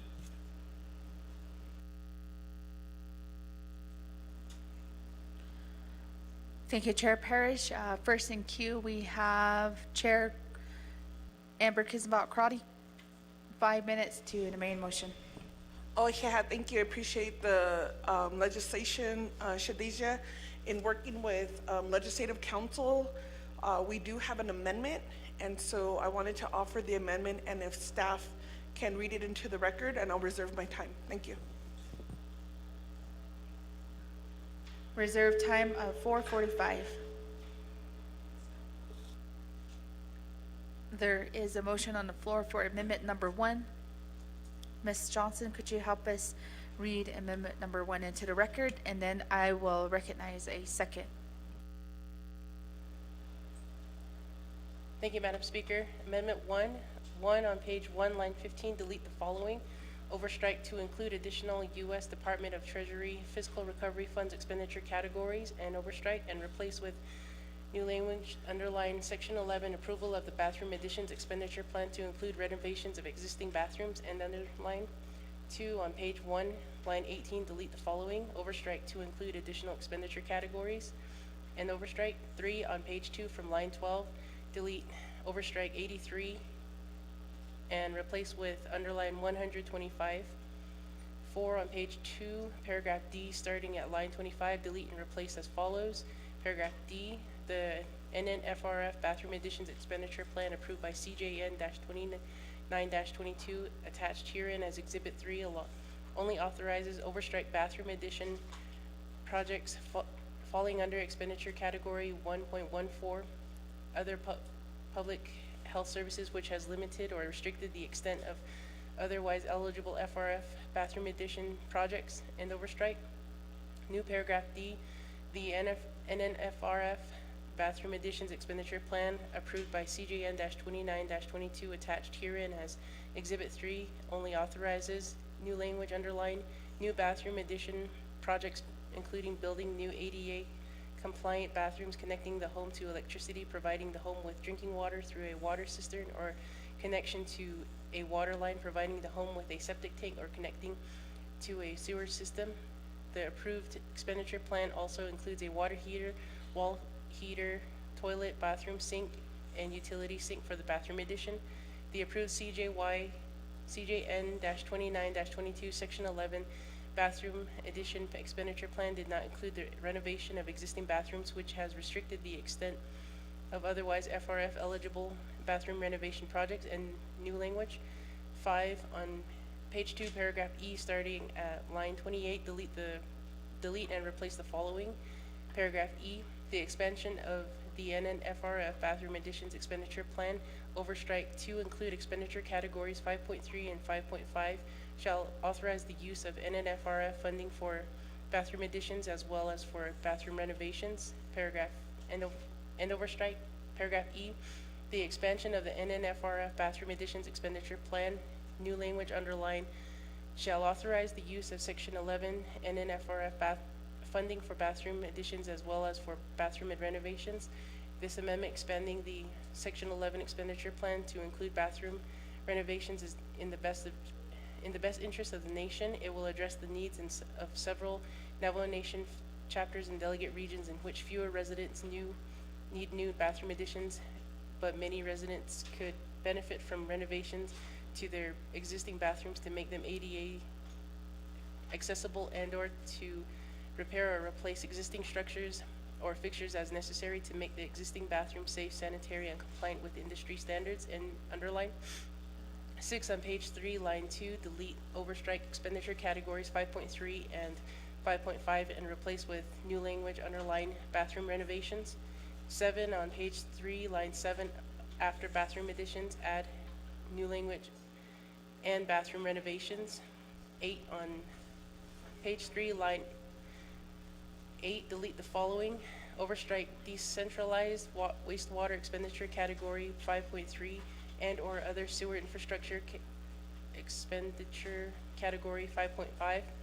9 on page 3, line 8, after expenditure category 1.14, add underline or other expenditure category assigned by NNDOJ and underline. 10 on page 3, line 16, delete the following. Overstrike incorporate expenditure categories 5.3 and 5.5 and replace with underline include bathroom renovations and underline. 11 on page 3, line 23, delete the following.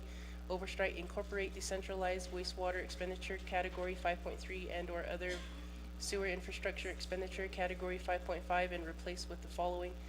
Underline include bathroom renovation projects and underline. 12 on page 3 and page 3, line 28, delete the following. Overstrike incorporation of decentralized wastewater expenditure category 5.3 and or other sewer infrastructure expenditure category 5.5 and overstrike and replace with the following. Underline inclusion of bathroom renovation projects and underline. 13 on page 3, line 30, add new paragraph D as follows. New language underline D. Bathroom renovation project shall include renovations, repairs, and improvements to existing bathroom facilities, making existing bathrooms ADA compliant and accessible for elderly and disabled individuals as needed, connecting the home to electricity, providing the home with drinking water through a water cistern or connection to a water line, or repairs or replacement of existing cistern or water line connections, providing the home with a septic tank or connecting to a water system, or repairs to or replacement of existing septic tank or sewer connections, repairs to or replacement of water heater, wall heater, toilet, bathroom sink, and utility sink, and other repairs to or replacement of other structures or fixtures as necessary to make the renovation of the existing bathroom compliant with the industry standards and of the same quality as bathroom additions being built under the same expenditure plan. And underline. 14 on page 4, line 16, delete overstrike incorporate decentralized wastewater expenditure category 5.3 and other sewer infrastructure expenditure category 5.5 and overstrike and replace with underline bathroom renovation projects period. And underline. 15 on page 4, line 19, add underline bathroom and bathroom renovation and underline before expenditure plan to office of president. 16 on page 4, line 20, after bathroom addition, add the underline and bathroom renovation. 17 on page 4, line 22, after bathroom addition, add understrike and underline and bathroom renovation.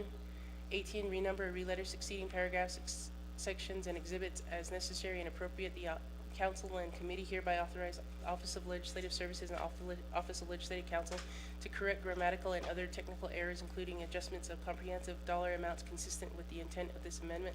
This amendment supersedes all inconsistent language in any other committee or council amendment. Madam Speaker. Thank you, Ms. Johnson, for reading amendment number 1 into the record. Colleagues, we do have a motion for amendment number 1. Do we have a second? We have a second by Chair Jesus.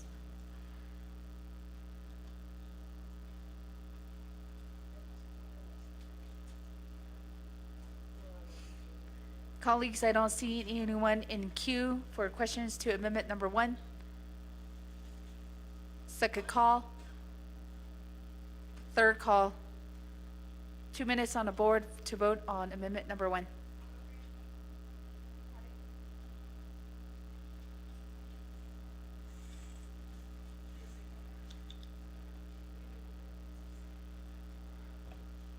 Dana.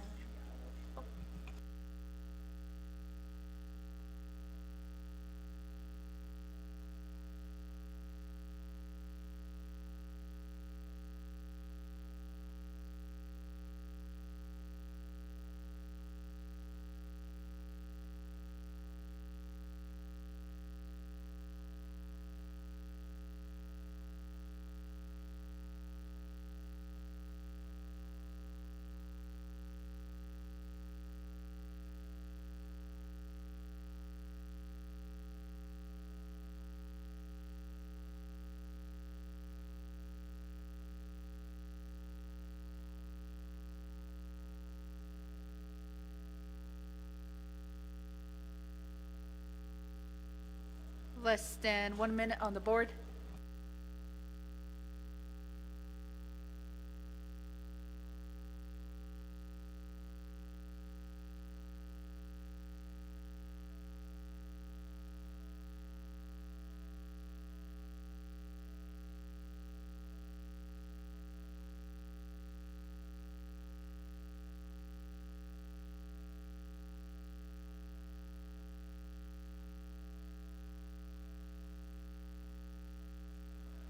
Honorable Azret. Colleagues, we do have the vote, the full vote here from the floor for amendment number 1. We have a vote of 15 in favor with 1 opposed with speaker not voting. So amendment number 1 does carry.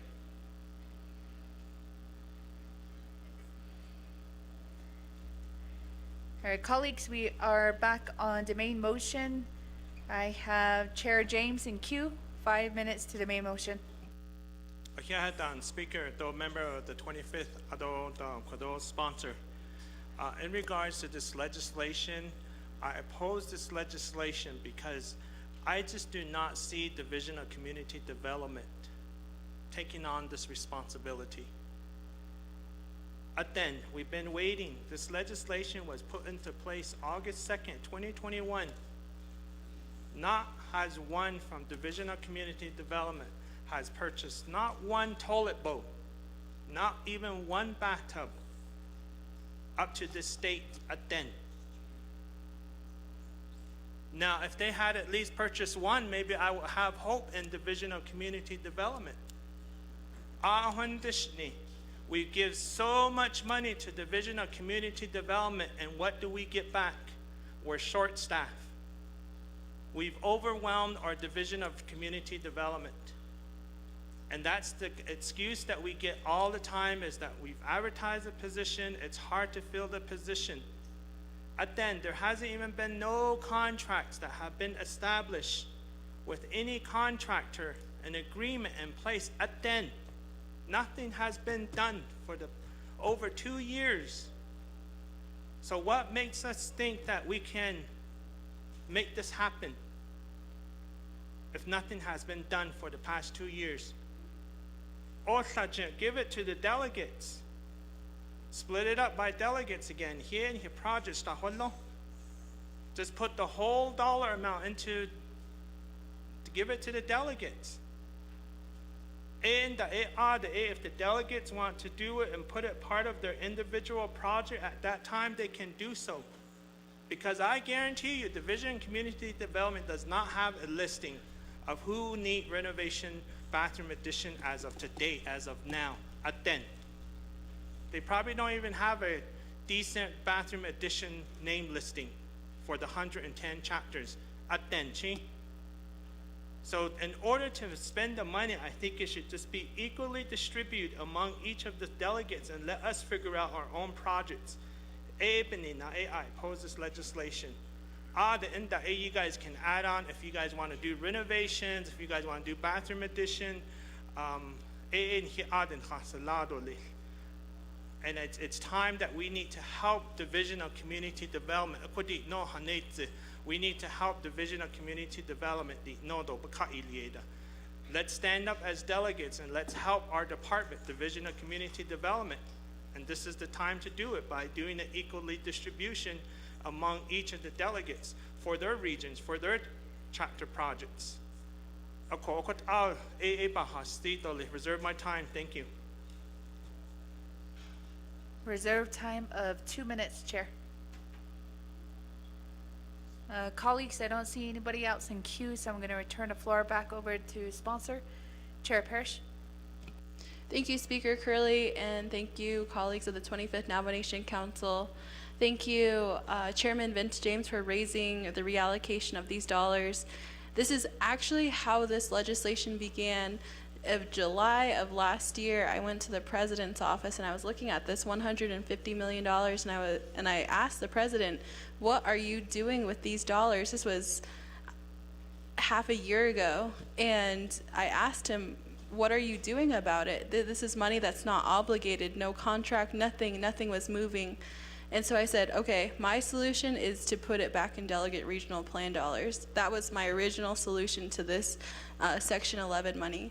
And what did the president do within the fall? He obligated these dollars to the NECA contract. So that was the president moving forward in this Section 11. However, per the discussion at the State of the Nation, when I was posing the questions to the president about his direction in UUFB, CHSIN, the moratorium, and about how he was prioritizing ARPA projects and ARPA dollars, because we all know the bottleneck at the Division of Community Development, that there are no project managers at the Division of Community Development. Those are questions I posed on Monday. And he responded and said, "I'm going to give it back to council." So because this legislation was in discussion since July and it was just drafted and it's finally moving through the process, that's the way that this legislation has been moving forward to this point. But because the discussion among all of us about reallocation is not a new discussion, that in itself has begun preliminary. We at the Budget and Finance Committee, we're observing the UFB, we're observing the CHSIN, and we're observing all of the different projects across the Navajo Nation, and we're looking at what is being held up at the Division of Community Development. We've had a meeting with the 3 branch chiefs to ask what is their priority. Do they consider a moratorium? How are we prioritizing ARPA? And out of that 3 branch chief meeting with Budget and Finance, only Madam Chief Justice and Madam Speaker came. President Nygren didn't come. So in his response on Monday, he's giving it back to council. And with that, I really want to share that the work that the Budget and Finance Committee is doing and will continue to do, we're actually right now in the middle of completing some, getting some reports on a few of the financial standings of the nation before we begin that discussion of reallocation. We had a Nabik Ietskit work session under Speaker Curley in December, where we went through a list of amendments to the ARPA legislation. Myself and Delegate Casey Allen Johnson, also Delegate Dr. Andy Nez, were there throughout the whole week. We were there going through each of the sections, going with all of the divisions, and asking them, what amendments are you offering? How can we improve the process? We also asked the Office of the President, what are your unspent dollars? So those discussions, first we need to identify how much money is not being spent in the executive branch, and then we need to collectively decide, if we're talking about reallocation, what projects are FRF expendable. So that includes a discussion with Delegate Arvizo with his heavy equipment request today. We need to consolidate all of those projects, make a priority list, and continue to look at the unspent dollars over the entirety of the 53% that is not spent yet, so that we can allocate those dollars. So Chairman Vince James, I'm right with you on the discussion that we need to make a decision as council. This legislation before you is expanding the usage of Section 11. So if your chapters and your delegate regional plans, you've already allocated money for bathroom renovations, now you can do a change so that you can free up some of those delegate regional plan dollars and change it to a Section 11 expenditure, so you can open up and free up some of that money. In addition, you can also expend this additional money, which is not delegate regional plan dollars, to improve bathrooms across the Navajo Nation. So I'm in agreement with you, Chairman Vince James. I share your same sentiment in the slow movement across the divisions. I also push that myself in the State of the Nation address, and it's a discussion that we constantly have at the Budget and Finance Committee. However, the legislation before you, again, the amendment that was made is to include bathroom renovations, part of Section 11. So thank you, Speaker Curley.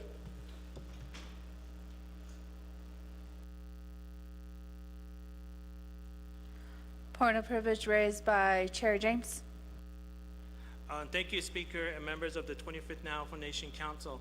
I raise this point of privilege to hear from legal in regards to the process of our expenditure plan. And so let me use myself as an example, or any of my colleagues. If we have water line projects that is under our $8.8 million,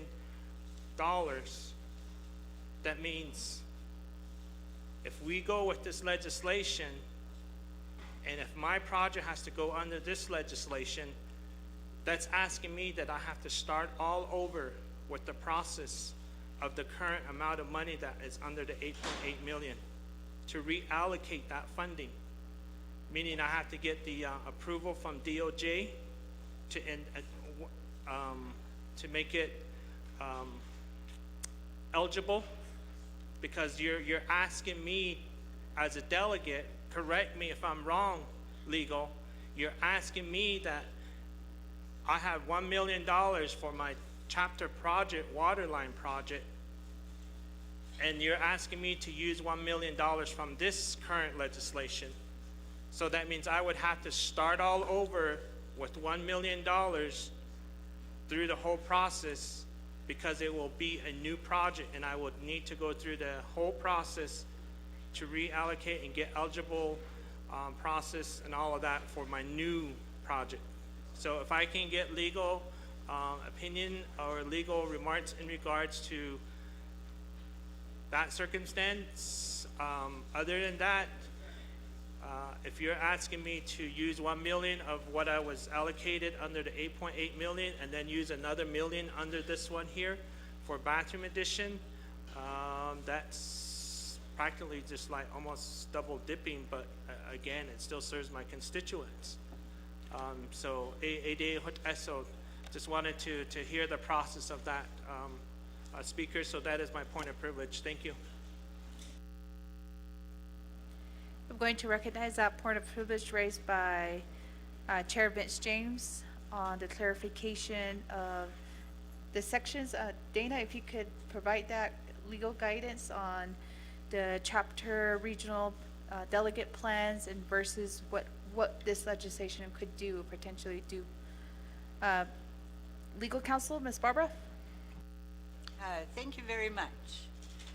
Okay, so this legislation amends the bathroom additions expenditure plan that was approved in CJN 2922, and in CJN 2922, the bathroom additions expenditure plan is under Exhibit M. In this legislation, that expenditure plan is attached at Exhibit 3. And the modifications being made here only amend or expand, but we're going to call it amend, the bathroom additions expenditure plan. The bathroom additions expenditure plan was for $150 million, and it was to be distributed at 150, excuse me. It was to be distributed equally between the 24 delegate regions. So each delegate region got $6,250,000 to be used for bathroom additions. After this amendment, that's 6.2 million bathroom additions and bathroom renovations and all of the other particular type of projects, water hookups, cisterns, those types of things that are listed in the amendment. So this only applies to the bathroom additions expenditure plan.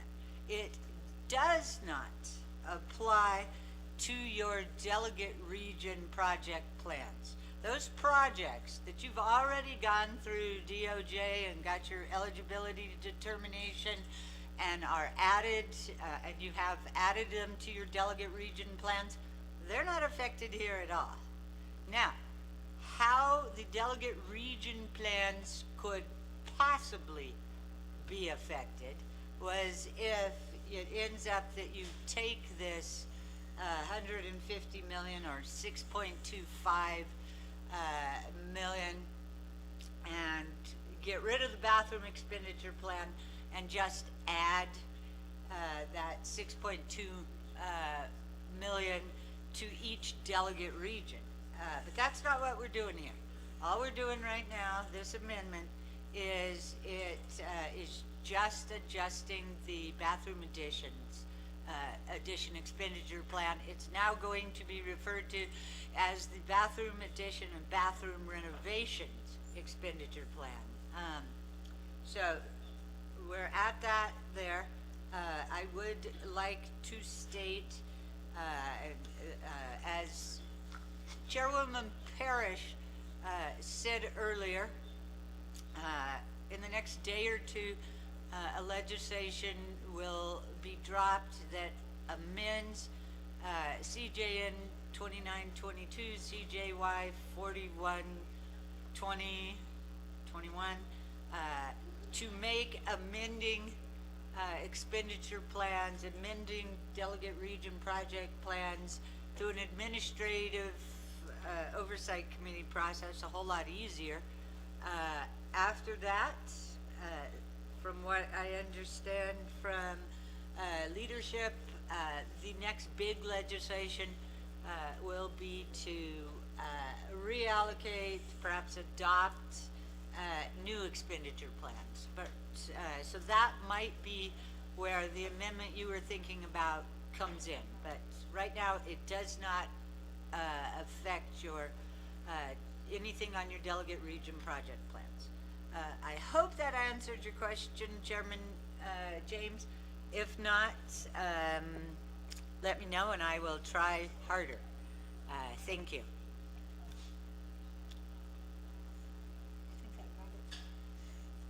Thank you, Ms. Bobroff. Chair James, did that clarify your question, your point of privilege? Yeah, Speaker, thank you. That does not clarify my question. So let me reword it. So you're asking us for bathroom addition, okay? And you have bathroom addition, you have the cistern option, you have bathroom addition costs with the water line option. And within these two projects, you have different allocation to get to that particular amount, which is 75 million for cistern and 75 million for bathroom addition. That's with the water line. So my question is, because this is how it came out, I'm using my chapter now, Jedito chapter. So we've identified money for bathroom addition to Jedito chapter under my 8.8 million. And so my question is in regards to reallocating my 8.8 million to utilize this money. And so when it comes to that point, if you're asking me to put my project, my bathroom addition under this legislation that's before us, because it's not part of DCD's. We double checked that already. It's not part of DCD's project. And so Now you're asking me to pull my money and put it, this is coming from Ms. Parrish, so that means I can do that, but then I have to figure out over here with the money that I had set aside for Jedito bathroom addition and to go through that process. So that process, I'm asking you, I would have to start the whole thing over for any new projects regarding my reallocation of my Jedito bathroom addition. So that's what I'm trying to get a clarification from you as our legal counsel. Thank you. Thank you, Chair James. I'm going to go first to Ms. Barbroff and also have Chair Parrish clarify what she stated.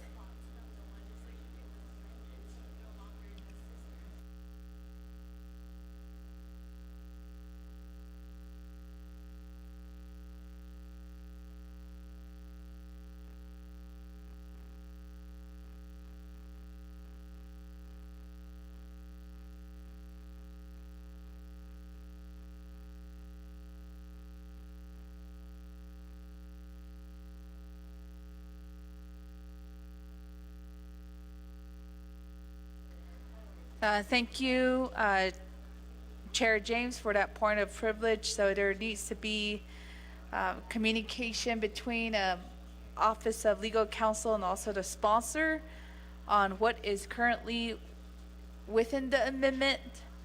So colleagues, if we could take a recess of 15 minutes and we can have that easily clarified. So it was a point of privilege, and we can't proceed until that point of privilege is resolved. I don't see no objections, colleagues, for recess for 15 minutes. So we'll recess at 4 p.m. and reconvene at 4:15.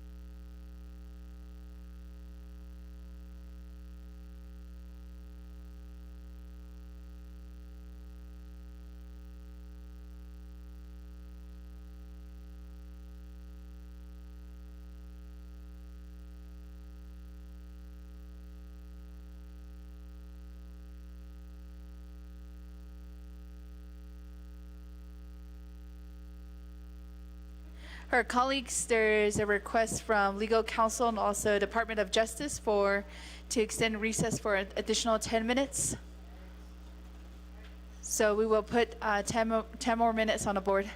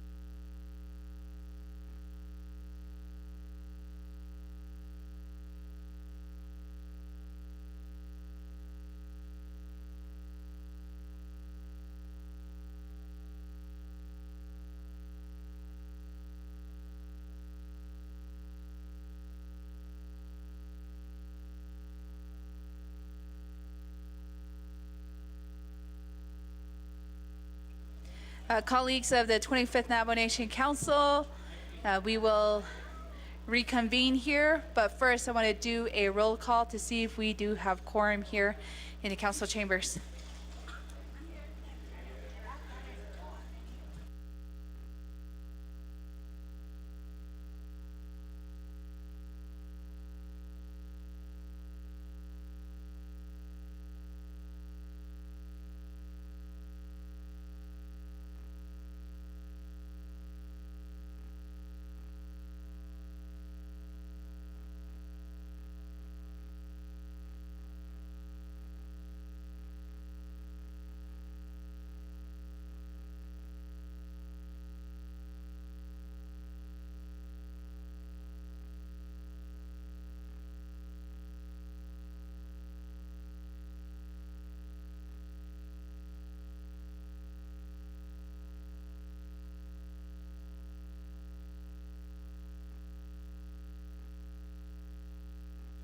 Colleagues, we do have 14 delegates on the floor, and we will reconvene at 4:29 p.m.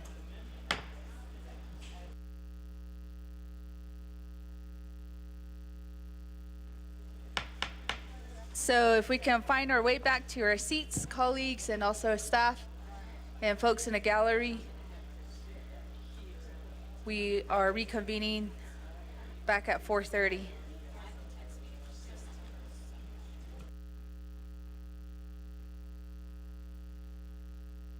And for the record, we do have 5 excused absences due to medical reasons or government-to-government discussions.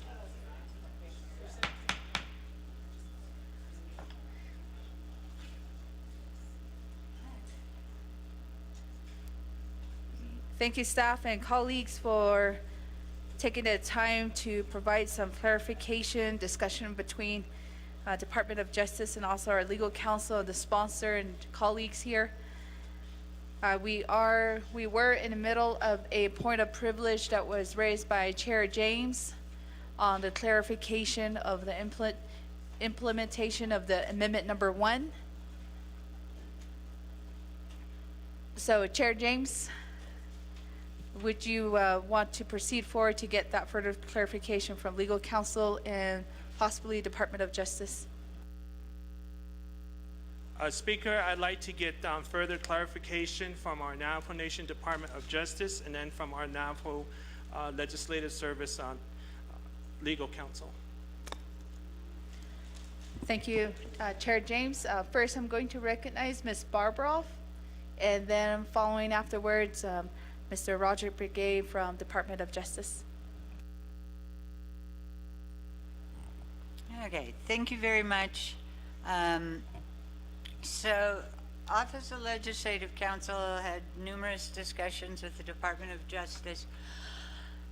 And so, as I understand it, and I need to be corrected if I don't have this right.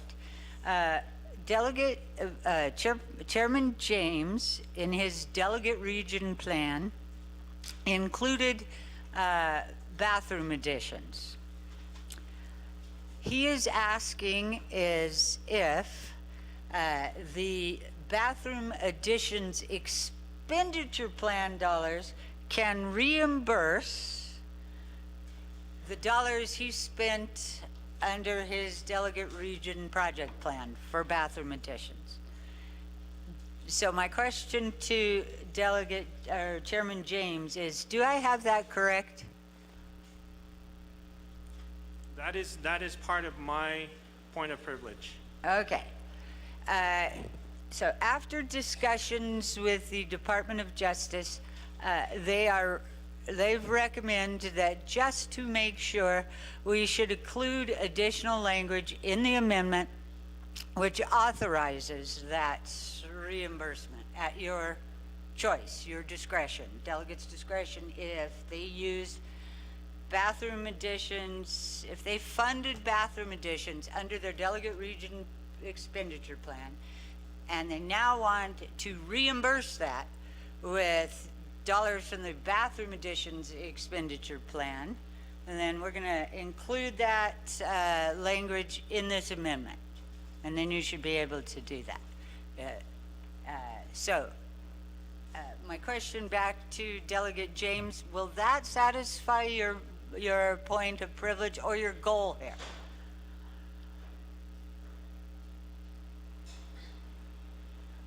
That, thank you again, our Chief Legal Counsel, for that.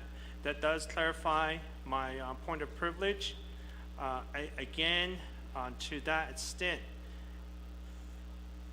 if it reimburses that let's for my 8.8 million, if it reimburses that 1 million, then you're asking me to spend another $1 million, which initially I would have to start the whole process over for that new project of the reimbursement that we receive regarding bathroom addition, or because it would be new constituents that we find.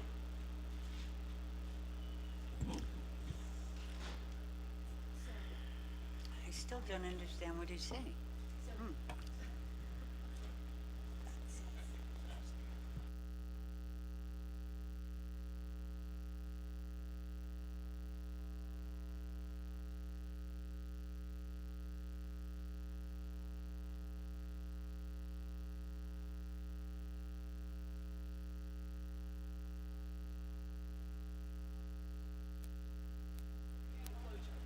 Okay.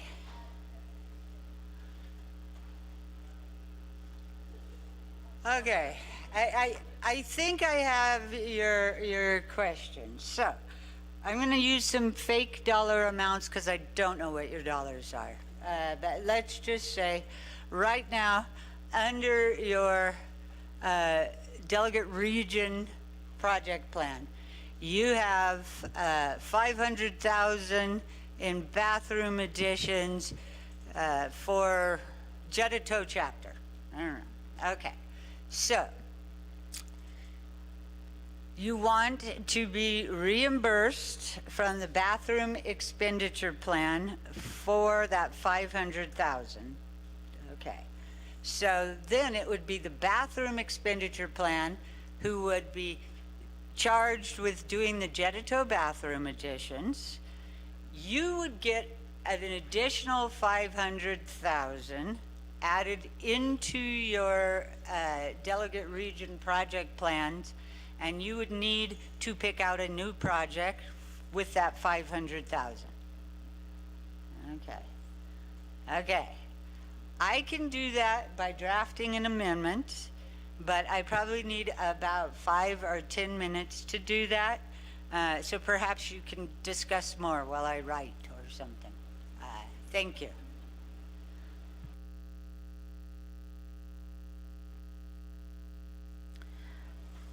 Thank you, Ms. Barbroff. Maybe we can get additional insights. Maybe we have missed with the Department of Justice, Mr. Roderick Begay.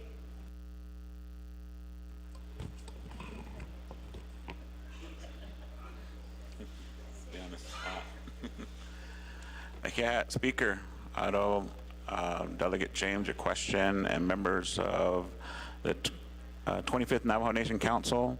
We were discussing this, as Ms. Bobroff was saying, with my colleague, Ms. Belzowski, before she left, and I concur with what Dana Bobroff is saying. I think we can make a simple amendment to make these clarifications, because right now under the existing language, it's not clear. And so we just need to make that clarity in order to accomplish what we're trying to do here. Madam Speaker.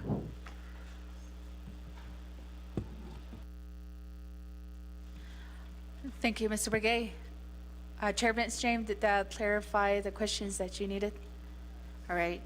Chair James does concur with that point of privilege. Colleagues, I'm going to go back to the floor, back in queue. We have Vice Chair Slater.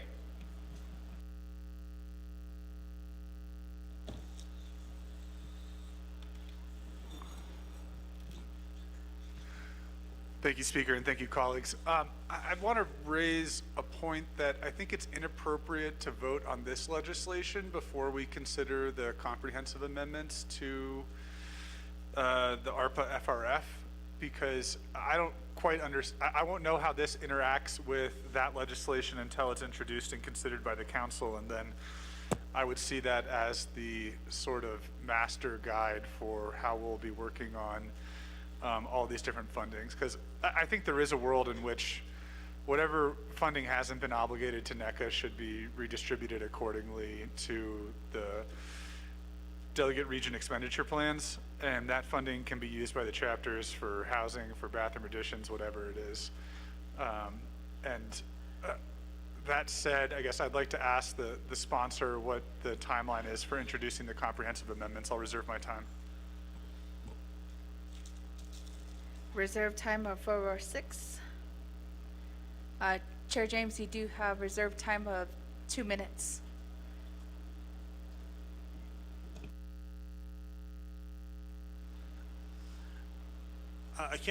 Speaker, thank you, members of the council. I just want to get clarification because my chair, Mr. Arvin Mitchell, is telling me that we did the correct thing with the amendment 1 that we disapproved that I opposed. Because on that amendment 1 that we disapproved takes out water line bathroom addition. And so we need clarification on that. Reserve my time. Thank you. Reserve time of 1:32. Colleagues, I don't see anybody else in queue. So I'm going to go down to the primary sponsor, Chair Parrish. Thank you, Speaker Curley, and thank you to the members of the 25th Navajo Nation Council. I am so glad we are having this discussion on Section 11. This is bringing light to many of our delegate regional plan dollars and what we're doing with them. Also, it brings to light many challenges that we're having at the chapter level all the way up to the Division of Community Development. And I appreciate Mr. Arvin Mitchell, who is here in the council chambers listening to our discussion amongst the council delegates. We also had three attorneys from the Department of Justice here speaking with Ms. Dana Bobroff on this Section 11.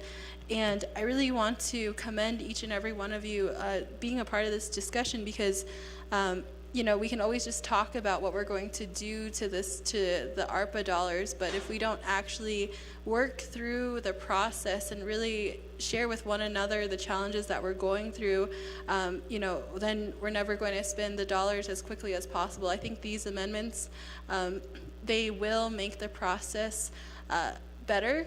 And at the end of the day, it's to serve the Navajo people. I also see, I think Ganado chapter president was here earlier, so I appreciate Delegate Vince James, your chapter officials who have been coming in and out of the chamber today. But to the questions that were posed about the from Vice Chair Carl Slater, thank you, Shana, for bringing up the comprehensive ARPA amendments that the Nabik-Ietskit Committee had considered back in December. The Office of the President and Vice President, also each of the division directors who have administrative oversight of these ARPA sections were a part of the discussion at the Nabik-Ietskit work session. And through that, the Office of the President and Vice President of the Department of Justice, also the Office of Legislative Counsel, have been working on administrative amendments to the ARPA legislation. It was said back in December that the President would have presented to Nabik-Ietskit Committee the unspent dollars of the executive branch at the end of December, but as you know, that has not been done yet. It has also been a part of the Budget and Finance Committee's agenda for the past 2 meetings, and the Office of the President and Vice President has yet to deliver that information. This goes to the amendments, though, and to the question that was posed, because the working group on those amendments, Ms. Dana Bobroff is a part of that, a part of the legislative branch. They are still wrapping up that discussion. That legislation should have been dropped on January 11th, but it was not dropped through the regular process, meaning that the legislation would have went through Nabik-Ietskit and then council. And if it went through Nabik-Ietskit, I think it would have provided all of us to kind of really digest those amendments further. However, right now, to my understanding, those amendments are still at the Office of Legislative Counsel, and they are currently in draft form still, but I'm going to defer that question to Ms. Dana Bobroff. I believe she is the author of the legislation to that question, Vice Chair Carl Slater. So, Ms. Bobroff, sorry. Thank you very much.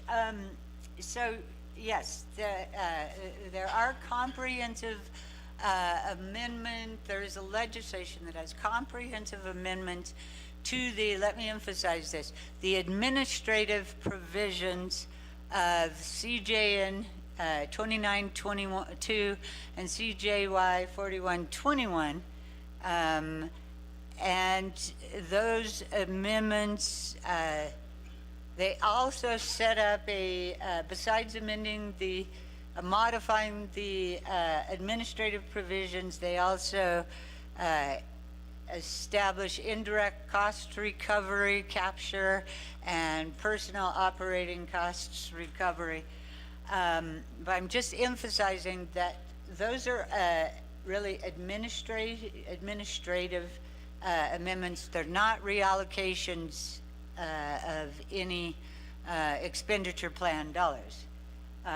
That will be, my understanding, a second legislation, a big one for you guys. But anyway, as you know, the controller has been under the weather. We haven't been able to meet with him until this morning. We met with him. He's reviewed the proposed legislation, and the final draft went to DOJ, OPVP, the controller, about 10 o'clock this morning.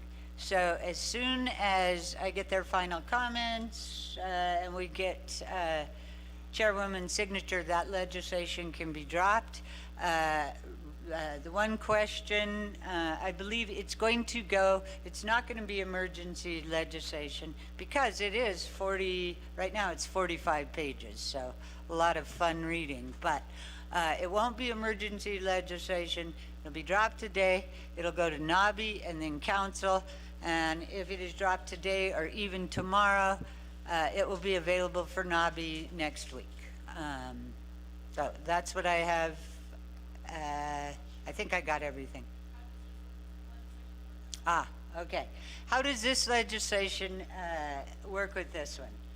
Okay, one of the big parts of the upcoming legislation is, one of its goals is to establish the ability to make modifications to enacted expenditure plans, make as much as possible administratively. So right now, if your amendments, there will be a little bit of criteria, but basically no dollar amendments, those can be made administratively. Those are perhaps changing expenditure categories, those types of things. Those would only need approval by the FRF office and the administrative entity. You start moving dollars between expenditure plans, and up to 25 million will be able to be approved administratively by administrative oversight entity, FRF office, and the president. You go between 25 million, above 25 million, less than 40 million would be approved, have to get approved by an oversight committee, the legislative oversights. Above 75 million, that's NABI. So a little complicated to explain, but it really keeps everything almost administratively.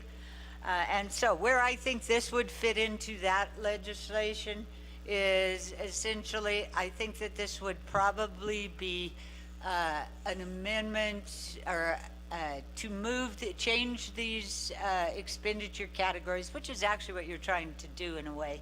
That would probably, it might just require administrative oversight and the FRF office if the dollar amounts is above, I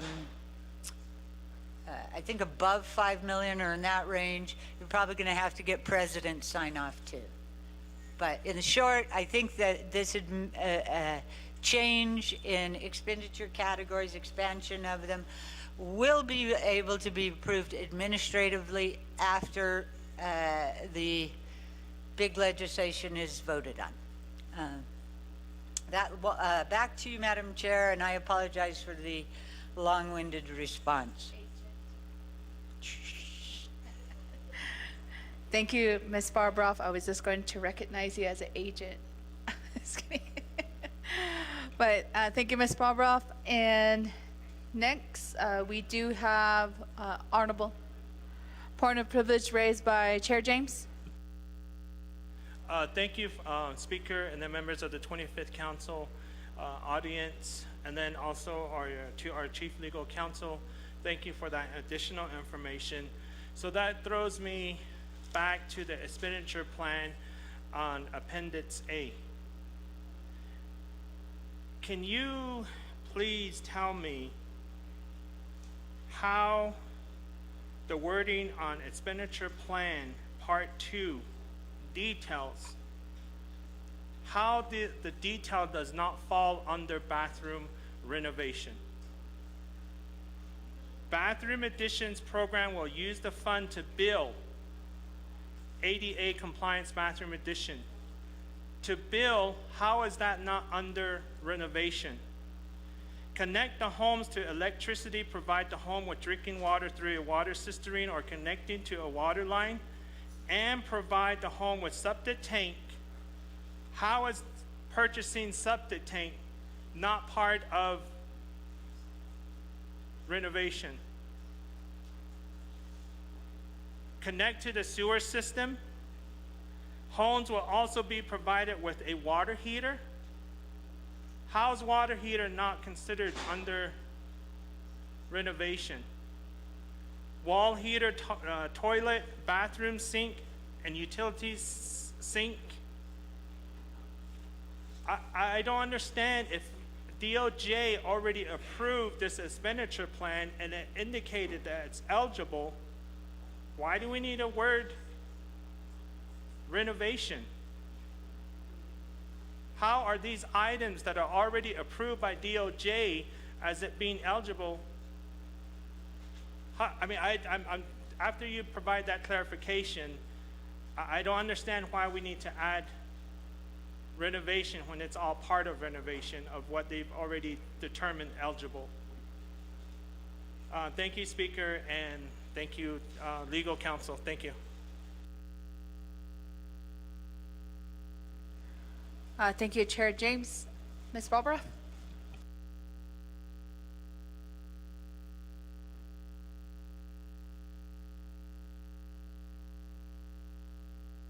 Aha. Thank you. I always want to do this, and now I get my opportunity. I can't answer your question, but I believe DOJ can. So I am not sure how DOJ came to that conclusion, and I don't know if that is a question for Mr. Begay or if we need Mr. Rodas on the line. But I don't know the answer to that question. Back to you, Speaker.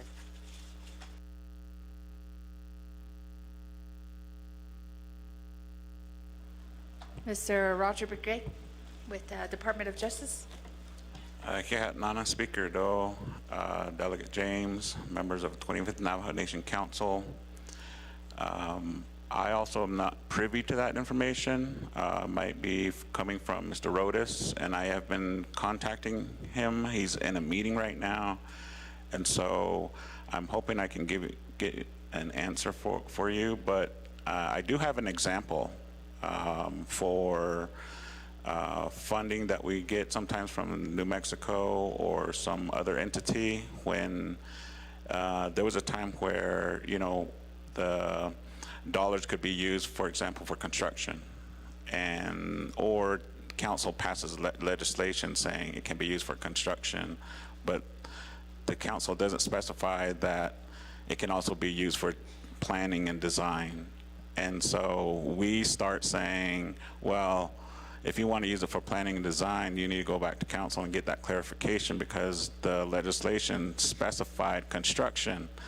And so that probably is my only example that I can give, that maybe my colleague didn't see the word renovation, even though it might be closely related, but because we want that clarity in saying that renovation is also part of it, maybe that's the reasoning behind specifying and clarifying, and do that through an amendment to make that clarification. So, but that's my only guess. But like I said, I'm in contact with Mr. Rodas, and I'll get more clarification as to why, based on the exhibit that you pointed out, it says all of those things. But I just want to point out it also doesn't say the word renovation. So, with that, Madam Speaker.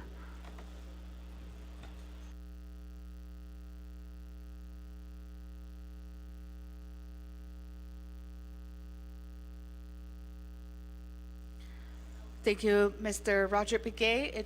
It does sound like there needs to be some clarification on the exhibits, or if there needs to be an amendment to swap those amendments out to provide that clarification.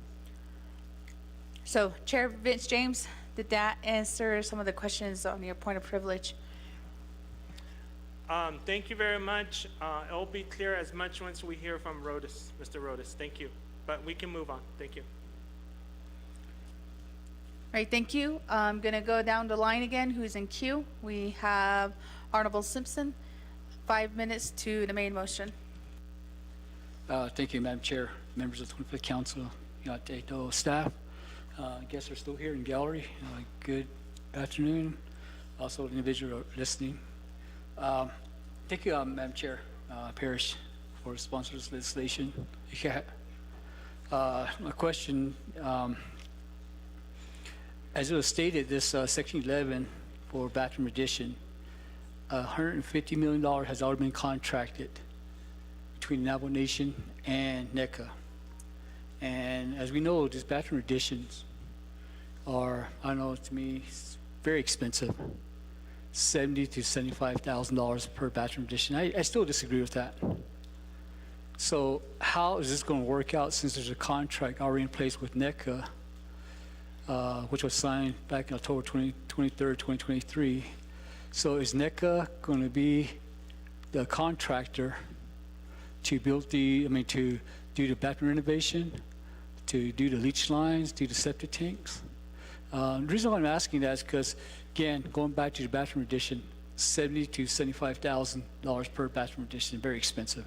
So is it, we will go that route again to where these bathroom renovations will be very expensive if it's still NECA to be the contractor to do these bathroom additions, leach lines, and septic tank? So how's that going to work out if this does become law? And I reserve my time, Madam Speaker.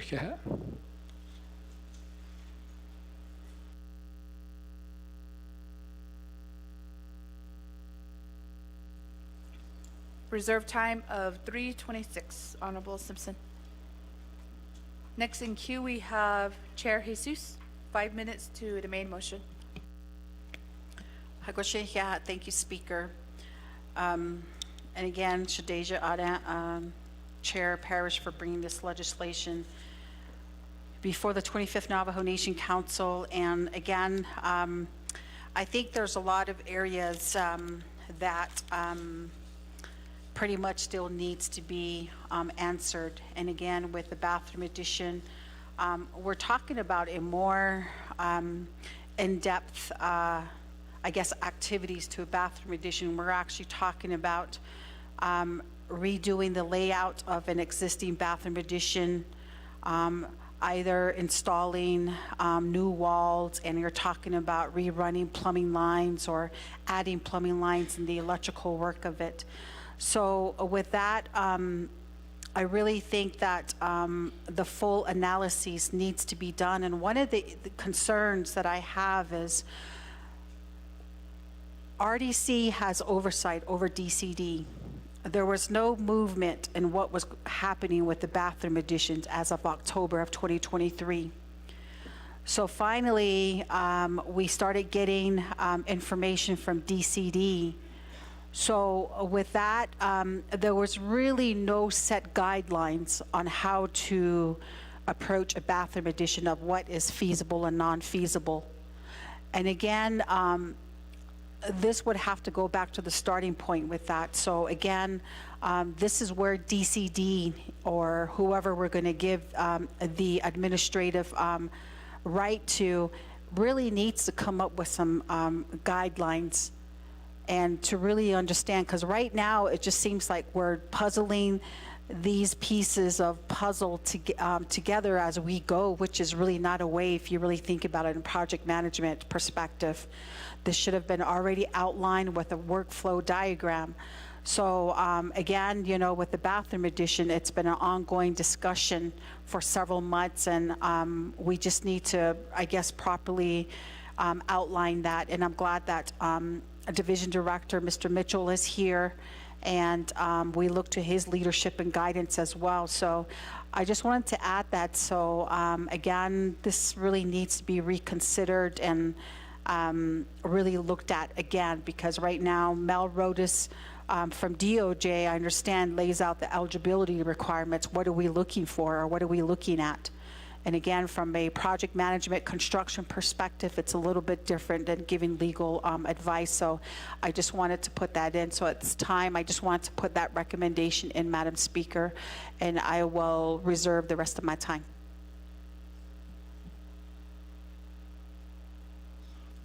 Reserve time of 2:07. And we also have reserved time for Madam Chair Crotty of 4 minutes and 45 seconds.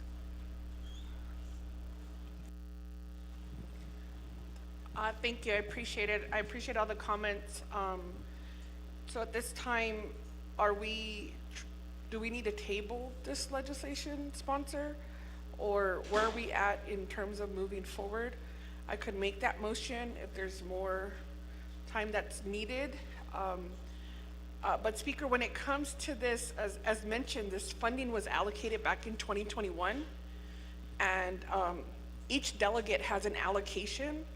So there also has to be some self-responsibility from each delegate to work with the program to get information on how projects are being allocated. We've been invited, I appreciate Chair Jesus has invited us to NECA, or meetings at NECA, to talk about bathroom addition, to talk about the IDIQ. And so like my chapters on Friday received a presentation from DCD. So we know how many bathroom additions, and what we're looking for is the renovation, or actually we would want to help with the housing crisis. So I'm trying to be as flexible as possible when it comes to this funding, but to be encumbered is the June deadline. So if anything that's beyond the NECA scope of work, I'd like to ask the question to Mr. Mitchell, because you're here not as an agent, but you're in the room. Are these amendments going to change the scope of work of NECA? I'm just concerned because our Navajo law says it needs to be encumbered by June, but the federal treasury law is by December. And so I just want to make sure that we're not coming back in June and having to do something else. I understand there's other amendments for the loss of revenue, but right now I'm just trying to focus in on this type of money because actually my district, we don't have a large number of bathroom additions, but we certainly have community members who need new homes. And we've done community assessments, and so we have that information, and we'll be meeting with our IDIQ partners on Friday. So there has to be some self-responsibility from delegates as well. And this is a great opportunity for your LDA to get all of the information. And so I wanted to get that information first as we move forward. I'll reserve my time. Thank you. Reserve time of 2:05. I'm going to turn back over the floor to our sponsor, and there was also a request for Mr. Arvin Mitchell from DCD. So if you can make your way down as well for some of those specific questions that were raised by, I believe, Delegate Crotty, and also there were some questions that were raised by Chair Vitz James as well to DCD. Chair Parrish. Yeah, thank you, Speaker Curley, and good evening again to the members of the 25th Navajo Nation Council. Thank you all for your questions and discussion this evening. I know this legislation went before Nabig Ietskit last week, and I'm glad that everybody has read the legislation since then. The NECA contract, I guess we would turn that question over to the Department of Justice, because it's my understanding that that $150 million in Section 11, the contract is up to $150 million. However, in the legislation itself, the allocation for Section 11 is $6.2 million per delegate. So that gives a autonomy and it gives a responsibility back to the delegates, essentially back on the delegate, how you're going to move forward with all of your listing of bathroom additions in your region. So that again, it creates there's no uniformity across the board for Section 11. Section 11 in its current state can only be used for bathroom additions. So the executive branch, in order to obligate these dollars, they entered into a contract up to $150 million. However, as council delegates, we can always modify this legislation to best fit the needs of our communities, to best fit the needs of our people who we serve. So in my region, I have 3 certified chapters who also have a different listing for each of the chapters. The more flexibility there is in Section 11, the better that I can be able to service the communities, and I'm sure it's like that across the board, all across this 25th Navajo Nation Council. So the intention of the legislation, again, was to expand the usage of Section 11 dollars in the legislation. The amendment, the original way that it was introduced has been changed because of the amendment. The amendment clarifies that it also uses bathroom renovations. But I don't want to speak on behalf of the contract or who the executive branch who they have contracted out, because our job on the legislative side is to make sure that we make these amendments and we modify this legislation to best fit the needs that we see for the Navajo people. The contracts itself do rely on the executive branch, so I would defer that question to the Department of Justice in regards to Shana, Delegate Danny Simpson's question.